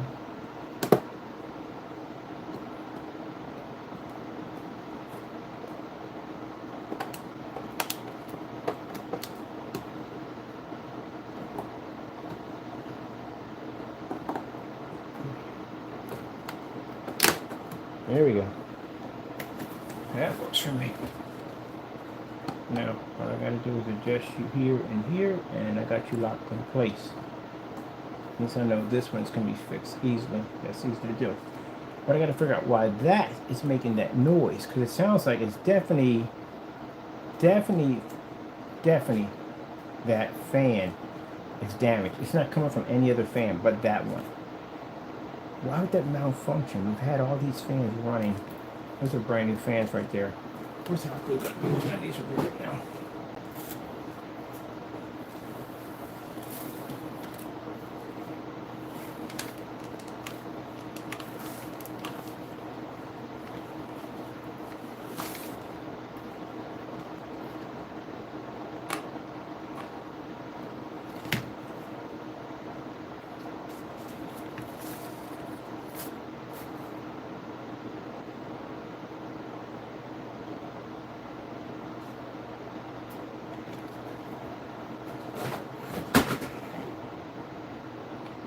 Oh, yeah, we would run out about now on that one.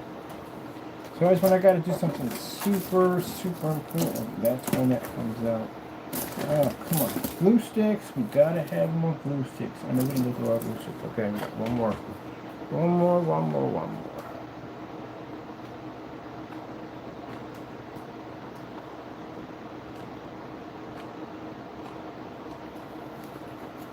Alright.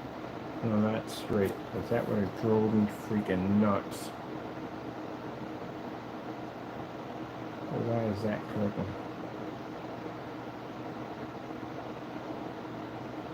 Now again, how do we get access to everything? Power supply pulls out, we get access to all the wires and cables, can pull everything down. I can only do that one. Move you over just a little bit there.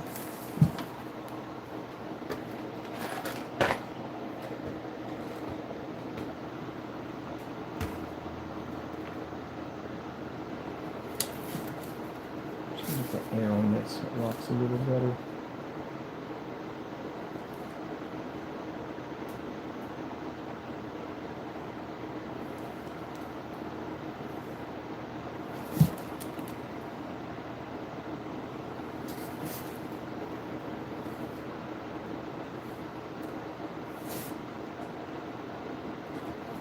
Well, that's straight. That makes me happy.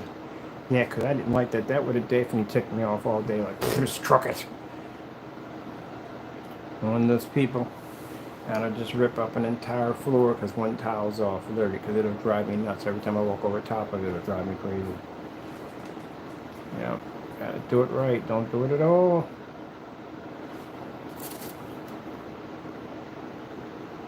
Now, while that's drying, let's figure out why this one is giving me that weird sound.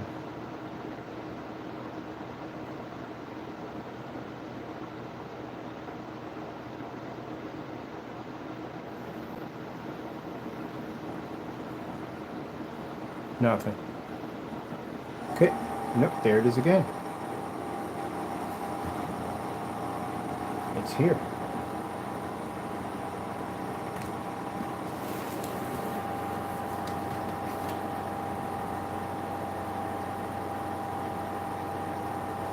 You gotta be kidding me.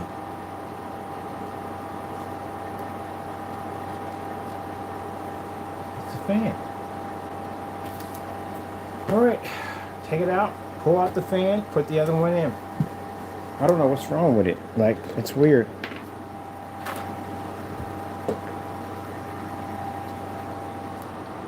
It's coming from this side right here.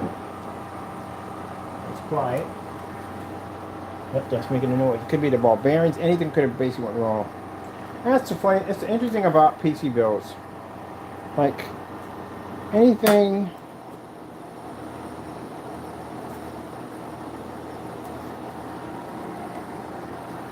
Anything could just break out of nowhere.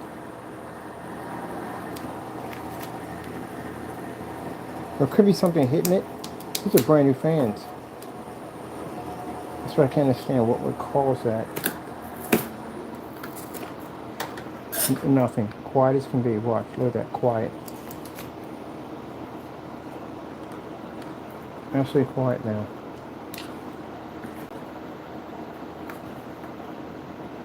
Quiet now. No noise.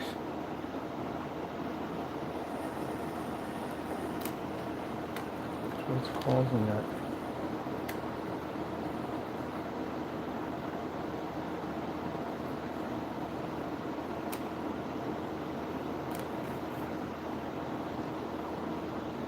Weird.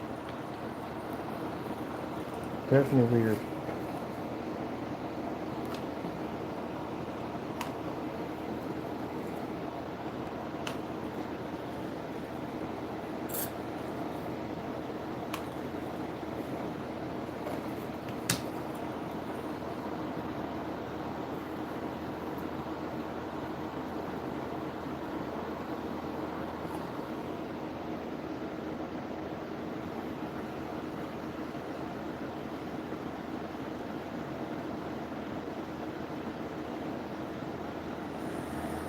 And there it goes again. What the freak? The minute you put it in, when it seals, it gives off the, it does that.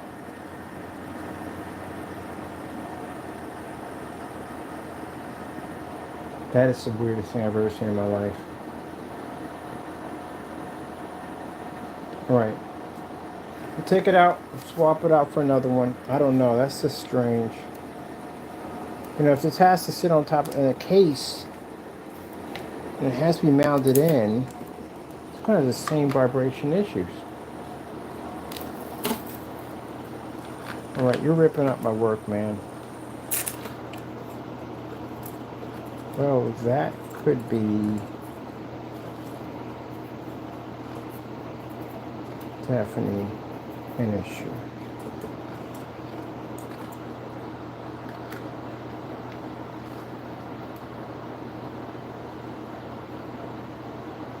Let's see.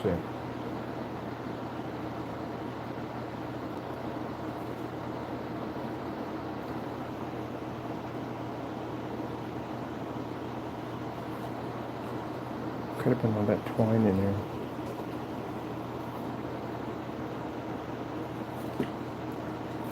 Alright. Let's play this game one more time with you. Let's see what you give me. One more time we'll play this game.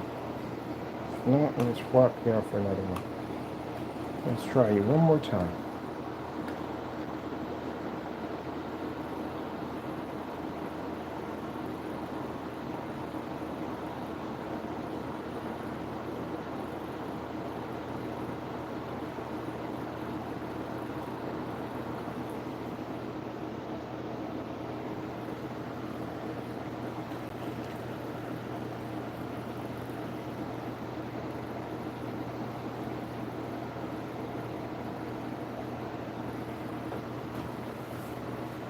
I tell you, all the pieces had to put together. This one was the most temperamental PC I ever had to assemble.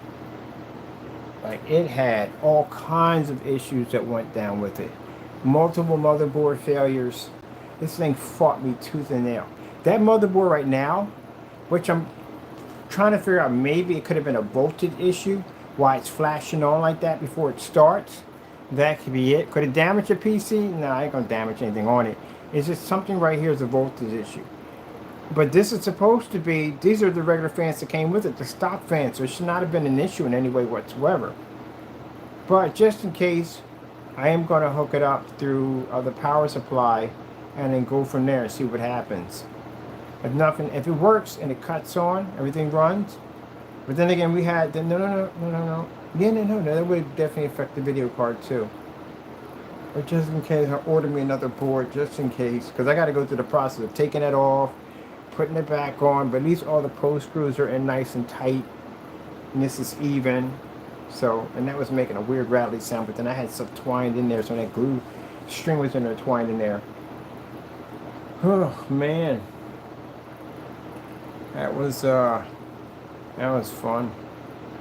All right, now I gotta put everything back together again because this place is looking like a hot mess right now. It looks like a hot mess.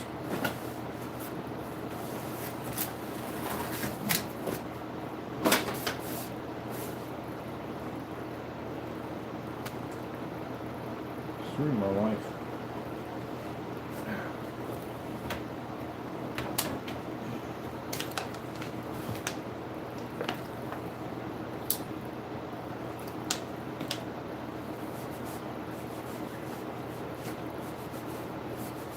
Time. Always jack up my clothes with something messed up. That's the story of my life. Oh, get over there.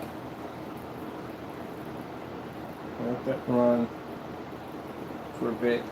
I let my PCs run like overnight because then that gives me an idea exactly if anything's going to go wrong. It's just going to shut off.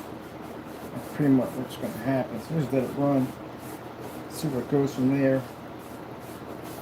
Kind of complications, anything that pop up, and we should be, right now we should be good. Got any problems? So we got unboxing to do. Alright, no need to complain about spilled milk. We're done. We got this done. We fixed the problem. So that's behind us. We move on to the next problem. The next thing we got to do. Because, man, I really didn't want to go back in there and replace the fan and all that, pull all that back out again. Like that has been a headache. Get in there. Usually I never have to go in there and fix anything when I'm done either way. And we got access to everything out in the front, so it's easy to get to. The wires are easy to pull out and get to. I mean, these right here are actually literally right there, so they're not hard to get to. It's just that I'm tired. I just got finished doing all this work, and I just want to basically just get all this cleaned up. So I had to pick up the thumb. The thumb drives for the network card that can run off Wi-Fi, but that one runs off Wi-Fi over there. And I had to get new headsets that are Bluetooth, and so that way I don't want any wires laying around. I'm tired of wires here, wires there. Right, this is going to go in here, right? In fact, this should be in. Where's the big box? So the big box has everything in it. Oh, yeah, it's just all right.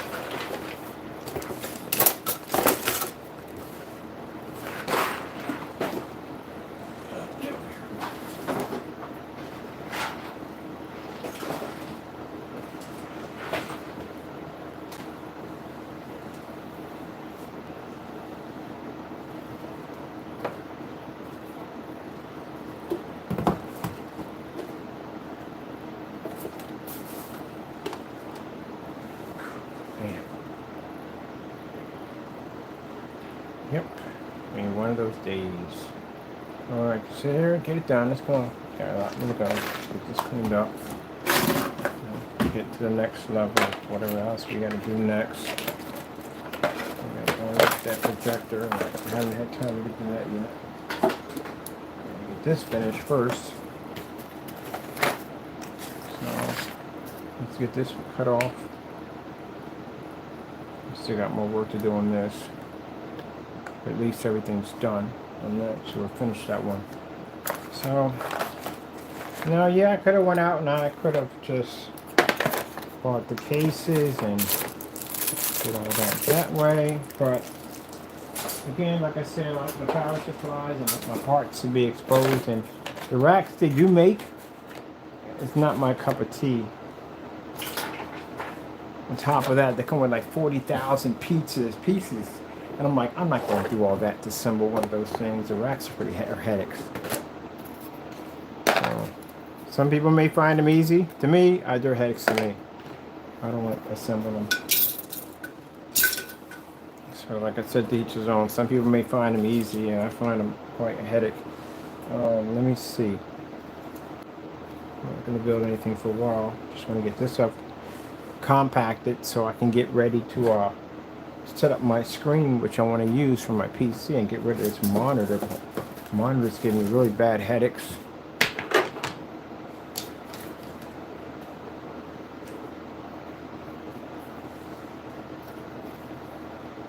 Yep, to each his own. You know, some people like to buy, some people like to build, some people like to mod.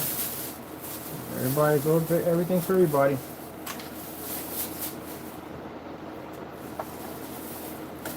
But people get mad at me when I say, you know, I see people just take a action figure and stick it inside their case and go, hey, it's modded. Like, no, it's not. You know, color a couple of those fans in there. I mean, if that's what you like at the end of the day, that's what you like at the day, but you have to call it what it is. You can't call it a modding. They got extreme mods, got mods in there. The extreme mods are crazy. They are crazy. This is a simple job. Oh, we still got to put that special touch on it, you know what I mean? So we still have more work to do on it. I got the caulking I'm going to have come out of here like in huge globs. It's going to come all down the side of here. It's going to spill around the side of the power supply. It's going to look like these are all leaking. They're going to be in the different colors that we're going to be using that glows in the dark to match each one of these spill containers. We're going to have it pouring around here, here, and here. I'm definitely going to be going back over this with a really high fluorescent glow in the dark clear, which is going to cause all this to like charge up like crazy. The cables, wires, all this is going to charge. We're going to change out the RAM here. I'm going to put in 32 because it's working to up to 32. 32, I want RGBs on here, and I definitely want to put the RGB sleeves here. Definitely on that, hook that up. Definitely going to do a repaint job for this. Right there from the door, it needs a new repaint job. That was for the old setup I did. So I'm going to do a glow in the dark feature for that when it glows in the dark. And where this is going to be sitting at, the shelf where this is going to sit at, there's going to be a black underneath of it so it glows in the dark constantly all the time. If I turn the lights out, that black light's right there. I want black lights around the sides. So kind of like, if you look at it like the case we're building, it's going to sit in like something like a halo system, but it's a halo of black light. So that thing will charge up. You can see it when the lights go out, that thing will glow. So we're going to build our own PC stand, or a rack stand. We're going to make our own. That's how we're going to install our rack lights, LED lights, all that cool stuff. Make it all out of cardboard. And get it for free. And I got some extra fans here on the floor we can add into it on top of that.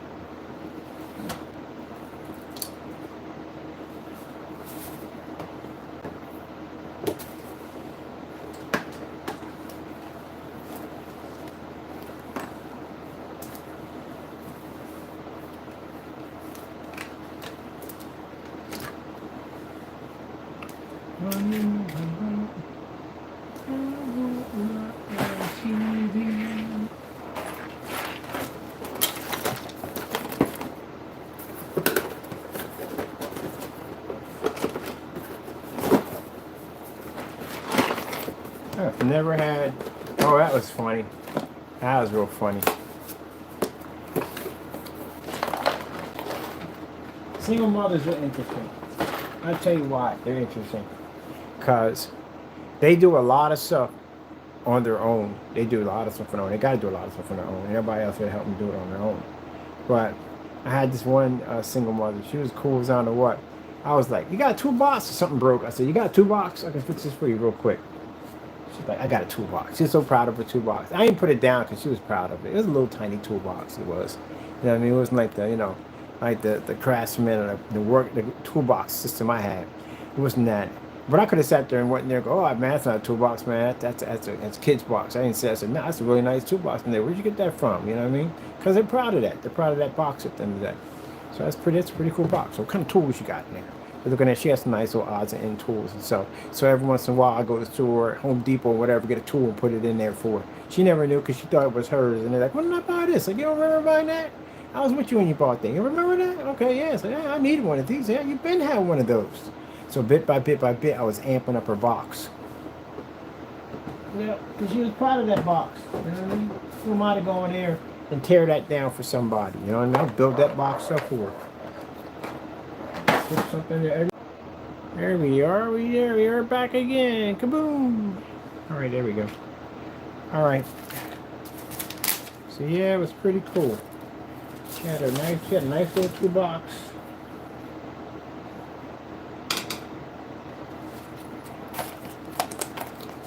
And she can do her repairs, her odds and ends. She's shown me things that she repaired around the house, cabinets and stuff that she put in. Oh, nice job too, on top of that. So what do you think? I think it's a good job. Fantastic job.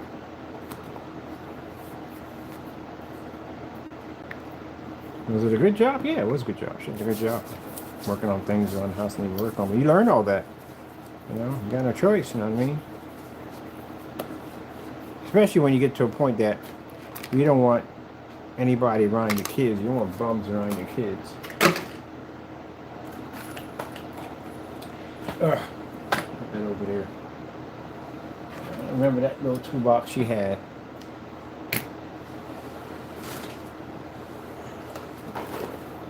My buddy's teaching me how to weld. There's a female in there. She's got a bad freaking welding mask. That mask is sick. Got a black widow, but it's pink right on the front of it. It's sick.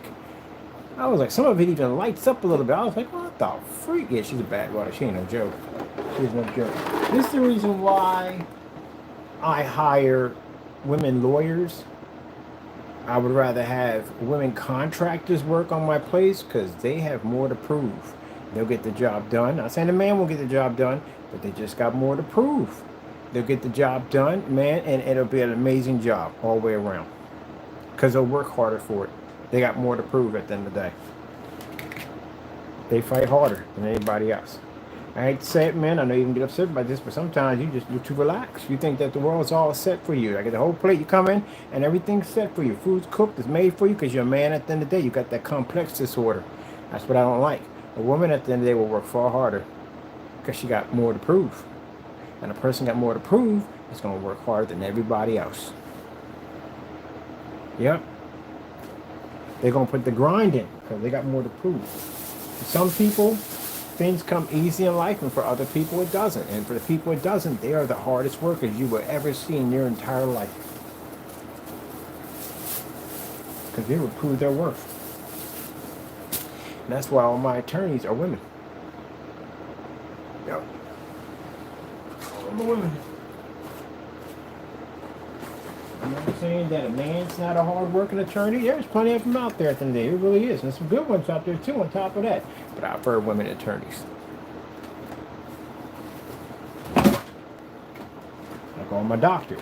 All my doctors are ladies at the end of the day. More compassion. You know, they're mothers. They're compassionate.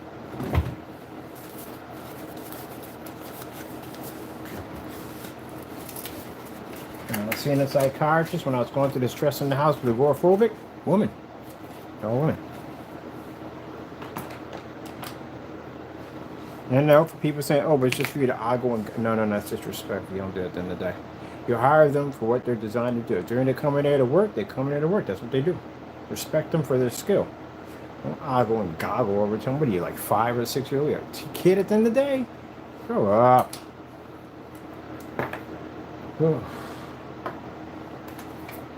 That's why I like women of power. Women that basically go out and get what they want. They don't depend on a man for jack at all.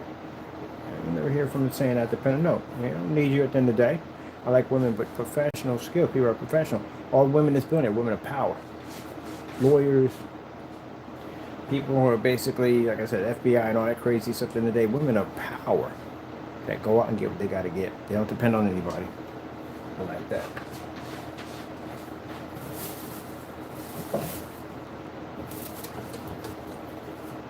The option. Some people have the option. I got a friend of mine. She has her husband makes extremely good money. Very good money. She would never have to work again as long as she lives. But she doesn't want to. She wants a job. She wants to work. That's what she wants to do. I respect that. Look at you, you little taco bear. You little taco bear. All that crazy fur inside your hair. Taco bear. Yeah, I gotta respect that. I mean, yeah, if you want to sit home, work, and take care of your kids, respect that too, because that's a job too. That's a hard work. That's a lot of hard work. That's a lot of freaking hard work it is. And you have no idea how much hard work that is. I had to watch them one time. My little young ones at the end of the day, I don't have kids, but I call my little young ones, oh my goodness, those suckers never sleep. You never know what they're 24/7. They're always doing something. They're full of energy. Minds are racing at 100 miles an hour, a lot faster than mine at the end of the day. You gotta watch them jokers 24/7. Next thing you know, you're sitting there having a conversation. Then you sit on top of a fireplace somewhere. Like, how the frick you get up there that quick, that fast? Yeah, man. Just got some energy on them. At the end of the day, I was like, okay, got a lot of energy. I take them out for a nice long walk. Go out and walk. By the time they come back, and they tired. Have some fun. Get them some exercise out there and run around. A monster. Well, that's a job. That's a job. Taking care of the house at the end of the day, you know, that's disrespectful. You know, tell a woman at the end of the day that she doesn't work a job when she's at home. That's a job. Once you change places and see how hard that is really, really crazy. Crazy at the end of the day. You know, when kids go into that full-blown 100% super nuclear meltdown, good gracious, man. You got to handle all that. It's a lot of work. And then the single mother does all of it. The single mother does the job. She works, and she takes care of the kids and everything else.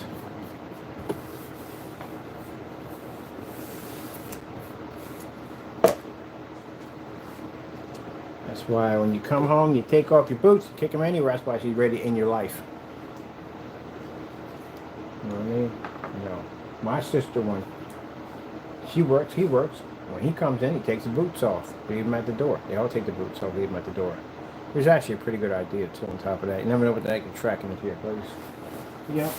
Now, why you sitting there thinking like, oh, we got there talking and rambling on again? I'm cleaning my spot up at the same time. I got projectors to do at the end of the day. I got this whole thing to do at the end of the day. So, yeah, excuse me if I chatty-catty a little bit after building that and that one yesterday. I built 2 PCs in 2 days, right? And then I got to modify this one, modify that one, build a screen for that over there, do a bunch of testing on that projector over there, go hook up the website, add more data to the other website, so I'm finished working on that site because apparently we don't have enough data to run the freaking website, so we need to add more money to it to get that up and started, get that done. And then meanwhile, I got to get stuff ready, research and everything, because I'm trying to get on site as fast as possible, at least want to get my feet wet a little bit. So I got a spot already I want to go to and show off the new technology, but good thing we waited because now we got that to take on there, which is going to be a clear screen to take on it to show off in different environments, which is going to look absolutely amazing. And I got access to a couple of windows. Yeah! So don't tell me at the end of the day that I don't get my work in, because I get my work in. So I got 11, should be past 11,000 videos by now. I got to look at my account. Because yeah, I get more work in. I may chatty-catty on camera. I may talk about this and that. I may talk about all kinds of things, but I get my work done. So we get my work done. Got more people coming in to see AdTech. Technology of tomorrow.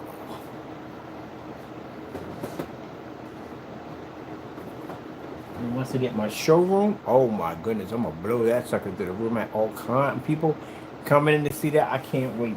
Can't wait to get that set up. Haters are mad. I see haters are upset over that, aren't you? And you can't stop Destiny at the end of the day. But if you believe my stuff is so fake, why don't you come down and see me? Yeah, you can pop down. And if you decide you want to make trouble and carry on, you can meet my armed security too on top of that. Because I got some boys I'm bringing on with me. And they're military and they're armed security. And they'll basically guard whatever I need at the end of the day. So you can come down and act if you want. Yeah, see how that works out for you. Some are even police officers. Yep, definitely gonna be bringing in some armed security because you know I gotta protect my people, and I'm being stalked at the end of the day by some creepos at the end of the day. Yeah, I gotta bring some big boys on board. So they guarantee 100%. Anything comes in, carries on and acts up, they're gonna snap it for you. And you can sit there and go, oh, I'll follow, and you won't follow Jack. This camera's all over the place. If your intentions are to come down and make trouble down here, yeah, you're gonna get snapped. So I'm just gonna tell you at the end of the day. And the whole system down here is interesting because you got freaking courthouse here, police station here, and jail right across the street. from there. So you'll be processed in no time at all. You'll be arrested in no time at all, booked over at the police station, go to court right across from the police station, and then they have the prison system on the other end. Now, that's for people who want to do dumb stuff at the end of the day. I think they're going to play games. Yeah, I got a game for you. It's called being locked in a prison cell with somebody you're not going to get along with. Probably won't. Dumb stuff. People got to learn to grow up. Grow up. Seriously.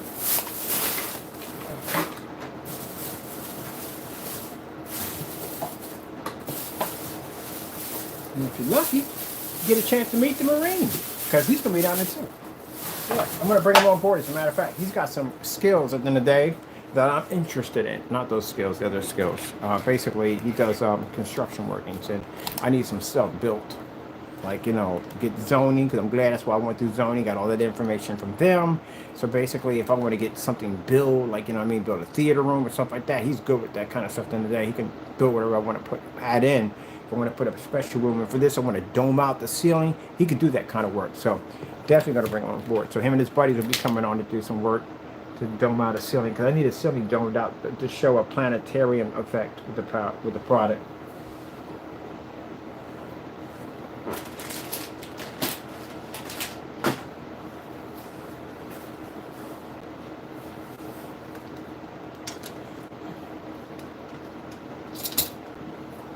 You know what's going to make my job even easier for prosecution? I'll tell you what really going to make my job easier. The individuals that we're now charging, that are going to be going to court pretty soon, those individuals, we're going to use them as an example for anybody else we have problems with. We go to court, like, look, we have a history of having problems with people doing this from the original individuals, and where they're at right now. Yeah, some got sued and some are sitting in the prison, because you guys are going to go to prison for that, just so you know that. Committed a lot of crimes on that. But anybody else that falls behind them, we're going to use them as an example to show that we've had problems, and you need to be dealt with maximum punishment. Because anyone that comes through, they're going to use it as an example. And Allentown is really short on fuses on people doing dumb stuff at the end of the day. We do not play around down here. But, you know, you wouldn't have to have these conversations. Like, you know, your boss is talking about, they're having a conversation about, like I told you before, about installing cameras because they have a problem with people stealing from the business. And you're not one of those people, you don't steal from the business at all. So that whole talk wouldn't really mean anything to you. It wouldn't bother you in any way whatsoever. But it would bother somebody that was stealing from the business. They would have a problem with that talk. So then they would feel like they're basically pointing it toward them when actually it is toward them.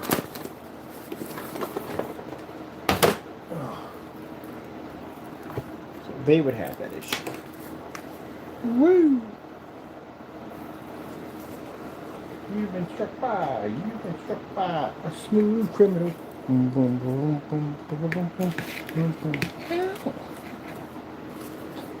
All right, let me see. No. If you are upset with you feel my products don't work, hey, you're more than welcome to come down and check them out. See for yourself. But if your intentions are to come there and act up, I got some buddies at the end of the day, make sure that's not going to happen. And they have been advised to use whatever means necessary to distinguish the situation.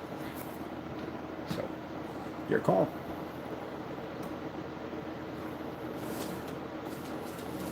So now be polite, be nice, or basically get yourself broken up.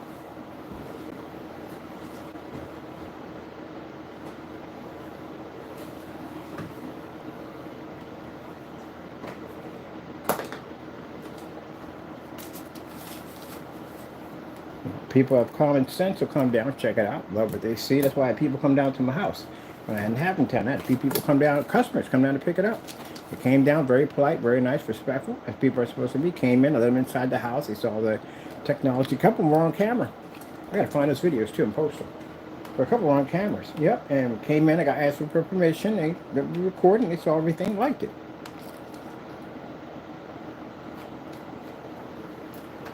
Ugh. Now, making all that statement by saying, "Oh, I'm in the neighborhood. I'm all right." What? How would that affect me at the end of the day? What am I supposed to do? Like run, hide or something? You're in the neighborhood, you come see me then. That's what you do. Just let you know I'm trained, so you know what's waiting for you. That's all. Simple and plain. And grow up and be an adult at the end of the day. Because at the end of the day, you will get yourself hurt. That will definitely happen. And on top of that, I'll press charges on you for basically carrying on and acting up on my establishment. And I'll have you thrown in jail. And you won't make it home where the state you come from. You'll spend your time here in Pennsylvania, over in that police department right over there. You can call whoever you want in the day. You'll be here. You better hope it doesn't happen on a Friday, because cyber judges, we don't think we have cyber judges up here. Either way. People know how to act right, not to act right. Don't do dumb stuff. Come up, see the screen. If you don't like it, then you go home. That's all to it. Simple and plain.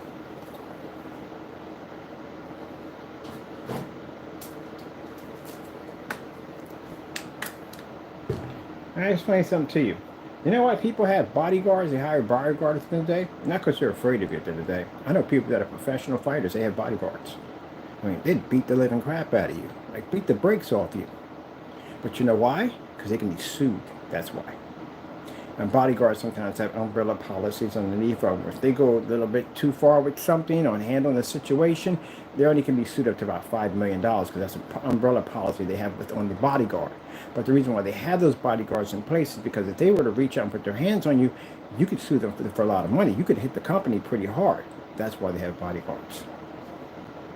Majority. Most people have them because, again, they hide behind bodyguards. But if you got somebody who's walking in a certain way, and these are people that are trained. They can fight. They can defend themselves. But those bodyguards are there, so that way they can't be sued if they were to strike somebody or hit somebody or whatever.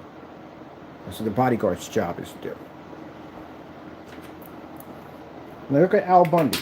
Al Bundy is a black belt. I forgot, he's in karate, American karate, something crazy he does in the day. There's a couple of movie stars that are professional fighters, but they have bodyguards there. Had bodyguards there to distinguish the situation, because that's what his job is to do. Person came out and became hostile, and that's what he did. He diffused the situation. Now, the bodyguard beat the living crap out of you, like threw you through a couple of storefront windows in front of a moving bus. Then you got a lawsuit on your hands, because again, you know what I mean, it was over excess. So there you go. But there's a way that they're trained to diffuse the situation without going that far out there. You know, because yeah, they can get sued, and then within their contract, it basically states that if they do something, it doesn't rely back on the company. That we just between them and that particular person if they go too far with that situation. There's all kinds of stuff. Yeah. So yeah.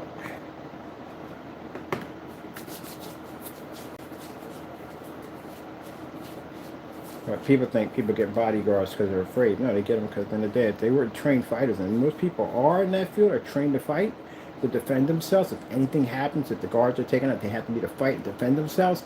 They're trained for it.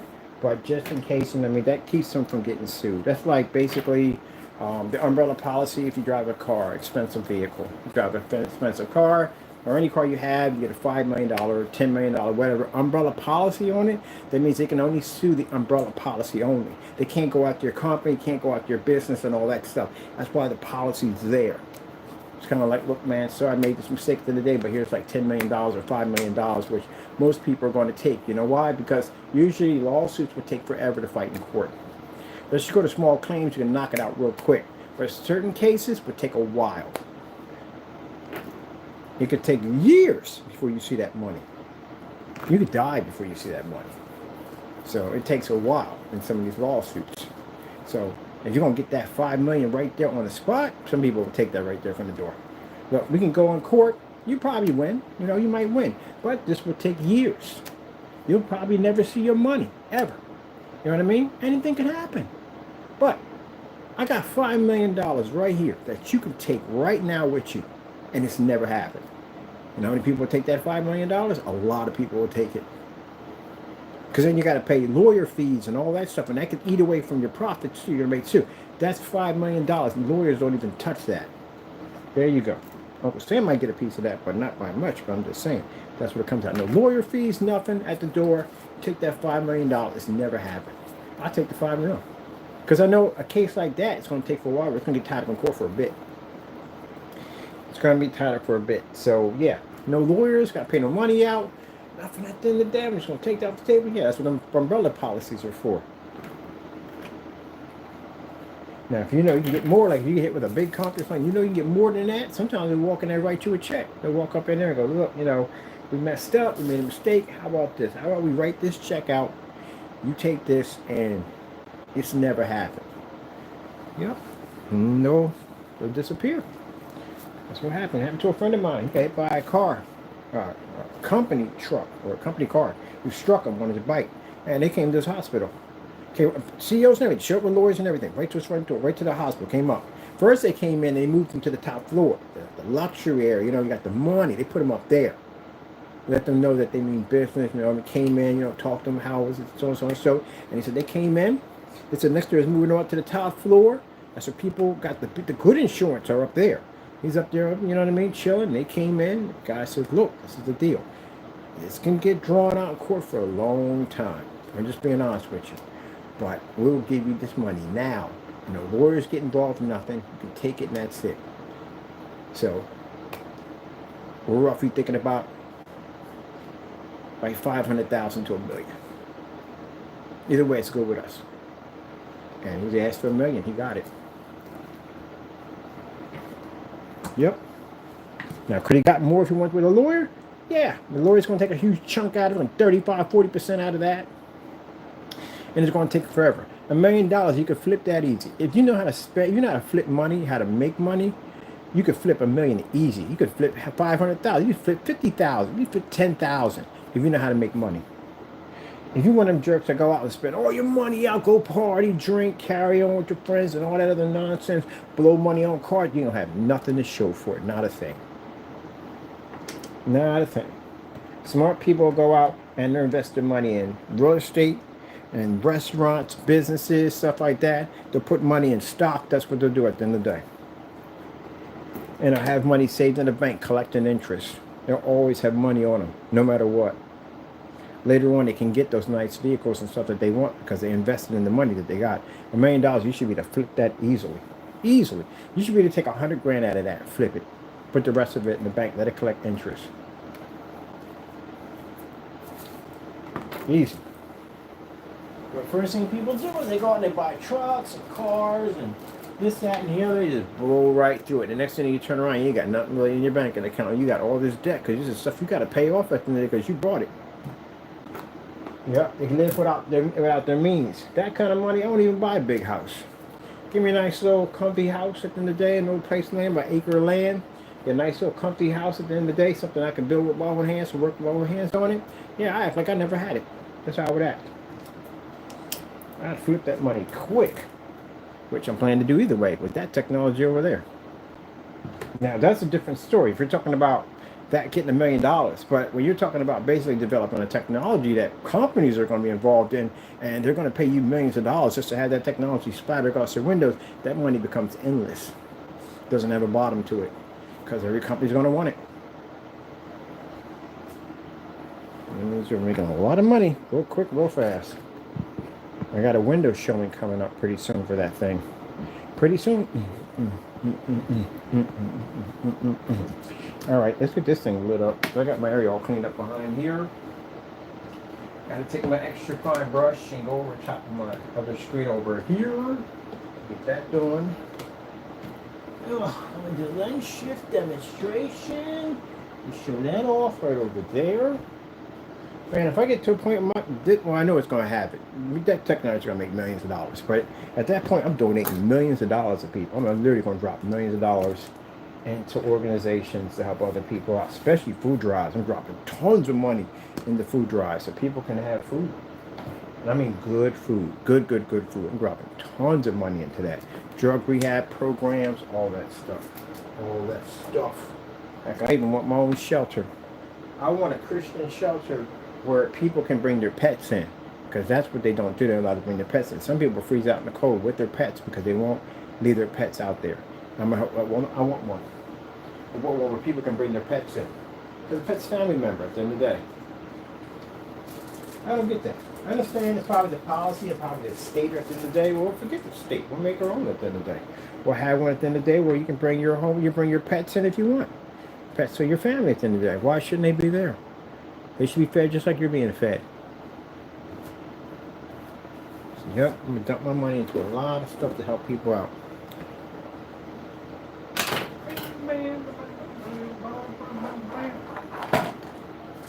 I get to feed people every single day. You know how much of a blessing that is? You get to feed and help people every single day.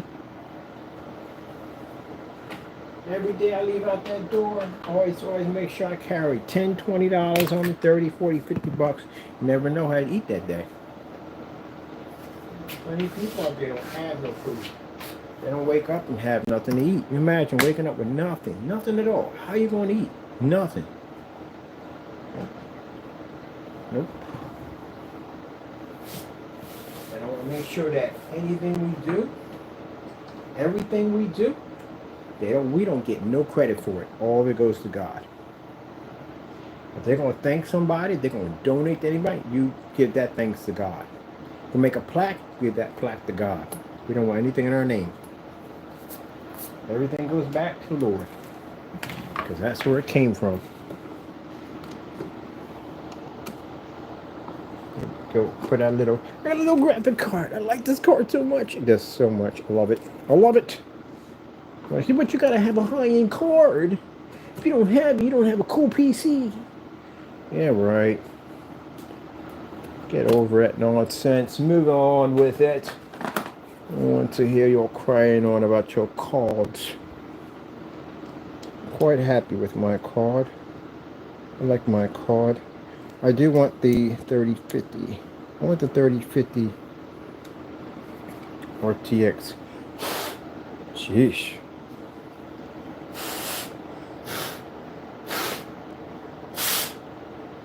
It goes right in my arcade games, so what I like. So this works out perfectly because I get to run my arcade games off of it. That's what I like to play.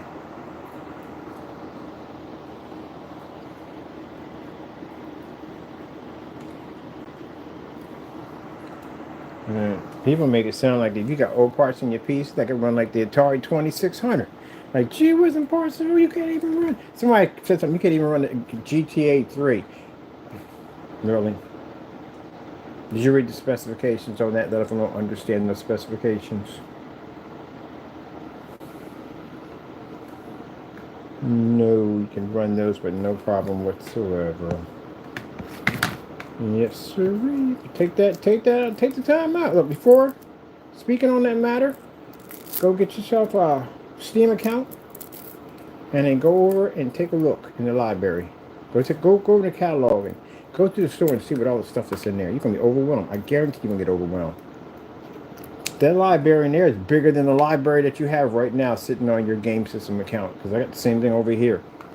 The library is huge. And you're like, oh my goodness, I don't even know where to start. Like, where do I start? And everybody goes through that process. Where to start at, like what to buy, what to get. You can type stuff in the search. Like, I didn't even know they made another part of this. They made another part of this game? When did this come out? Yeah, you're going to get that a lot. Definitely going to get that one a lot. So that flash, that's caused because this has to be this or it's the motherboard. Either we got another motherboard coming in. Fix all that. Yeah. It's definitely got to be this right here. This has got to be a difference between the voltage. I'm about to get that adapter. Yeah, that's a voltage issue. You can tell. Cutting on and off like that, that's definitely a voltage issue.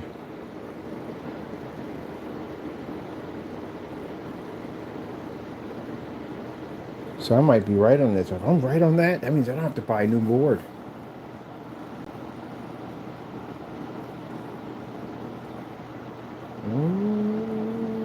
We gotta get that adapter piece in here and find out. Gotta find out. Got to get that piece in and gotta find out. Because that's what the other one did. The other one did that same thing. That power on and power off, it did the same thing. Because there was a voltage difference in the fans. Because I changed out the fans on the liquid cooling system. These fans right here at the bottom here and there, Those fans right there at the bottom, right here and here, they run off the power supply. Those, on the other hand, they were running through the motherboard. That's what was causing the motherboard to trigger on and off, on and off. It was having problems accepting the power. These are actually much more power than the fans that they came with. That's what I figured it had to be. So what I had to do is disconnect that and re-plug it back into the power supply using that Molex to 4-pin adapter, and it's running perfectly fine with no problem whatsoever. So that same flash, I'm having it here.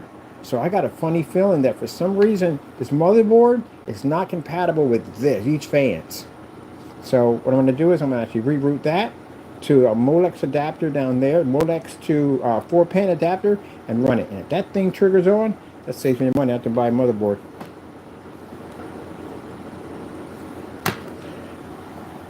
Yep. So then I got to figure out what voltage that board's going to be to take. Which I got to go and check that. Which I don't want to go through all that crap. Because you don't have to go through all that crap. That's absolute madness, people. Madness, I tell you. Complete madness. Have to go through all that craziness. Why are the boots hooking everything? The boots hook everything. So now we got a nice glow in the dark, and we're going to have this thing wrapped around a black light. So the case we're going to build for it, that we're going to set it in, is going to have black lights going all the way around it, so it all glows in the dark. Isn't that freaking crazy? Well, we got to walk around this thing. I got to unplug from here. I got enough juice on this thing? I should have enough juice to do the walk around real quick. So we got the light system on here. Oops, wrong way, but turn you guys on where I'm at. So see, that's the glow in the dark. Definitely gonna be doing a glow in the dark on all this. I'm changing that to all glow in the dark. But right now, I'll figure out what that motherboard's doing first, and then I can go change all that out.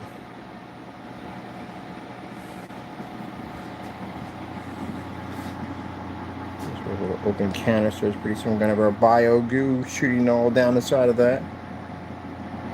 I don't mind the ends being up because I kind of like that kind of look to it.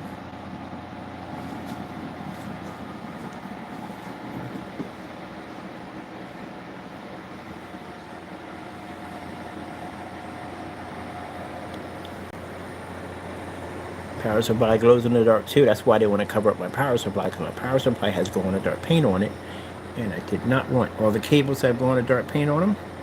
So I didn't want to change to take that, hide all my cables and stuff. Because I got to do cable management. I got to do some management, and that management would allow me to go in and basically cover all that up. And I got to do a little short with this with the music on to it, because man, oh man, yes I do. Look at that. That looks absolutely crazy. Let me get all that to go in the dark next. So that came out quite nicely, right? Yeah.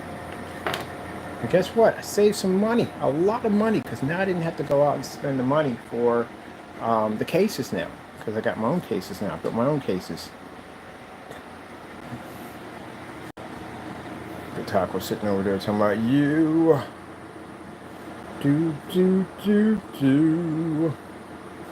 Loves that case. Now before he used to just cover up and a cover in there, and I just looks around at everybody like, I'm gonna just watching everybody. Likes this case. And yeah, that came out looking nice. But we're going to get still going to finish more glow on here, and we're going to order our LED lights to run all through here, so it's all lights up with the LED light trace system and all that.